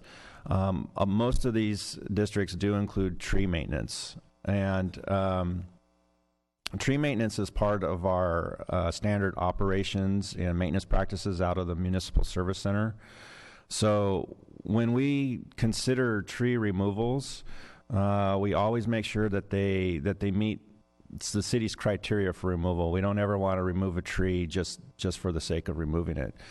One of the criteria for removal of a street tree is if it's causing damage to the city's infrastructure, and if the tree would be rendered unstable due to the sidewalk repairs or curb and gutter repairs. If we're conducting repairs to the infrastructure, is it going to create a high-risk situation with the tree?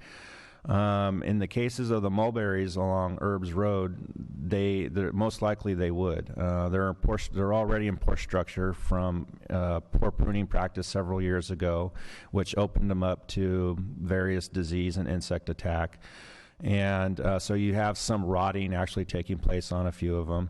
And then to further damage them by chopping away at the root system to do the necessary repairs to the sidewalk and curb and gutter would probably jeopardize the stability of the tree. And rather than take on the additional risk with those trees, it's in everybody's best interest. It's in the public safety and health best interest to just go ahead and remove them and replace them with a more appropriate tree.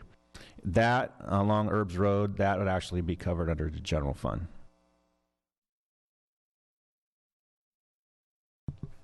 Commissioner McMahon. Excuse me. I can see how much work has gone into this. I can see how much thought has gone into this, and I really appreciate it. And I think the direction you've taken this is terrific. I love the idea of keeping the individual neighborhoods and a consistency within those neighborhoods. I just want to thank you for all the work you've done, and I really like what I'm seeing here.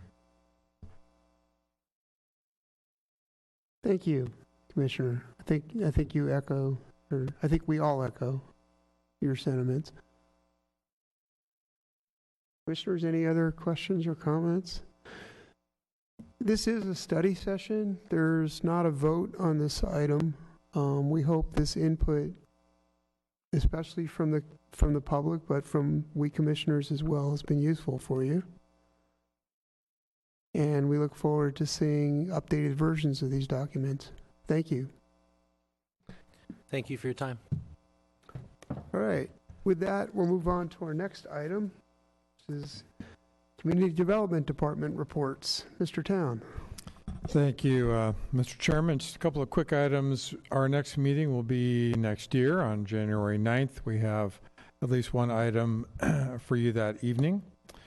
And then as well regarding items that have gone to the City Council that you have previously weighed in on, the proposed solar awnings and solar mansard roofs on the two buildings on East Thousand Oaks Boulevard. That case went to the City Council in November. As you recall, this body denied those elements of the plan, approved everything else, and the solar awnings and solar mansard roofs were appealed to City Council. City Council considered it in November, has asked for more information, and that will be coming back to the City Council on January 10th. And that's all I had. Thank you. Thank you. Moving along to minutes and resolutions. May I have a motion for approval or otherwise? Commissioners? Commissioner Nichols. Yes, thank you, Mr. Chair. I would like to move that we approve the minutes of the Planning Commission meeting of November 21st, 2016, and also the resolutions from that same meeting. Commissioners, any comments or questions? Please vote.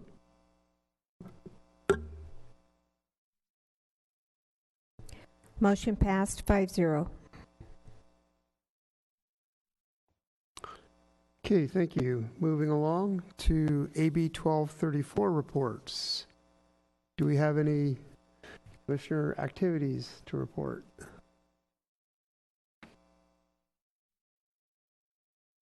Okay, we'll wrap up with commission comments. Commissioners. Commissioner Nichols.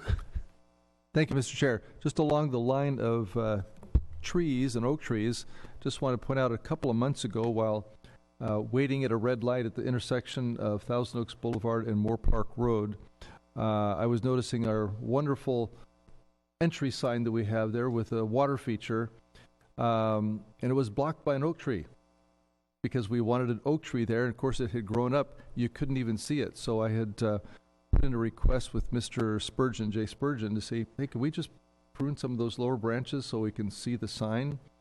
He said, sure, we'll hop right on it, only to find out that it wasn't within the city's right-of-way.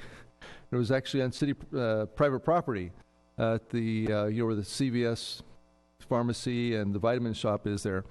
So after a number of interactions, the property owner agreed to take care of it. I believe Mr. Mortimer was their consultant, the Oak Tree consultant, to take care of it, and did the necessary pruning. Took a while, but I just wanted to put a shout out and thank you to Mr. Spurgeon. I know I received a documentation email from Marjan also, so just appreciate staff's effort and following up with that, and I think it certainly makes a big difference over there. And secondly, just make a formal congratulations to Mr. Town for his appointment. We will miss you here at the dais. I know Mr. Shepherd will be stepping in, but look forward to watching you on Tuesday nights. Just you'll be here just with a different group of folks, but congratulations, promotion well deserved. Other comments, commissioners? Commissioner Pletcher and then Commissioner Alexander. I'll be quick, I promise. I just wanted to provide the commission with an update. I had regarding my our bike discussion from last week about doing a bike share program. On December 1st, I had a very positive tour and beginning discussion with CLU about starting the bike share program there. Had a great tour of the campus, and we talked about the next 5 and 10 year plans about what CLU is planning to do, and I was extremely encouraged, and they were very open to the possibility of a bike share program. So I'm going to follow up just with some initial discussions, and then provide all that hopefully now by next year to the commission. But I mean, they love the idea, and it kind of works actually into their plan about what they're looking to do with possibly a new freshman dorm area. And also they express concern over parking issues and thinking kind of outside of the box with regard to space and the environment and alternative forms of transportation. So it was just very, very good to hear. Thanks. Thank you. Commissioner Alexander. Thank you. I just wanted to add my congratulations to Mr. Town, having dealt with the gentleman for 25. Wow, time flies. Anyway, the promotion's well deserved. Good for you. Good for you, and good for the city. Thanks for your effort. Hear, hear. I too want to echo what Commissioner Alexander said. I can't think of a better person for this, and I'm very pleased for the city and for you to see you in this new role. I also want to thank Commissioner Nichols for his good observation of getting our city sign cleaned up that way, and also probably helping the oak tree as well. So thank you for that. And just to observe, this has been another good year with a very collegial group. We've got some new faces, some faces that have been here a few years. I feel very privileged to work together with all of you, and for that I'm very grateful. So I'll close out tonight's meeting, this year's meeting.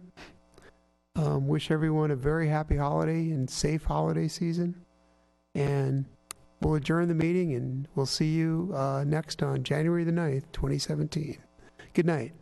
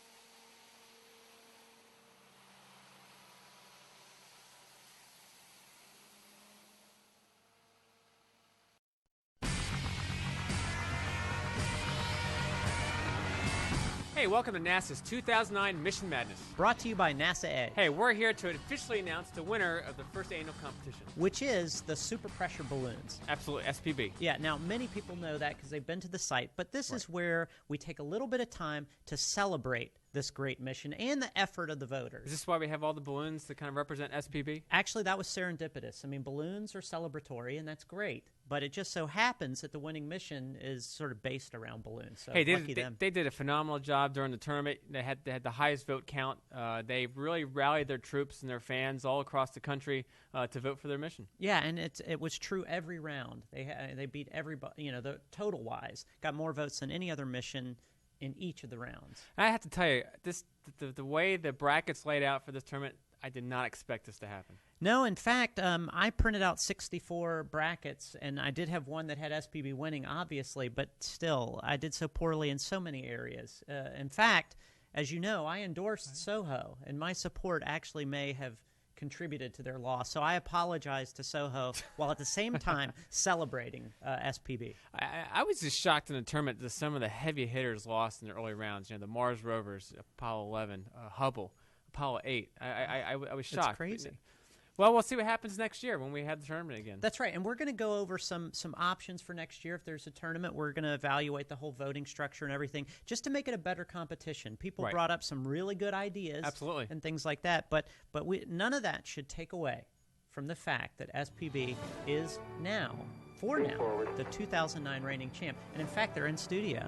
In studio? Yeah, I have an in-studio guest, SPB himself, right here. Is this a sample of one of their super pressure balloons? Yeah, this is one of the super pressure balloons. Obviously, they're going up to gather some data. All right. Fresh from voting, actually. They're so it's gonna be gathering data and looking for a new co-host for NASA Edge. Is that what it is? No, I have their in complete support, I think, now. Oh, okay. Even though I didn't. And as a prize for this year for winning the Mission Madness tournament, we're actually going to be coming to their neighborhood to do an NEAT segment. So stay tuned. At some point this year, we'll be knocking on your door. Which will be a lot of fun. Now, Soho and the other guys they also respect SPB's efforts, and they sent along a representative balloon. I demand a recount. Maybe they're not good sports after all. Yeah, there was some controversy about the voting. I'll just let that go. But rest assured, everything was above board, and there were no voting discrepancies. Hey, and I just want to congratulate all the missions in the field. I mean, every mission is awesome. You know, you can't really go out there and say, hey, which mission is greater than another. You know, they're all great. You know, NASA's done a great job over the past 100 years or so. Or not 100 years, but, you know, eventually it'd be 100 years. If you had a time machine. Exactly, but all the missions out there are wonderful, and we look forward to seeing maybe a whole new field next year. Maybe some Final Four return. We'll have to see about that. Well, congratulations! Thanks for all the fans out there who voted.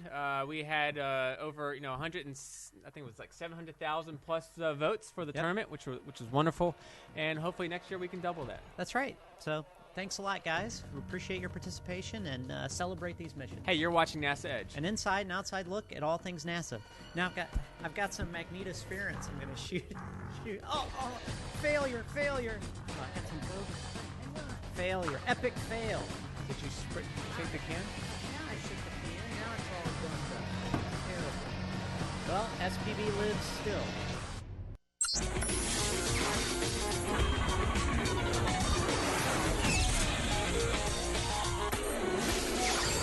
Welcome to NASA Edge. An inside and outside look at all things NASA. We're here at NASA Langley with Jonathan Cruz, the Deputy Project Manager for CMLAS. And before we get started, I just wanted to let you know I'm initiating my Medianaut inspection of the CMLAS. So I'll go over and check out the flight test article and everything else. If this is a flight test article, is it a flight test? Yes, it is. Okay. You got to get my lingo article straight. We're testing in flight. Okay, great. See, that works perfectly. I'm going to look over, run it through its paces, while you two guys get more detail taken care of. Will that work? Sounds good to me. All right, well, take care of him, Franklin, and I'll check this out here. Yeah, can y'all keep an eye out on this guy? Hey, first, Jonathan, what is the Ares 1X? Ares 1X is the first test flight of the Ares 1 rocket. The X stands for experimental, and the Ares 1 rocket is the successor to the space shuttle. How does this all work into the test flight of the Ares 1X? Well, the Ares 1X is a 321-foot tall rocket, and this huge hardware behind us is the little tiny pointy part at the top of it. The crew module is a simulator where the crew in the final vehicle would be riding, and the launch abort simulator is the launch abort system goes on top, and that would extract the crew if there were an emergency during launch from the vehicle. We are using these as mass simulators and shape simulators, and we have instrumentation through all of them to collect data during the flight. I was noticing looking inside that the CM actually has a lot more space than I recognized. It's got some good solid material here. I think this might be perfect for my stowaway plan. What's this? Oh. Plaster gun. Looks like it's for Moonraker. These are just pure simulators for their shape and for their mass. Okay, what kind of measurements or tests are you going to receive from this test flight? We have almost 150 sensors located on both the launch abort system and the crew module. Okay. You can see the blue tape covering many of them to provide protection during the final fabrication and the shipping. And we'll be measuring all of the environmental there are actually people in here. You can't see it, but they actually crawl along the inside, which is another good sign for me because it means that there's lots of extra space in here to store supplies of different kinds. So if I have to be trapped in here for maybe a week, I got plenty of resources. This configuration of the CM LAS, is this the same configuration that's going to fly on the Ares rocket when it's actually ready to go? Shape-wise, it's very close. It is how it was designed 2 years ago when we started this project, and the data from this nice and sealed up. Absolutely nothing is going to be in here as far as propellant's concerned, which is good to know. The data from this will be fed back into our analysis tools, and meanwhile there has been ongoing design iterations, and the data we have here will give us confidence in those future ones. So the final craft will look very similar to this, but perhaps not exactly like this. How is this launch abort system and crew module simulator going to get to Kennedy? You can actually feel wind coming out of here, the air pressure. They must be cleaning something out. Well, we're here in the hangar at Langley right now, and right out the back door here is the Langley Air Force Base. Next Tuesday, we have these two trailers. We have a 70-foot trailer the launch abort system's on, and a 50-foot trailer we'll place the crew module on. Both of those will be towed across, placed on a Air Force C-5 Galaxy, very large aircraft, and flown down on a 2-hour trip down to Kennedy Space Center, where it'll land at the shuttle landing facility. How is this going to be put on top of the Ares 1X rocket? Are you going to use the vehicle assembly building? Yes, we are. Vehicle assembly building is right within 2 miles of the shuttle landing facility. We tow the trailers into there, and these components will join up with the upper stage simulator that was built at Glenn Research Center, as well as the first stage that was overseen by Marshall Space Flight Center, and then avionics roll control system. Those will all be stacked up vertically to end up making this 321-foot tall rocket inside the vehicle assembly building. The data that you're going to receive from this test flight, how is that making a better crew module launch abort system that you will, I assume, do test flights for down the road? Some of the people who have done the initial research on this, done the wind tunnel tests, and done other designs, they have requested sensors of particular type and particular placement on this. And so we have placed them where they, and worked with them to get it where they wanted them.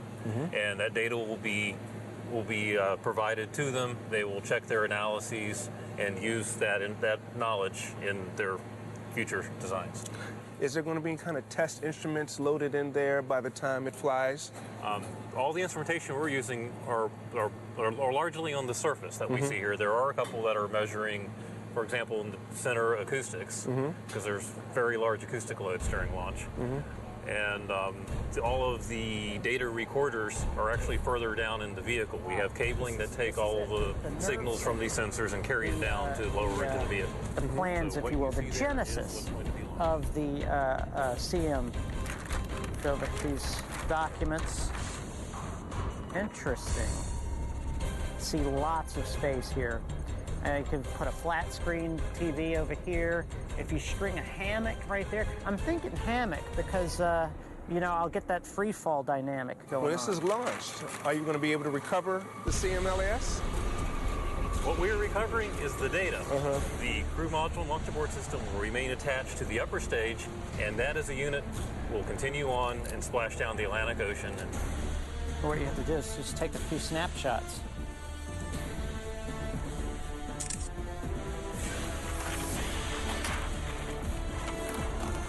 And just, not that I'm saving these and anything like that. This is only for personal use.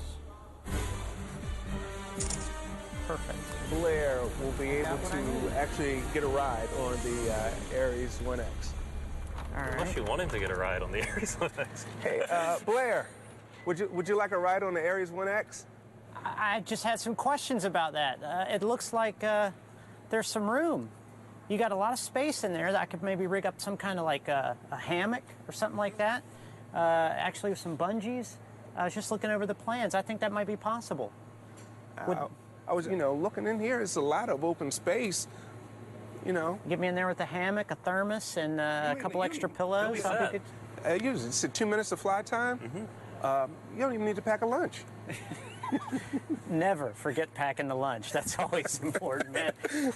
Never forget lunch. In fact, I wanted to go over those plans because I do think I could modify the living space in there perfectly for someone of my stature. So hopefully that'll work. Jonathan, it was great talking to you.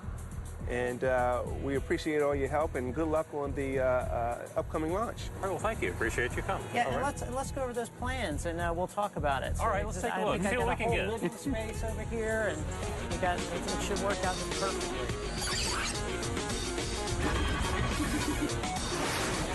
This is NASA Kids.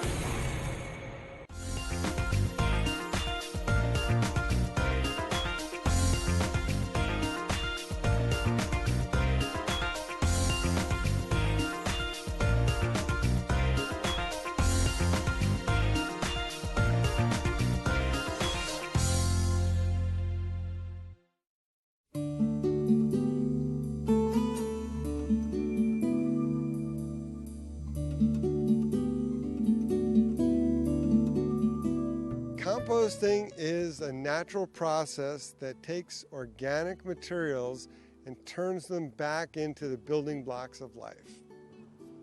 Compost didn't happen, where would all that stuff go? People should compost, especially in an urban environment, because it's one of the best ways to recycle our organic materials. Sometimes up to 10% of what we throw away is food. And sometimes when we have a yard, almost 50% is food and yard materials. Now, all those materials could be kept off the curb very easily by employing home composting techniques. Things like grass cycling, cutting the lawn and leaving the clippings, and simple things like taking food scraps and putting it into a compost bin in the backyard. And those two things are some of the most effective ways. What are the ingredients to compost? I'm going to give you a easy to remember color coding: browns, uns we got greens. Mix it in roughly equal parts. Add water to the moisture of a wrung out sponge, and compost happens. By reusing, valuable materials such as food waste, you're putting it back into the cycle of life on the earth. You're giving nutrients back to the soil. If you do your own gardening, that's great for your garden and plants. It's keeping it out of the landfills. We all generate waste, and if we continue to fill up the landfill with materials that should be reused, we're not going to have any more landfill space. And so it's a shame to put materials that have not exceeded their useful life yet back into a hole in the ground. Start now.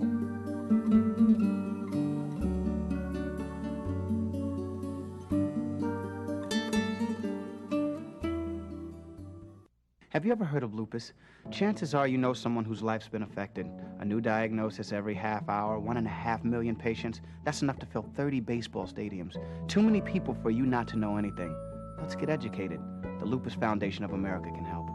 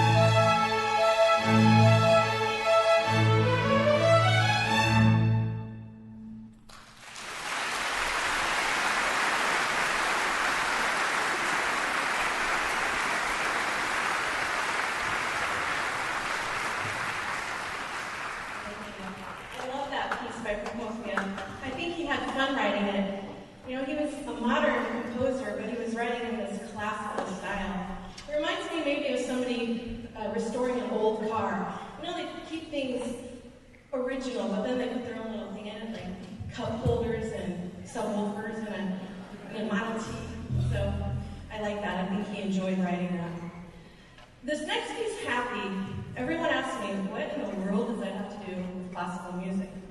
So I'm going to tell you real quick. I was trying to explain to the students that when you play Mozart and Haydn, they didn't have to write every dot and dash on the music, that the musicians of the day would have understood that instinctively. So I was asking them, okay, what's a song you know? And they all, I mean like 99% said Happy. So I said, okay, if I gave you Happy, the composer would not have to put every little mark. You would just know how it felt, just because you're used to hearing this music. So I went and did a little research, and I found out that Happy is indeed a very happy and fun song.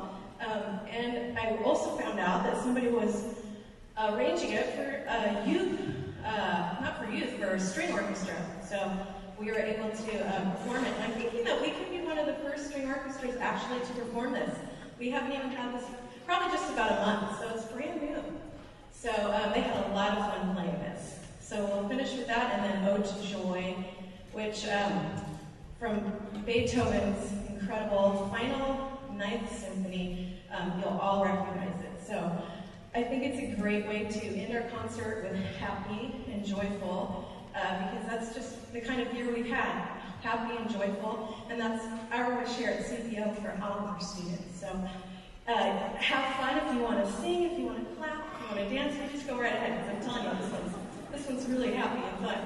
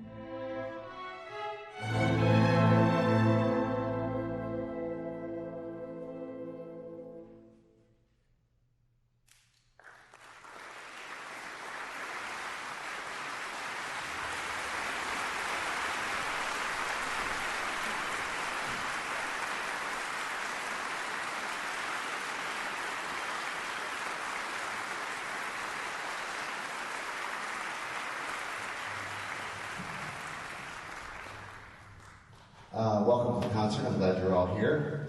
It's kind of warm up here. It's nice to see everybody here. Next number we're going to do, our assistant conductor Michael Armstrong will conduct for us, and it's the March Militaire. And what we've done is we've added some of the new strings from the last orchestra to play this number with us, kind of getting them warmed up and moving to the next level. We hope. So that's what we're looking for. So Michael, if you come on out, Michael Armstrong, our assistant conductor.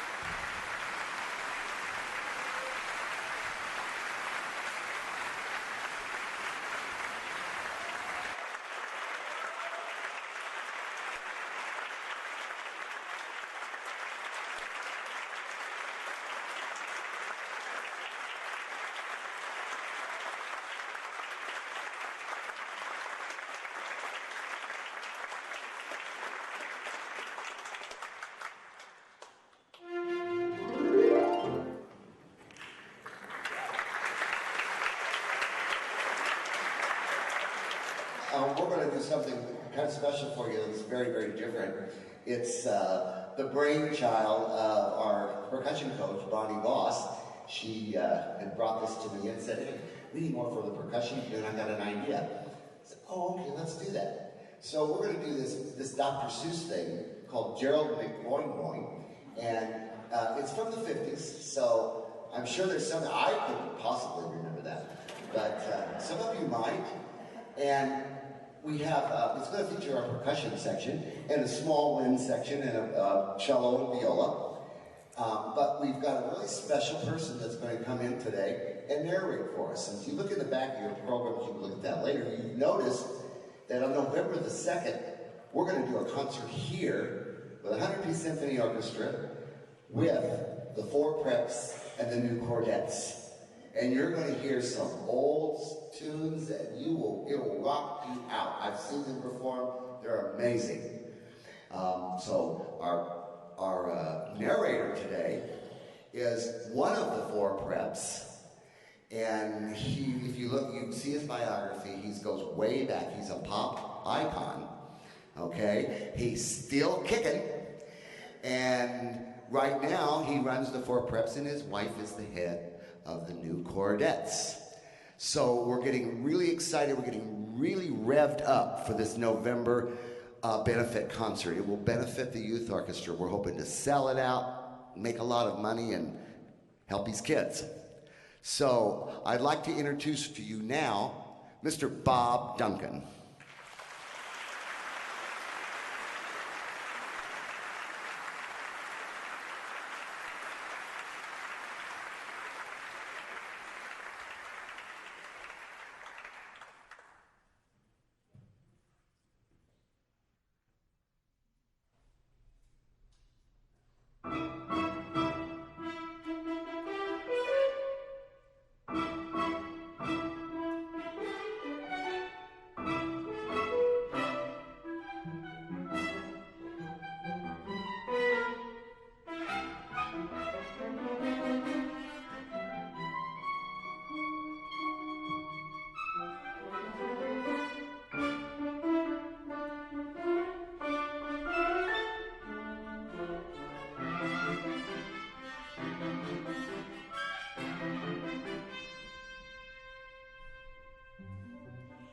This is the story of Gerald McCloy and the strange thing that happened to that young boy. They say it all started when Gerald was 2. At least most of the kids start talking at that time, too. He started talking. You know what he said? He didn't talk words. He went instead. "What's that?" cried his father, his face turning gray. "That's a very odd thing for a young boy to say." And poor Gerald's father rushed to the phone and quick dialed the number of Dr. Malone. "Come over fast," the poor father pled. "Our boy can't speak words. He goes boing, boing instead." In no time at all, the doctor was there. My, he said, "this case is quite rare." Gerald opened his mouth, noises started to flow, and then little Gerald went.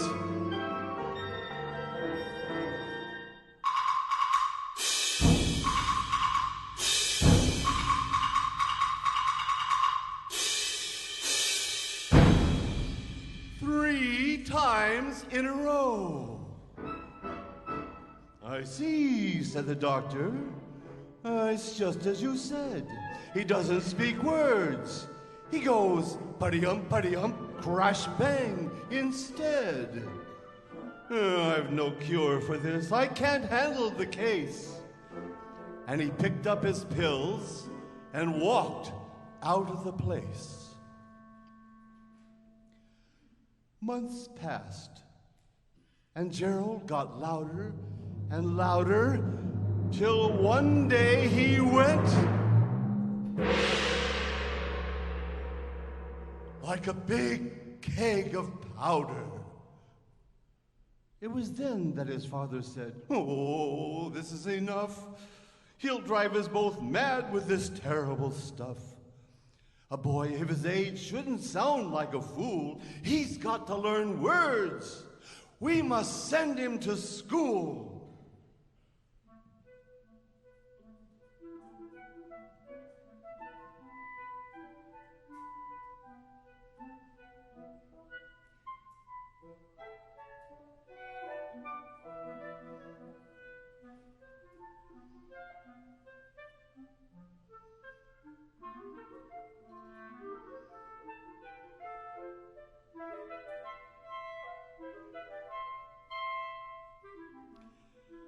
Gerald was scrubbed, and his hair was brushed neat.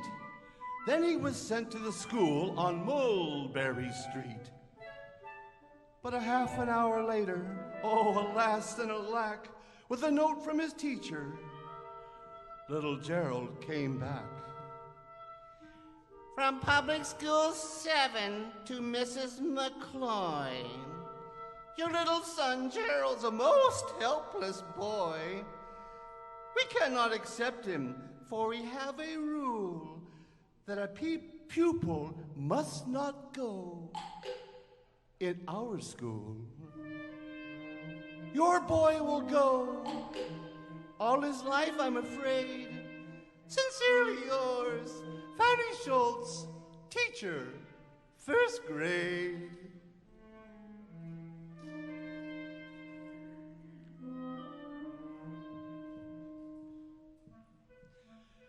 Now, Gerald's mother sent him outside to play. That way, at least, he'd be out of her way.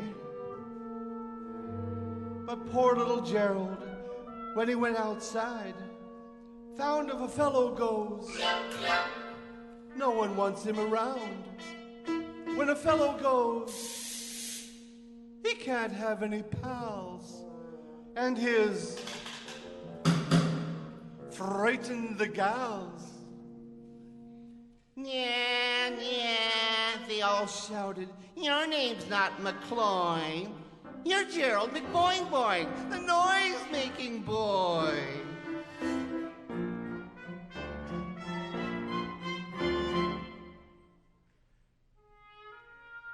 Now Gerald was sad, and in shame hung his head.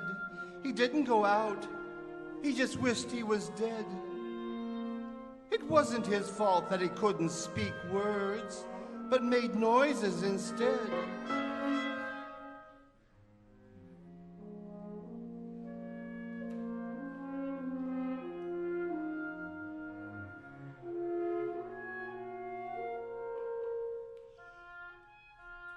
One late night, he went out in the snow, though Gerald knew he had no place to go. He'd never make good, he thought with a sob. A boy who makes noises can't hold down a job. His sad heart was breaking.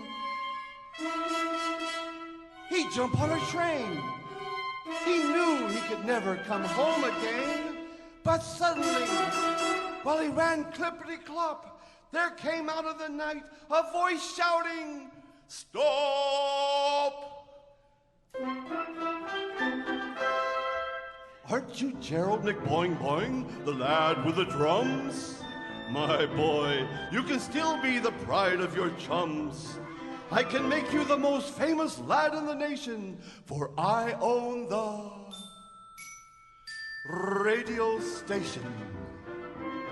I need a smart fellow to handle the traps, who can play on a gourd while his castanets claps. Your timbre is great, your gong is inspired. Quick, come to. Nick Boing Boing, you're hired.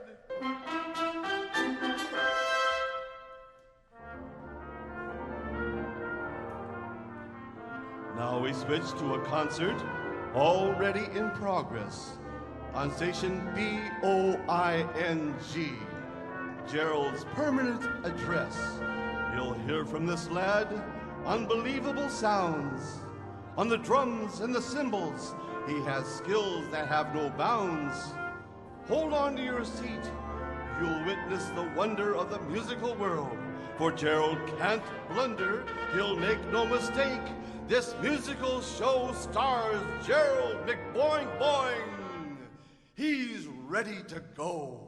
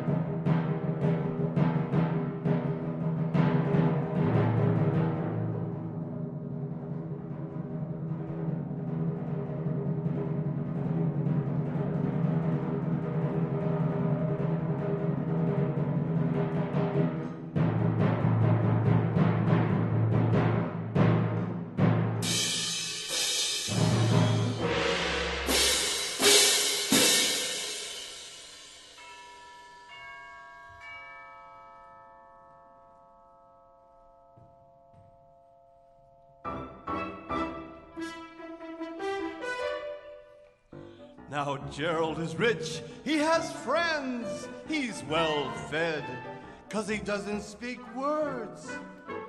He goes instead.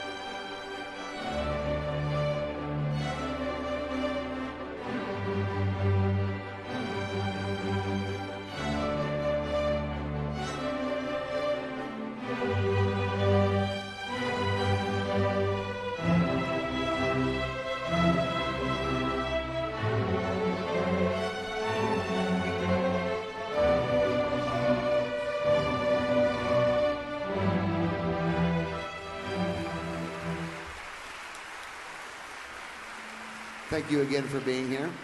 We have a really special soloist today. See? Matthew Chen.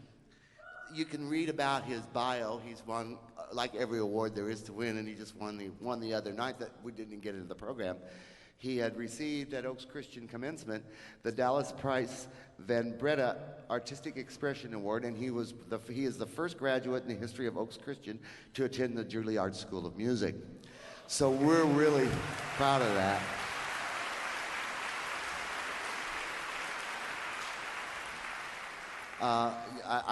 There's 32 graduates today, and I could probably talk 15, 20 minutes about each one. I'm probably longer than that. Got a lot of stories about these people. But one little story about Matthew, and he's probably going to kill me for telling you this story, but when he was in the third grade, he couldn't really sit in the chair because he was too small. So he didn't want to sit on the stool. He kept telling his dad, I want to sit on the stool. He said, I have to sit on the stool because you're not big enough. So we're not really sure. We think he's been around for 11 years, 9 years. We're not sure. He's just been here forever. He holds the distinction of being a section leader, one of the youngest section leaders for the longest time. So without further ado, Matthew Chen.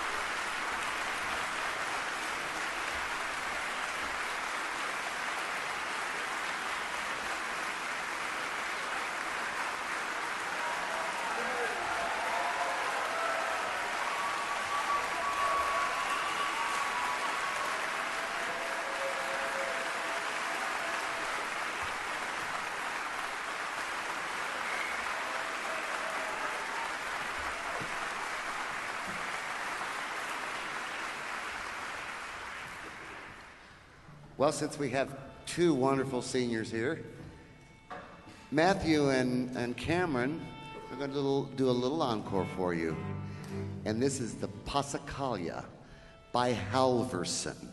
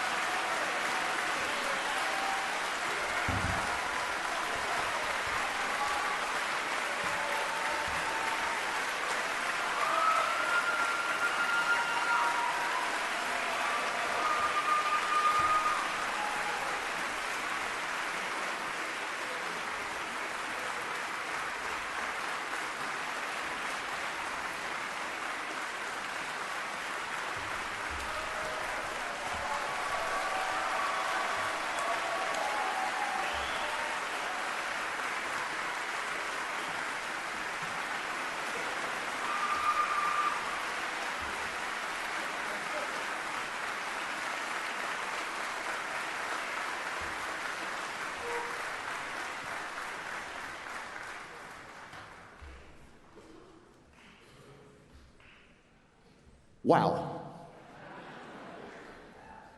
There's nothing else I can say. If I could get Michelle Bowman to come out. I forgot something. Karen, would you please come out here?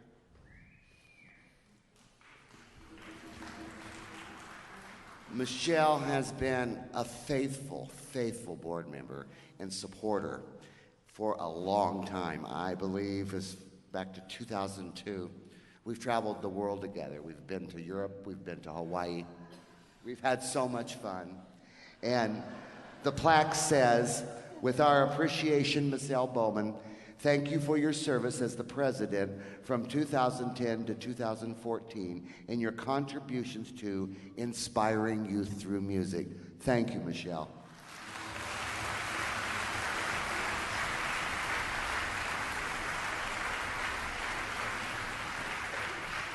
I couldn't do this without the support of the board of directors. I couldn't do this without the support of the volunteers, and I certainly would never have gotten involved had it not been for Bill Benson and Karen, my son David, who recently graduated Cal State Northridge with a degree in music performance. I don't play an instrument. I play spreadsheets. I can play a typewriter pretty good. But I really do appreciate this, and it's been a pleasure. It's an honor to serve. Thank you.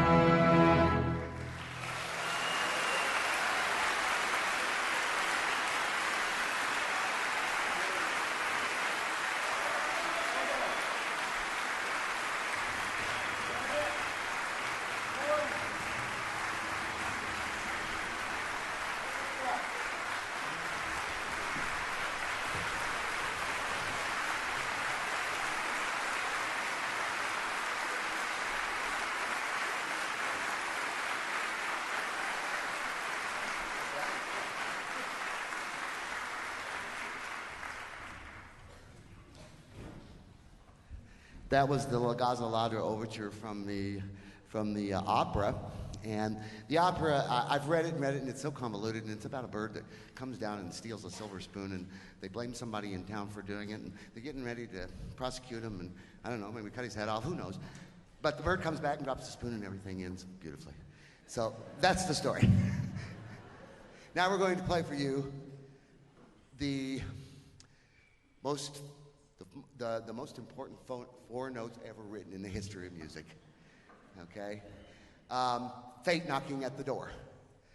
What we'll do is we'll play the first movement, then we'll announce our seniors, our graduates, and then we'll end with the finale to the Beethoven Symphony No. 5. Enjoy this, because we've had a lot of fun learning it and playing it. You're going to have a lot of fun hearing it.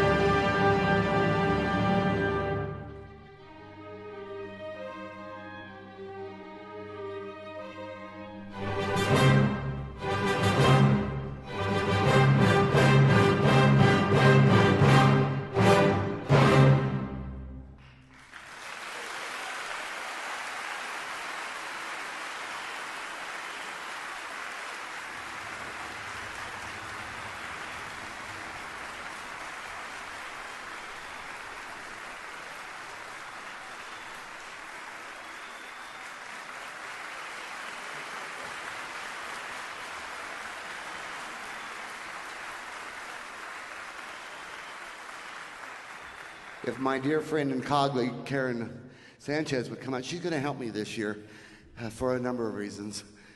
Biggest reason is I'm a big crybaby. So, we're going to announce each name, years they've been in the orchestra, school they're going to, and their majors. And they're going to stand up, and if we'd like to get out of here before 10 o'clock tonight, let's hold our applause until they're all up. Graduates, stand up and stand, and we'll give a big thundering applause at the end. Okay, here we go. Karen, you start. I'm trying to breathe. Take your time. Haley Gaidos, 5 years, UC Berkeley, English major. Alexandria Elia, 3 years, University of St. Andrews in Scotland, neuroscience. Braxton Lazar, 5 years, University of Arizona, electrical and computer engineering. Aiden Saito, 4 years, La Sierra University, chemistry.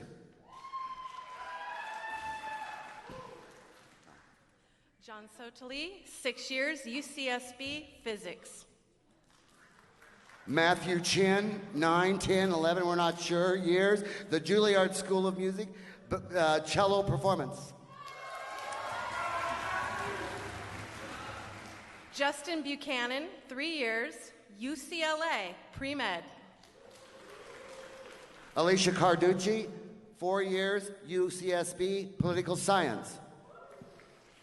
Min Kwan, 5 years, Yale University, economics. Soheil Bami, 9 years, UC Berkeley, computer science and engineering. Okay. James Arndt, 1 year, Arizona State University, chemical engineering. Ryan Swanson, 3 years, UC Davis, animal sciences. Bryce Kramer, 4 years, University of Massachusetts, music performance. Gavin Wright, 2 years, New England Conservatory, trumpet performance. Gary Babbage, 2 years, Moorpark College, Electrical Engineering. Kamale King, 1 year, UC Santa Cruz, Bioengineering. Tucker Bowes, 5 years, Cal State Channel Islands, History. Braxton Torres, 3 years, Cal Arts, Bassoon Performance. Amy Lee, 3 years, UC Berkeley, Chemical Engineering.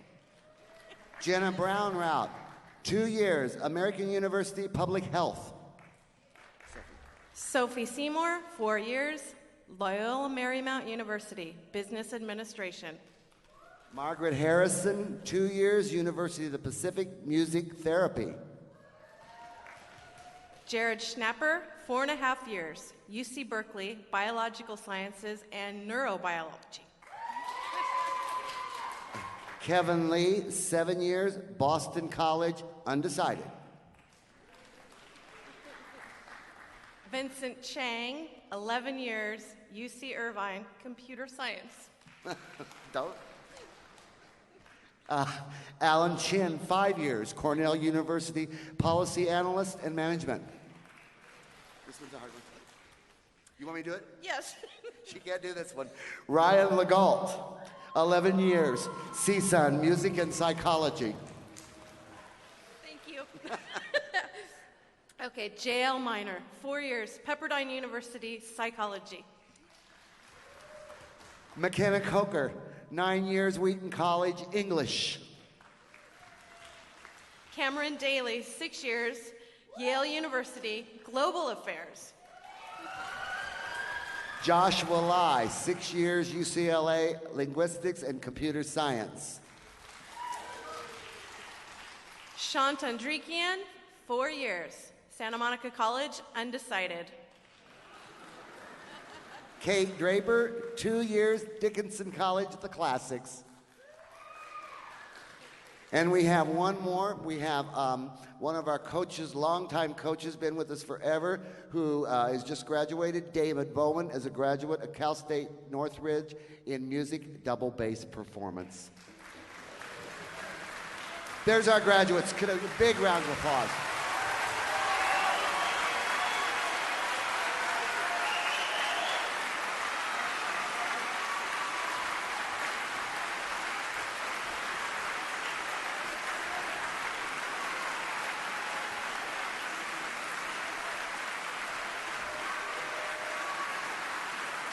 It was fate.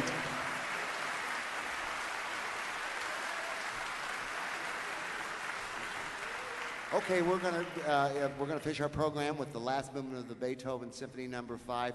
Hope you've enjoyed the concert. Please mark the date, November 2nd, for our big concert with the four preps and the chordettes. It will be a hoot, I guarantee it. So we've enjoyed you coming. Thank you all for being here and supporting us. And now, the finale to the Beethoven Symphony No. 5.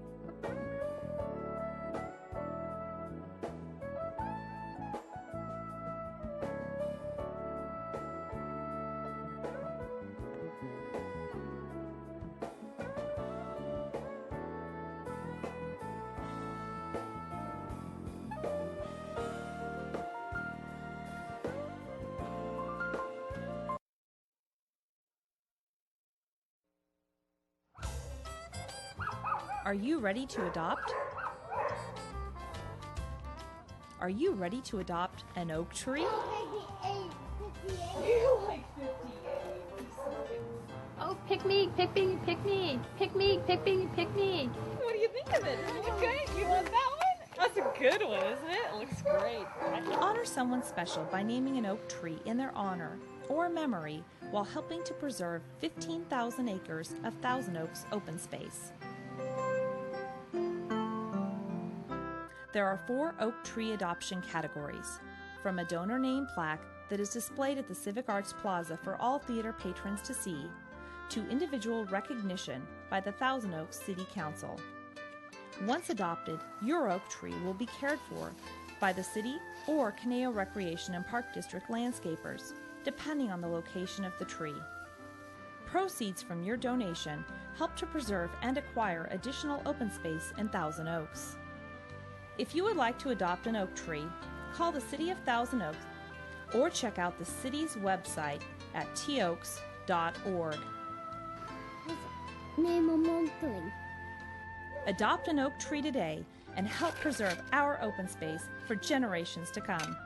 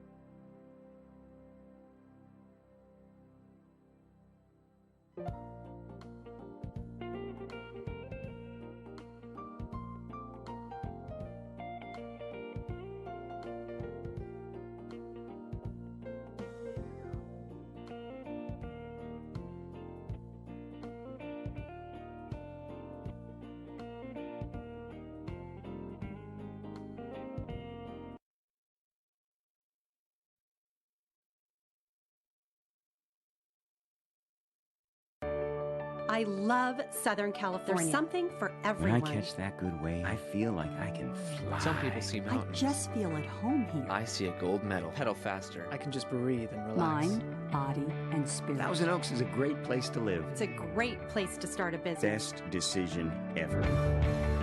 Welcome to Thousand Oaks, a family-based community with a dynamic cosmopolitan lifestyle. Thousand Oaks is home to various large and small companies and maintains a strong presence in international business. Known for its excellent schools, miles of countryside open space, great restaurants, and premium shopping centers, Thousand Oaks ranks among the top 10 safest cities in the nation and is also celebrated as the ideal setting to raise a family. With a population of 130,000, Thousand Oaks is located in Ventura County, bordering the greater Los Angeles area. Popular tourist destinations, international airport, and numerous attractions are just a short drive away. Leaving the frenetic lifestyle to LA, Thousand Oaks instead invests in a slower, small-town feel while affording all the comforts and refinements expected of a modern metropolitan area.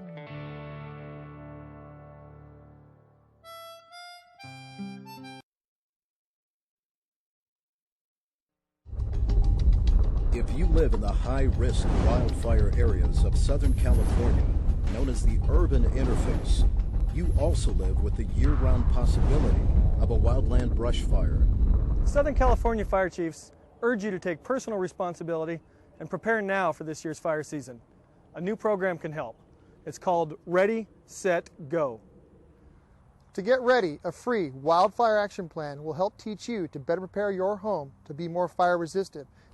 Are you set? When fire weather is predicted, monitor your local news for updates and prepare yourself and your family by having a disaster plan and checklist.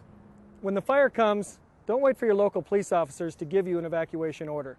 Leave early and let your local firefighters work to save your home. For your free copy of the Ready, Set, Go Wildfire Action Plan, visit your local fire department's website or your local fire station.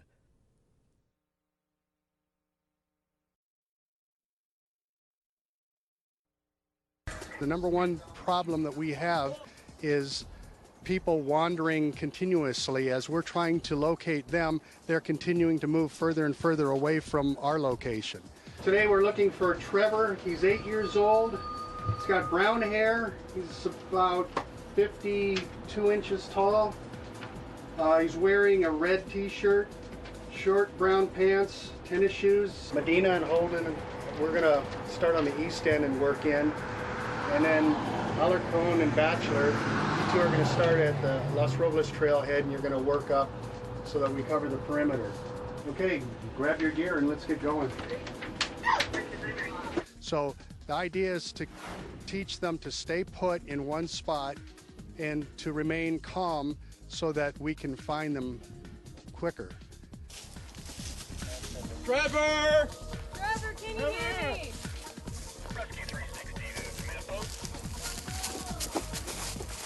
Oftentimes when children become frightened and they hear searchers calling their name or calling for them, they think that they're in trouble. Trevor! Trevor, can you hear me?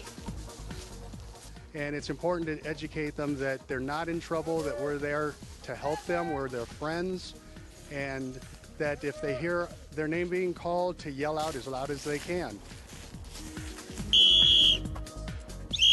It's a good idea anytime you go on a hike to carry a whistle with you, and also the whistle is obviously to signal rescuers so that we can locate you. It's easy to hear the whistle. The animals that you'll find in this area will not hurt you. If you hear things, not to be frightened, make a lot of noise, and chances are they're more afraid of you and they're going to run away. But what you might think is an animal may be one of us coming to to find you. And if you remain quiet, we're not going to hear or see you. Make yourself large. Oftentimes we use helicopters to locate our subjects from the air, and they can't see somebody who's standing straight up or standing in the bushes.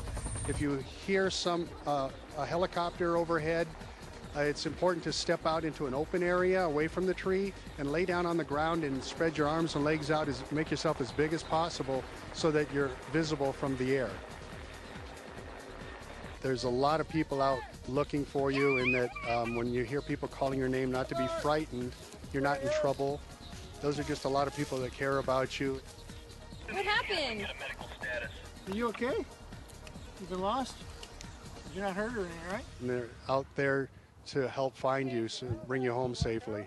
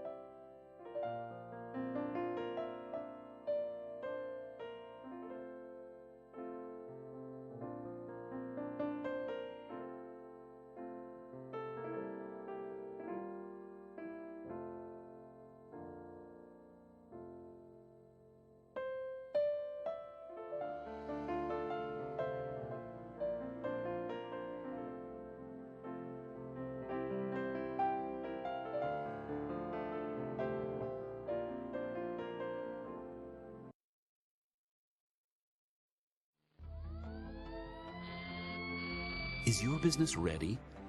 I'm ready. I'm ready. I'm ready to assist my community in the face of a disaster. I'm aware of the local hazards that could affect my business, and I have an emergency business plan. We are in movement towards a culture of business preparedness. I have secured our office equipment and improved the security on all of our computers. My employees know what to do before, during, and after disaster. We are taking steps to be proactive, not reactive. My business is registered with the BC Alert notifications, and I've reviewed my insurance policy with my agent. I'm ready because I went to readyventuracounty.org. Get a kit. Make a plan. Be informed today. Learn how at readyventuracounty.org.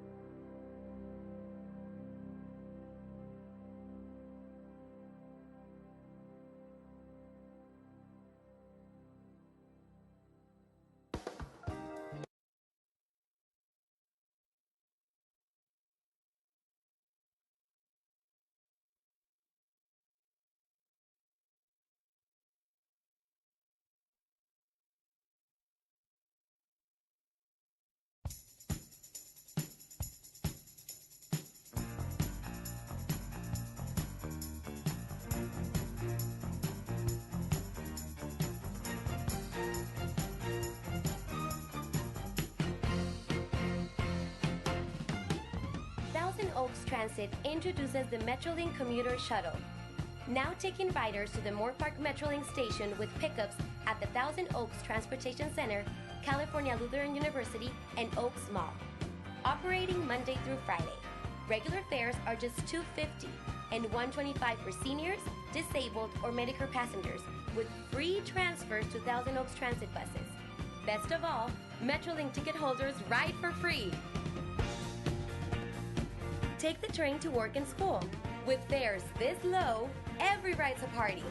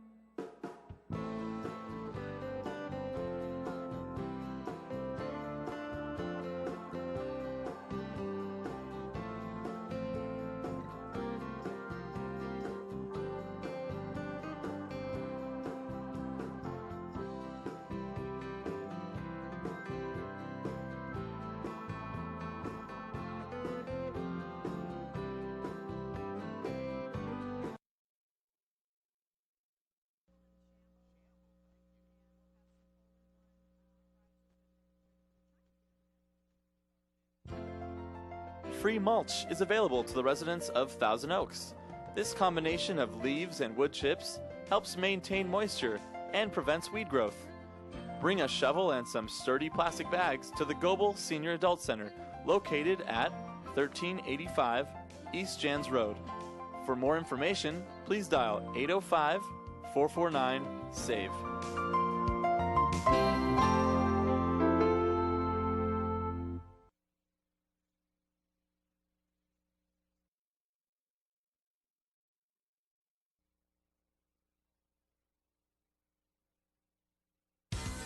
Los Robles Greens, located in beautiful Thousand Oaks. Overlooking the breathtaking 18th hole, the strikingly designed banquet and community center is the perfect atmosphere to host weddings, receptions, banquets, corporate meetings, and any other special events. Whether it's formal or casual, the staff at Los Robles is committed to providing you with everything necessary to make yours an event to always remember. Los Robles Greens. To book our banquet facilities, visit us online at losroblesgreens.com.